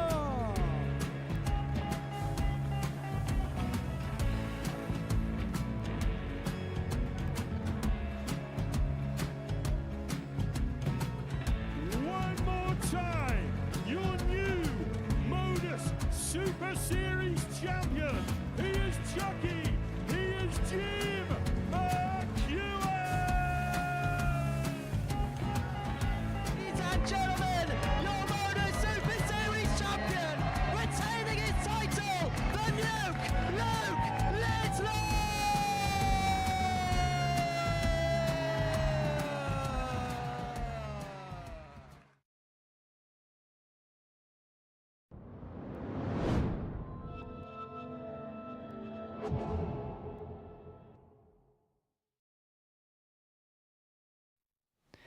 Welcome back to the Modus Super Series, where before the break we saw Graham Usher complete the card, win 5 out of 5. He's going to be top of the table no matter what going into Tuesday's play. He managed to round his day off with a victory against Vandervelde. Is going to end the night on 4 points. We'll see Derek Coulson in a few matches' time. But I have to say, with me downstairs is Graham Usher, the runner-up from the very first Modus Super Series, back into Champions Week after 10 series away. And it's like you've never been away from the Super Series Champions Week setup.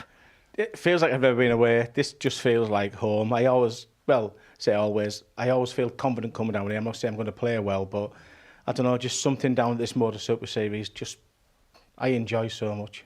It felt like you kind of set your stall out right from the very first game. Yeah, I think you have to. You can't afford a slow start, especially with the people that are in there. You know, there's no easy games, and people say these groups are great. This is group.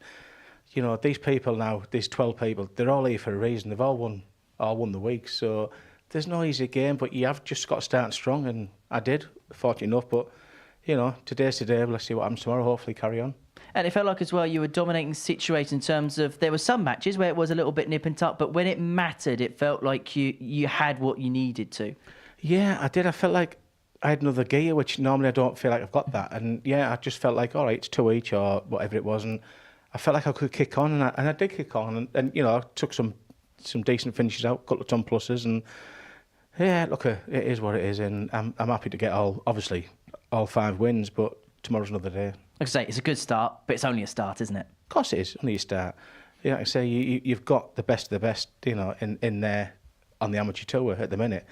You know, so just let's see what happens tomorrow. If I can pick 2 or 3 wins up, I'll be happy. And we'll go from there. Look, we all know what happened the last time you were at a Champions Week. You came very close. Does that mark as a little bit of inspiration for yourself for the next few days? Definitely, that's not going to happen again. Let myself down in the final. Corner put me under pressure. Great guy, got on really well with him all week. So very disappointed. It'd been nice to win the first sort of tour, the tournament down here. But look, it didn't happen. But hopefully it might happen this week. Well, many congratulations on a very good start today. We shall see you again tomorrow. A couple more matches to go on this Monday afternoon. We're going to hand up to commentary now for match number 14 of the session. And it is Jimmy Vansky up against Schie McGurk in the company of Paul Nicholson and Vincent Vandervelde.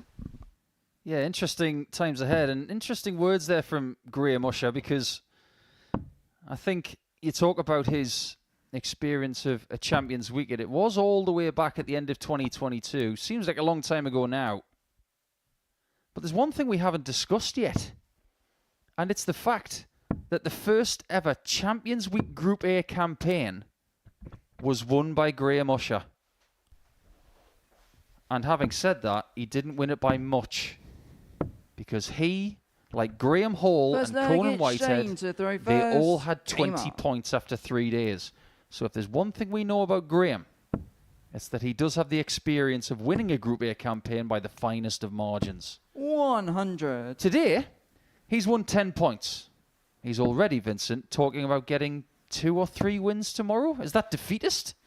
No, if he gets 100. 2 wins, then he's not going to be top of the table tomorrow, I think. But he will not be far off. So he thinks about if after 2 days you're in striking 41. distance of winning Group A, it's enough. But maybe it takes a little bit of pressure off him. But it's in the far future. 140.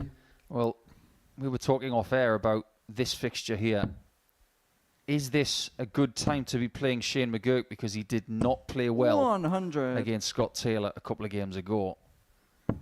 So some people would think you're getting Schie at the right time, but you believe that 41. maybe will put a bit of extra pressure on Jimmy. Of course, you can see somebody struggling, so you think this is a must-win match, and probably Schie McGurk is going to play. Okay, this is a rubbish day. I'm not going to be winning Group A, so he has to make sure he's getting himself into form. 80. So he will be very good in Group B and C, or C. Now, double top. Game well, what a leg that was. Schie McGurk. 2 180s and an 80 checkout to end it. Vansky can't believe his luck. Jimmy to throw first. Left himself on a double, After 12, didn't get a look. But full credit to Shane. 81. That's exactly the kind of leg he needed. And that's what we expect from him. That's how good he is. But yeah, he has performed today, and you can see on the face of Jimmy Vansky that he thinks, oh no, not against me, and that is typical dart player mentality. 140. Who was the player that used to say that the most in your experience? They would think that people would play well against them because they thought it was personal. Oh, that's Raymond. 100% Raymond from 76. Vandervelde. He always said, yeah, it's always against me. That's the one I heard say the most. 60. I can say personally it was never me, Raymond, because I didn't beat you.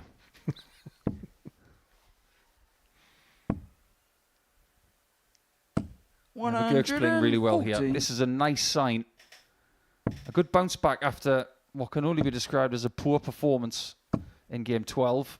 100. If he takes this out, Vansky will do an Olympic eye roll. Oh, but this is he has to play like this now, Jimmy, you require McGurk, 120. because he has to play himself into form now. He had a nightmare of a day. 100. He has to get on that scoreboard. He has to play better tomorrow and Wednesday, so he'll be ready for the later stages. He's got double 17, and he's Game got tops shot as in the well. second leg, Shane Don't look, McGurk. Jimmy.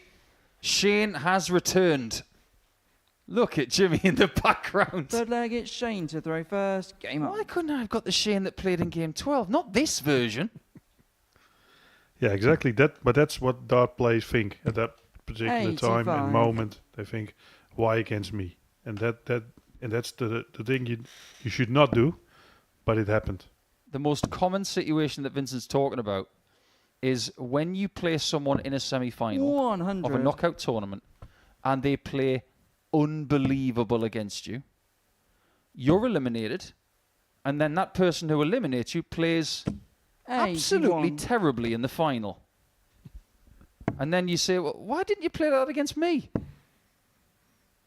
It's amazing how many times that happens. 70. Yeah, or the game before he missed a lot of doubles, or he didn't play well. He scrapped through that match, and he plays against you, and he hits everything. And then always you think always, oh, it's only against me, but that's not the case. But it feels that way.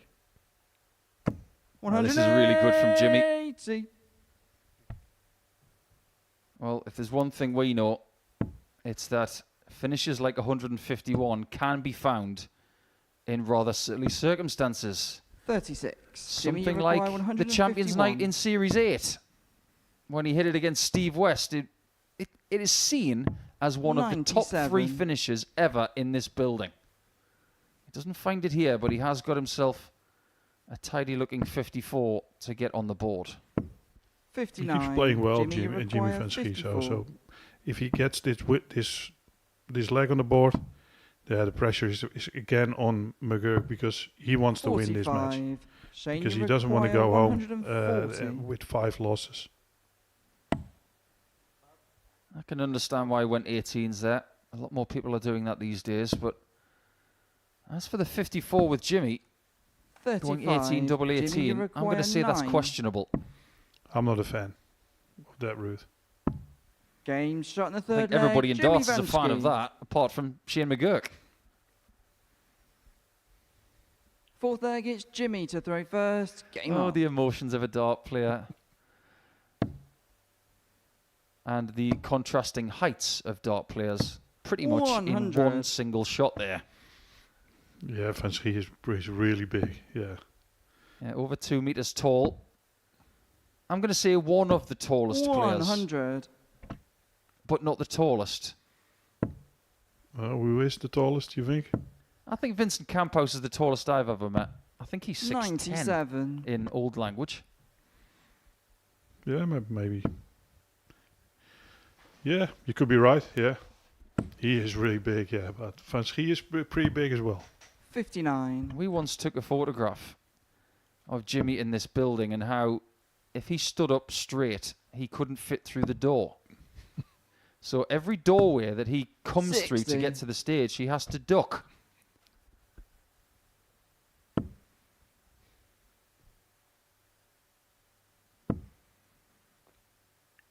to McGurk, it's 45. happening again. First 2 legs scoring was there, and all of a sudden he goes off the boil, and he can't find a treble anymore. You can see in his face he's frustrating and frustrated, and yeah, he makes it very difficult for himself right now.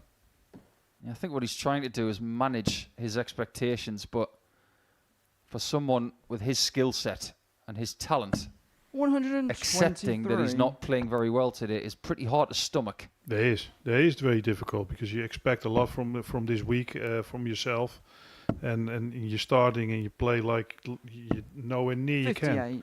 So that must be frustrating. Only now is the time to let it go and try to make the best out of it. 46. Shane's also got Jimmy, something you in common require with Peter Manley and 126. Nathan Aspinall, something we can talk about in the next leg. Because Jimmy Vansky is busy looking at a 126. Happy accident. But only if he's given a look. He might be 3-1 down. He isn't going to be.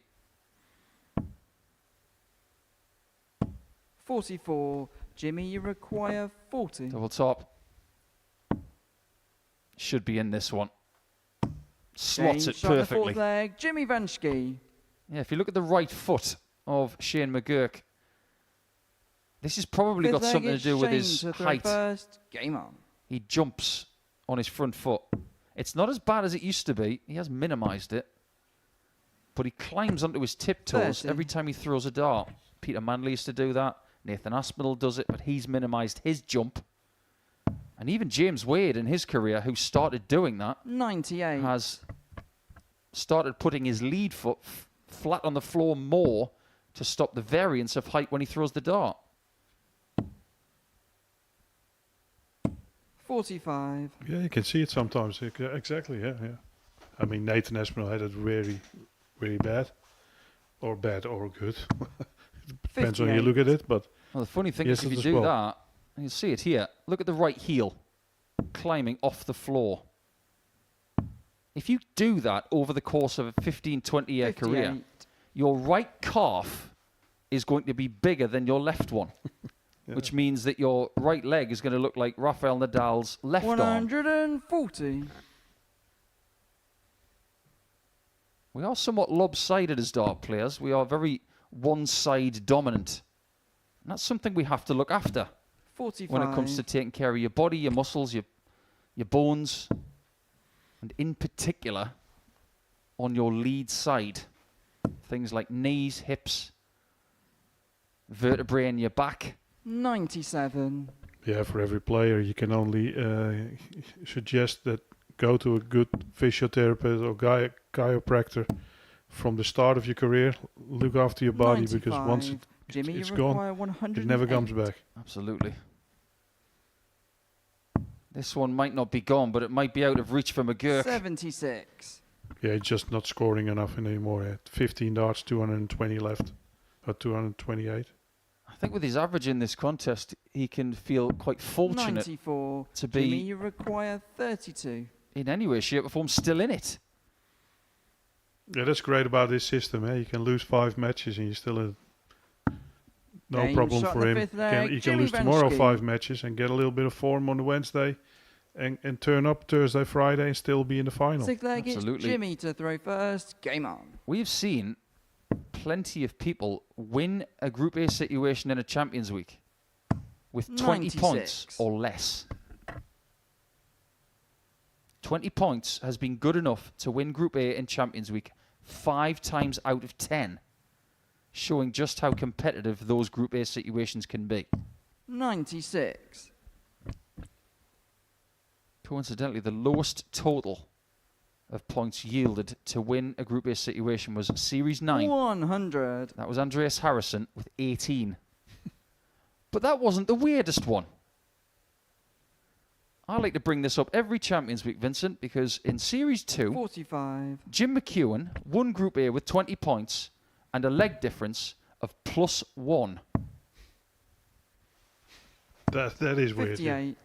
You won't expect that. And that was 16 legs worse than the person who was in second place. Total lunacy. 134. That was at the start of 2023. We could not believe that was happening at the time, and that'll probably never happen again. No, that is really weird. Normally you have to dominate most of the matches to get to win the whole group. 97. So he was always 4-3 matches. Did a lot of 4-3 matches. Yeah, winning a lot of 4-3s, and when losing heavily. Yeah, lose big. 85. Jimmy, We you have seen a lot of attempts 150. at flashy finishes over the last couple of years. This is the textbook route for 150. 114. Shane, you require 141. Mismatch start for Jimmy. Yeah, probably comes back for it, or 141. I can't see it go. And no, it's not his day. He should regroup and come back tomorrow and be stronger. And that's all he can do. With Jimmy on double A, a team with 3 darts in hand. Is it inevitable?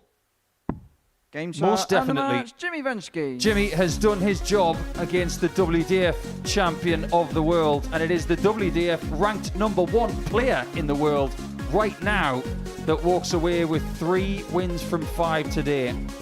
A good performance from Jimmy, averaging 91.11. Decent doubling as well, with a couple of maximums, and he puts Shane in his place, which is bottom of the table.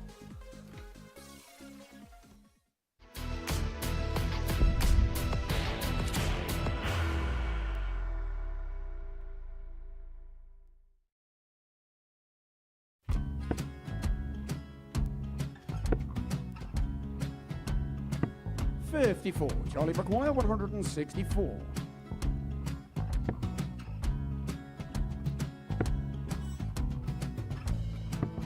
$44.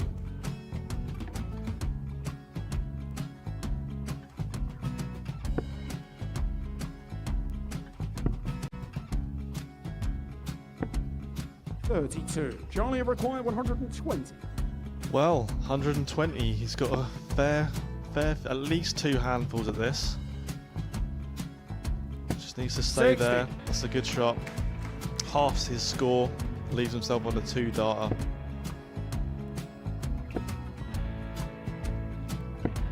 $26. Charlie Time on his require side 60. to become back-to-back singles champion.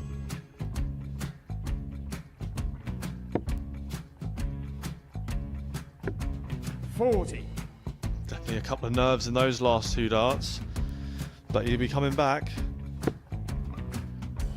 The moment he's been in before this situation. Standing at the back of the stage, Charlie approaching the require hockey with a 20. chance to win the title.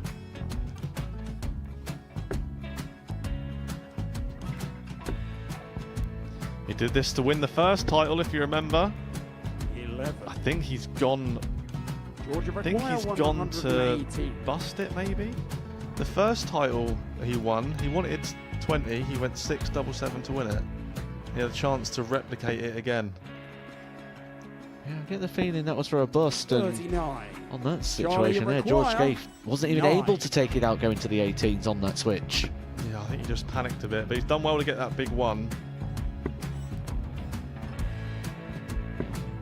Sometimes can be the hardest part. Georgia requires This is it. 79. It's got to be 19s. It's got to be 19s for this shot. Big 20 and a double. He's got the first one. He's going to get a match dart here.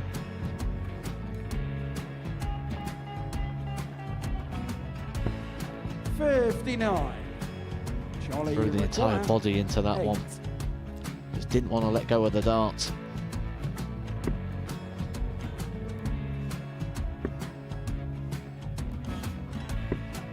No score. He's given George a chance. Georgia require 20. I think George has been quite good on double 10 today.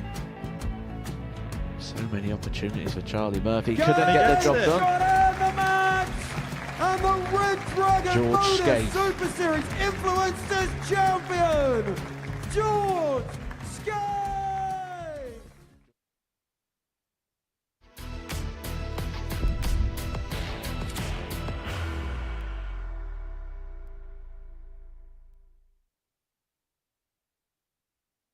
Well, with a nickname like Mr. Must See, that doesn't come from nothing. And that's what we need in this sport. People who are just a little bit different and a little bit vibrant. Is Nico correct there? Yeah, I think he's just described my school years. Anything's possible with me. I've got the talent to do anything in the game, really.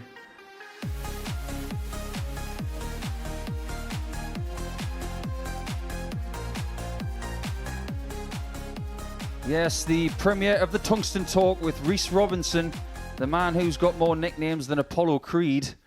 That is a little bit later on, live on Pluto TV from 7:30 p.m. tonight. We've still got some more darts coming your way here this afternoon. One more game, in fact, because Derek Coulson, who could still end up on 8 points, 2 points behind the leader overnight, Graham Usher. But he's going to have to topple the Series 6 champion, Scott Taylor, who, if he wins, he can get to 4 points, just 2 behind Vansky and Coulson. So, because this is the last game of Monday, don't think it doesn't mean anything. It means a lot for Scott Taylor to stay in the fight. He could be cut adrift a little bit if he fails to get the result here against Derek. This is a battle of the northwest of England against Derek against the man first. Game on. Who just about is from Wales on the English border. But you've got to fancy Derek Coulson as the favourite for this one because he started the day brilliant, Vincent. He's been very consistent and very impressive. Very consistent. He's 100. you can see he's very relaxed. He's playing well today, but this is a must-win for him. 2 points behind Graham Usher, or else it's 4 points. Then there's a big gap. So this is a must-win, and for Scott Taylor as well. He needs to get more points on the board. So he feels better about returning tomorrow, and maybe he can have that 60. good run like Graham Usher. I think Scott Taylor probably understands 43. how to get through a Champions Week to a Saturday night better than most players have ever done. Like I said, he won Series 6, but he didn't win Group A. He lost 91. that to Tom Sykes. And he didn't win the group on 24 points. Because Tom Sykes set a Group A Champions Week record with 26 points and a leg difference of plus 29. That's pretty impressive. Huh? If you play like that, then you deserve to win that group. 95. And if I may just put my personal hat on for a second, that from a player who is not going to the WDF World Cup to play for England right now. 93. That's Derek, a very different matter. 155. But come on. Maybe he doesn't like Korea. I don't think Korea's going to like him because he's not going. 97. Scott, you require Taylor 91. He's looking to do something similar to what McGurk did. Oh, it's going to be different. It's bull. That was different. 54. And that would have been so flashy. What a way to go. Double 19 bullseye. He's staring up to the commentary box because he knows that we know that would have been a bit of a moment. But there's Derek in for the kill. Coulson. Absolutely flawless, this guy is. If you make one mistake, Second leg, he's right Scott's there. a throw first. In a darting sense, he's like Magnus Carlsen from chess. You make one mistake and he'll make you pay for it. 58.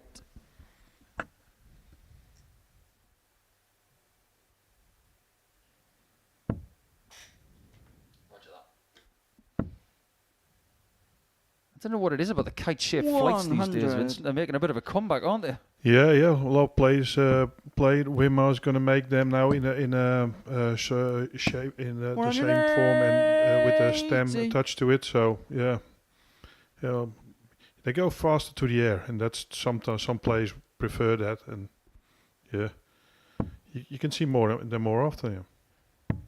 91. They've been popular in different generations. But if we were going to blame that on someone, can we put that on Johnny Clayton? 96. Yeah, he's the one who brought him back. Yeah, it's all on you, Johnny. We could say Mark Walsh, but I don't think Mark's to blame for anything. So it's definitely Johnny. 78. Might have been the year of the ferret in 2021, but it was the year of the kite-shaped flight as well.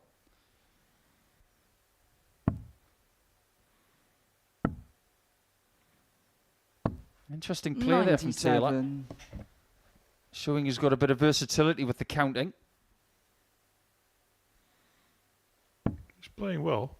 I think this match, Taylor showed some kind of form. Beginning of the day, he was a little bit Scott, you require 70. stressed. It looked a little bit forced, but he's starting to play better. Game shot the that second was a forceful leg. tops. Scott Taylor. Whenever that snarl comes, usually a double follows. Third leg is Derek to throw The first. big danger for everybody this week, knowing that Taylor is in the field, is that if he builds up a head of steam and gets to Saturday, he's the one person 140. who knows what it takes to get to the end.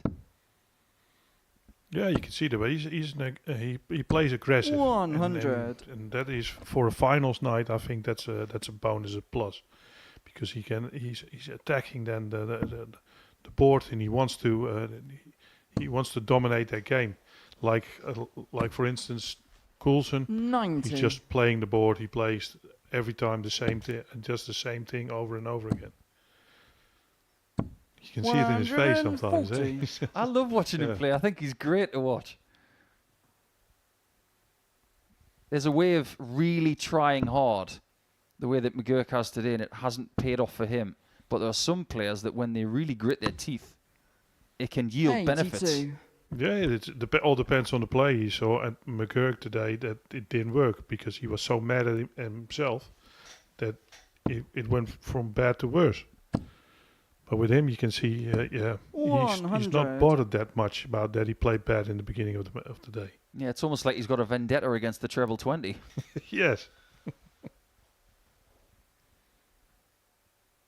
I'm not sure as well that the jackpot amount of money, the £20,000 or £25,000 which has been won to win a series, I don't think it's affected 161. someone's life more than, say, Scott Taylor or Conan Whitehead for the benefit of their family. 86.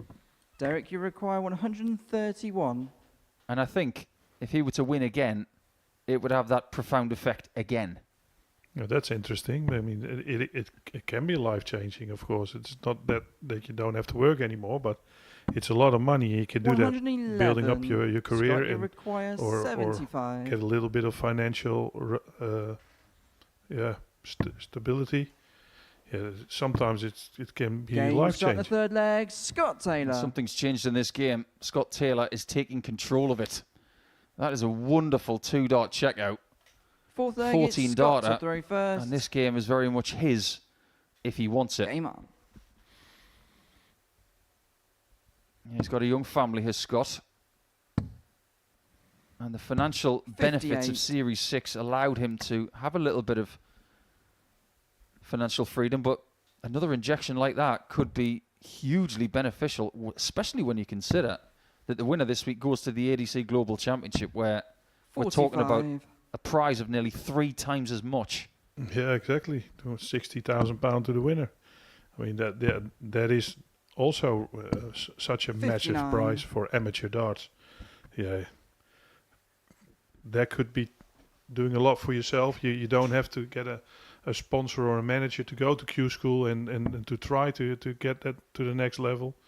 So these tournaments are so important, and I think every amateur, 96. very good amateur dart player, he wants to play here because he can show what you're capable of.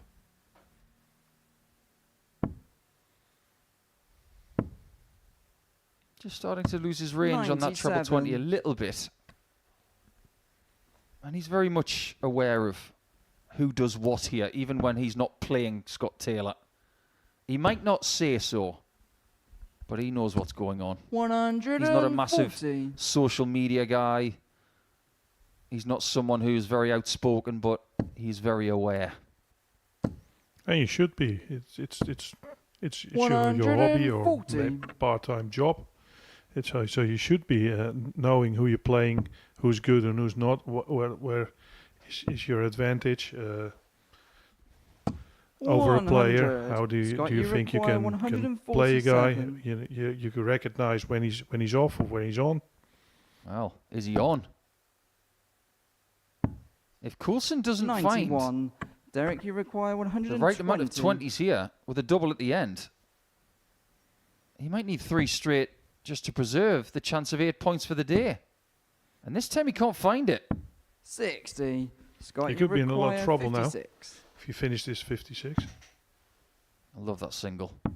Game I love that shot in the tops even fourth leg, more. Scott Taylor. I just love that someone isn't going for the treble 16 on 56. Fifth leg, it's Derek I think to it's throw just first. greedy. Game on. Why would anyone do it? No, there are some people who think that they want to focus on the smaller target because it keeps them aware. I don't agree. This game should be about leaving primary doubles. Things like 20, 18, 12, 14 and 16. Because you've got a chance of breaking them down if you need them. So why would you want to leave yourself on 4s instead of tops? Yeah, why we go for a treble when we miss it and lose a dart? So I don't agree that they're going for a treble 16. That's always a mistake. 140. What was the right thing to do was start the leg with a 180. We've had lots of people trying to get a 9 darter today. Scott, this might be your last chance. 100. Well, Taylor is a very famous name in darts. There's going to be another Taylor here speaking with Adrian Lewis sometime soon. And another Taylor has been to a series final. Jacob Taylor of Canada lost in the final to Luke Littler in Series 3. But this is the only Taylor that succeeded at the Live Lounge in Portsmouth. 54. Derek, you require So yes, 93. you can come here on Saturday night and you can sing There's Only One Scott Taylor. Yeah. You're probably right, but maybe not. All right. 57. 2 on the wire. Scott, you require 167. Opens the door for Taylor to close the book on day 1 of Champions Week in Series 11.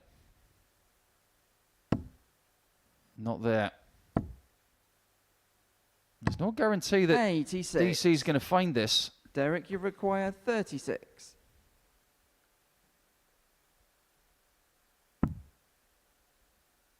Double 9. Game shot in the fifth And I have leg, this Derek belief, Vincent, I don't know how you feel about this, but I think left-handers going for double 9, it's like right-handers going for double 4. Yeah, you have something like that. It's Scott to easier, I throw think. I first. think for somebody with Game on. a right-handed, yeah, you're always a little bit scared that you're going inside and you're hitting the single 9. So it's an easier double for a left-hand. Yeah, if you're left-eye dominant and you're left-handed, it's very much a down-the-line shot. But for right-handers going for double 4, it's the mirror image of it. If you go the other way, a right-hander going for double 9, you're actually going across your eye line. That's why it's so difficult. And the most right-handed players stand a little bit right to the 45. hockey as well, so that makes it even more difficult. Yeah, especially Stephen Bunting. Yeah. He's throwing it double 9 and he's throwing it from about 8 foot 2 inches.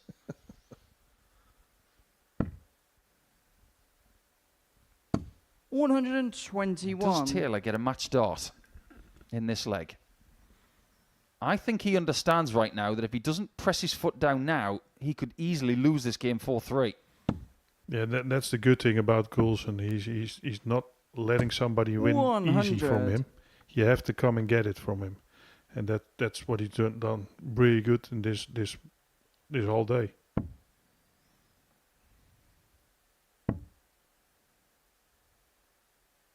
That is a 95. wonderful last dart.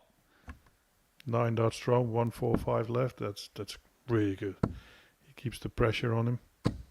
I think that was a 100. mistake. I think he should have Derek, gone you for the require 19s. I agree. 145. It makes the next shot so much more difficult.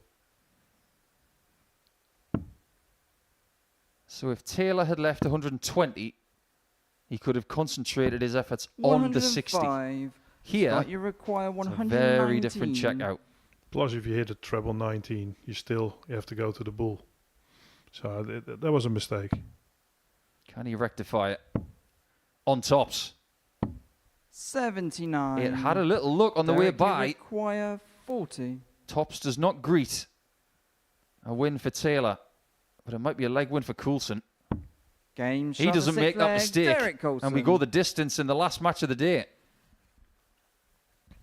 Very good performance from both Seventh and players. final leg is Derek to throw So first. this is the last match of the day, the last leg of the day. Proper game as well. And a really important one for Coulson, I think. 98.65 average for Coulson with 50% on the doubles. His consistency today. 57. It's Pro Tour like. Yeah, it is. It's.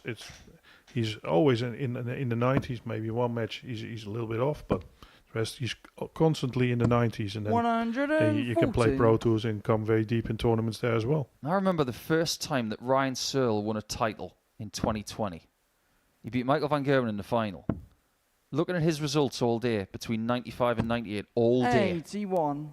That's what you can do. You can win titles. And that's still the case.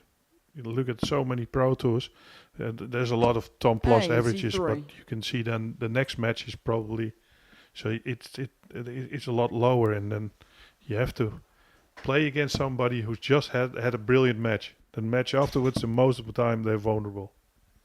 And we know the ceiling of Coulson. 140. We've seen him in Champions Weeks before. We've seen him in qualifying weeks. He's averaged 109 before. Can Taylor get to the finish first? 180. Oh, in style. That'll be his last 180 of the day. What a moment.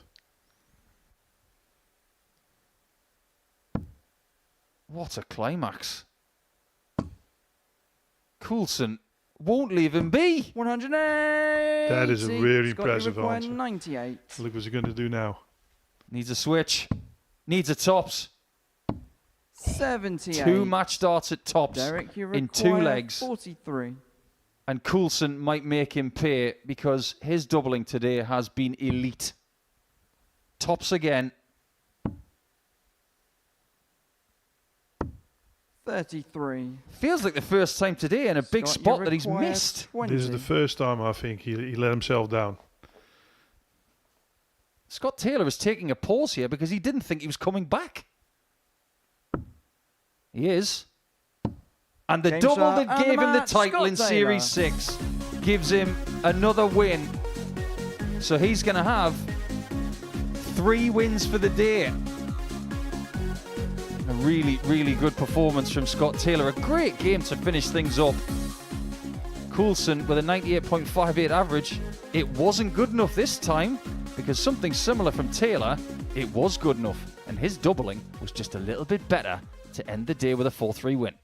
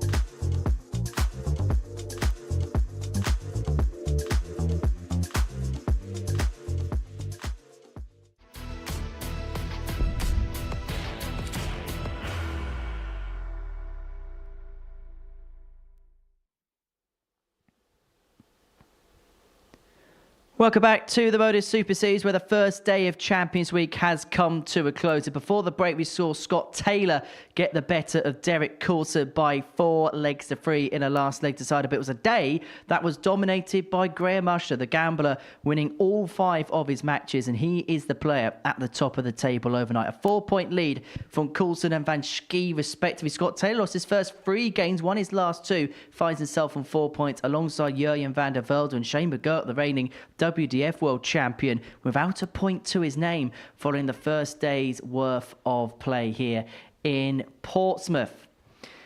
Well, Vincent Vandervelde is a part of our broadcast team this week. He joins myself and Matthew Edgar in the studio. Now, just first of all, Vincent, your overall thoughts of today as a whole?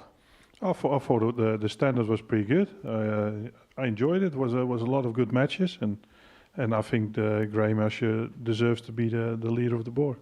Yeah, Graham Usher, the player of the day today. And he kind of set his stall out, didn't he, from the very first match? He has. He was a player who, when he left here and went and got his tour card, you thought he was going to go and keep it for quite some time. And the second he lost that, you sort of was looking forward to him coming back to the Super Series. There's a couple of things that have come up along the way. His qualification to the UK Open, for example, which has sort of delayed his time in getting back here to the Super Series. And when his name was on the Champions Week lineup, you look at that and it catches the eye. And he's in there with a lot of big hitters and knew he had to come and bring his very best. And he has. He's really stepped it up and produced the goods. And I think the exciting thing, though, certainly for those people who are backing Graham Usher this week, is that's not a one-off today. He can live at this pace for the whole way through, and now he's got a couple of points advantage on the leaderboard. That could be telling when we go into moving day tomorrow. What particularly stood out for you, Vincent, in terms of Graham's performances today? I think he was struggling with his back. I think he was constantly stretching and didn't feel. But when he got to the hockey, his rhythm was good and he looked very. And especially those finishes just above 100. Every time he took them out when he needed it the most, and the moment he needed a big score, he done it. So on the right times, the right place, he did the right things, and that's makes him the best player of the day. We saw kind of visible signs of that injury. How difficult is it when you're playing not feeling 100%? That's Graham Usher in general. He's been like that for a very long time, and I think it's more partly he gets a bit tight and a little bit tense, and I think part of it's now habit as well with Graham Usher. You can get into habits where you get little ticks, little fidgets on the hockey, and I think part of it is that for him now. He manages it well. He deals with it good. I believe his partner's a nurse, and she gives him a lot of methods and things of which to sort of do. You'll often see him laying on floors and stretching out in the back rooms. As I've mentioned on commentary, I thought I was in for a winner when I was playing him in the final and he's laid on the floor. But he deals with it well, and I think it's something that's not ever going to be going away for Graham Usher, so the only thing he can do is maintenance. Derek Coulson in second place in the table. His scoring in particular was absolutely superb. I think prior to his last game, his first 9 average was around about 106 for the day. Yeah, he was very solid. He was very good. He just does nothing really weird or something. Every time the same thing. And he was very good. I thought in the beginning of the day he was the best player. And he lost to Graham Usher. And then he didn't do himself any favors by losing the last one. Missed a couple of match starts, and that cost him. So now he's 4 points behind. 4 points behind, but he's the type of player that can kind of play to that standard for the whole of the week, can't he? That's why he's the favourite to win this week. You know, before a dart was thrown, the odds compilers had Derek Coulson as the favourite, and a lot of people was. I was trying to get a bit of a vibe for this, looking across social media as well to see where people went, and it was very split. But I'd say the majority was going towards Derek Coulson, and that's just because he's so reliable. The repetitive action, he never really gets flustered. We've seen Schie McGurk virtually implode on the hockey today. You're never going to get that from Derek Coulson. He's just calm, deliberate, and he's very, very good. He's one of those players that you sort of look at and go, I'd actually like to see him at Q School in January, but I think it's unlikely. I think he's set his stall out that he wants his hands on this trophy. And the way he's playing, he's got every single chance of doing so this week. In terms of Jimmy Vansky, 6 points from his day. What would be your overall assessment of his day? I think scoring he was really good in most of the matches, but he was a little bit with doubles. He was himself today. He's good. You can see he's in form, but he didn't perform how he can. And you saw that match against Coulson as well. He outscored him, but some finishes got to him, and then it gets in his head, and then you see in his his whole body language and everything, that he's not ready to get those punches and deals with it. Well, let's have a look at the stats for the day, because they make some very interesting reading. These are the players' numbers for the day. This is also in table order. The top 4 players all with an average in excess of 90 for the day. And it's also fair to say, Matt, that Schie McGurk is loitering down the bottom of the table. Never landed a blow when he wasn't good enough today, was he? That's the fair and honest assessment. When we look at Schie McGurk's highest average, his best average he produced today is still under the running average of the next player. And he's got to step that up. He knows that. He was trying to find a way of finding it today. He was getting frustrated with himself. You could see him on the hockey at times, throwing his arms around. He was getting, and we've never seen that before from Schie McGurk. He's normally, as we've described with Derek Coulson, very composed, very deliberate, very on point. But he just lost his way today. And I think a lot of that comes down to the fact he knew he needed to produce something today. He's in there with a very high quality, very competitive Group A. And I think he came here and wanted a bit more from himself, and then it just didn't happen. And ultimately, that psychological side starts to kick in there, where the physical's not coming, the mental side kicks in, and it's just frustrating for him. Was he almost found guilty of trying too hard at times as well, Shane? I think so, yes, because he came in with a lot of expectations from himself, from everybody else. He was the second favourite for the week. And you don't perform. So the first match you're thinking okay, but then you have to settle down the next second.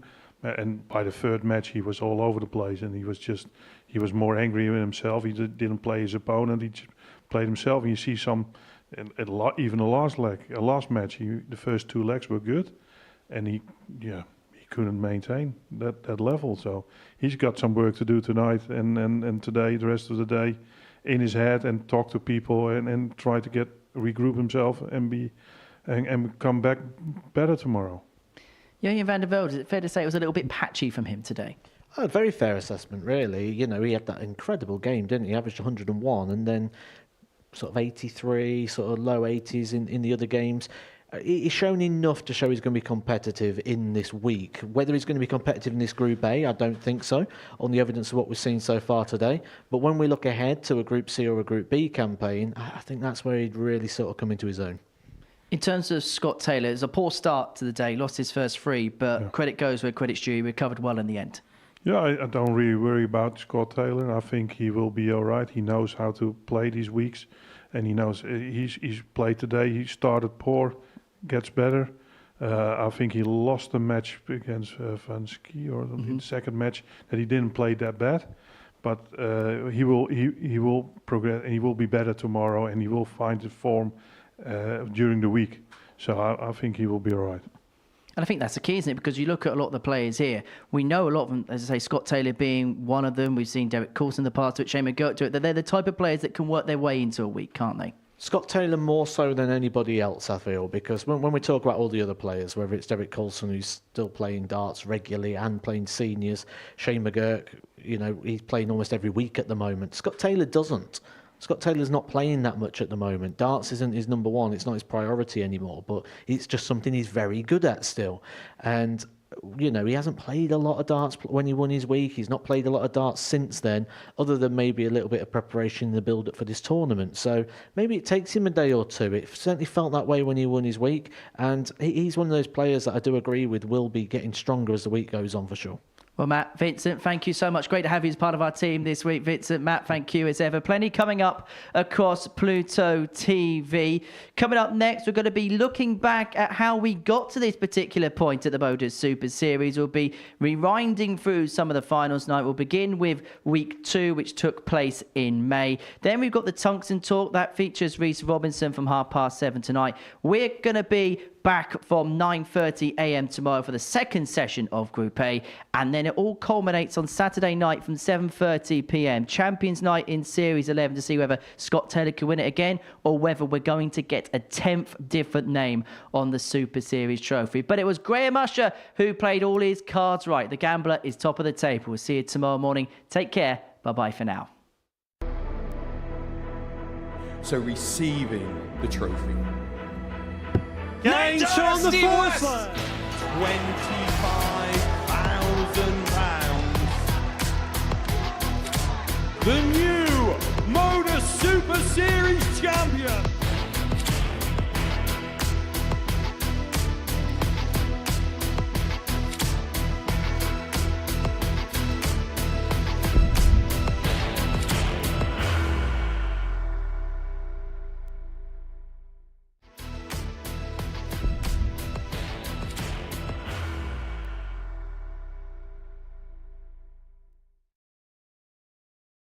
you ready to lift that trophy, Darius? Yes. Let's do it then. Ladies and gentlemen, your Modus Super Series 9 champion is Lucky D, Darius Labanowski!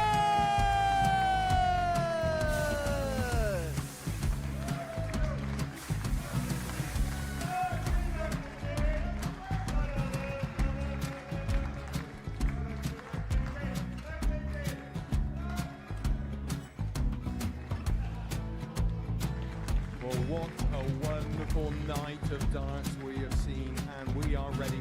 Our champion is ready, and it's trophy time. So receive the trophy. £25,000. The new Modus Super Series champion, the Terminator, Marvin Vandervelde.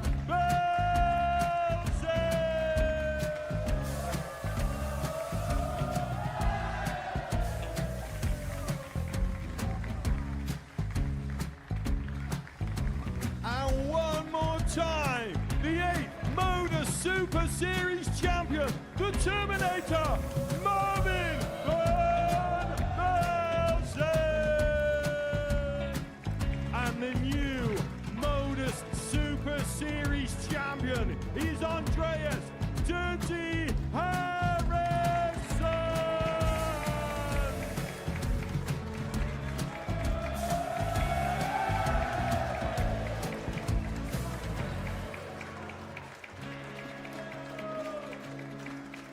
And one more time, the 7th Modus Super Series champion.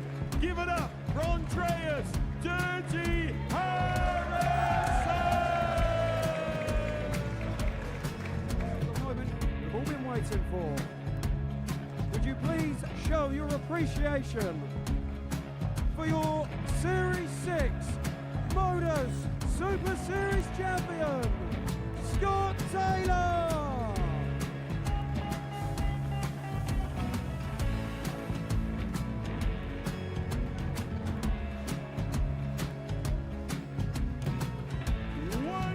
Time, your new Modus Super Series champion.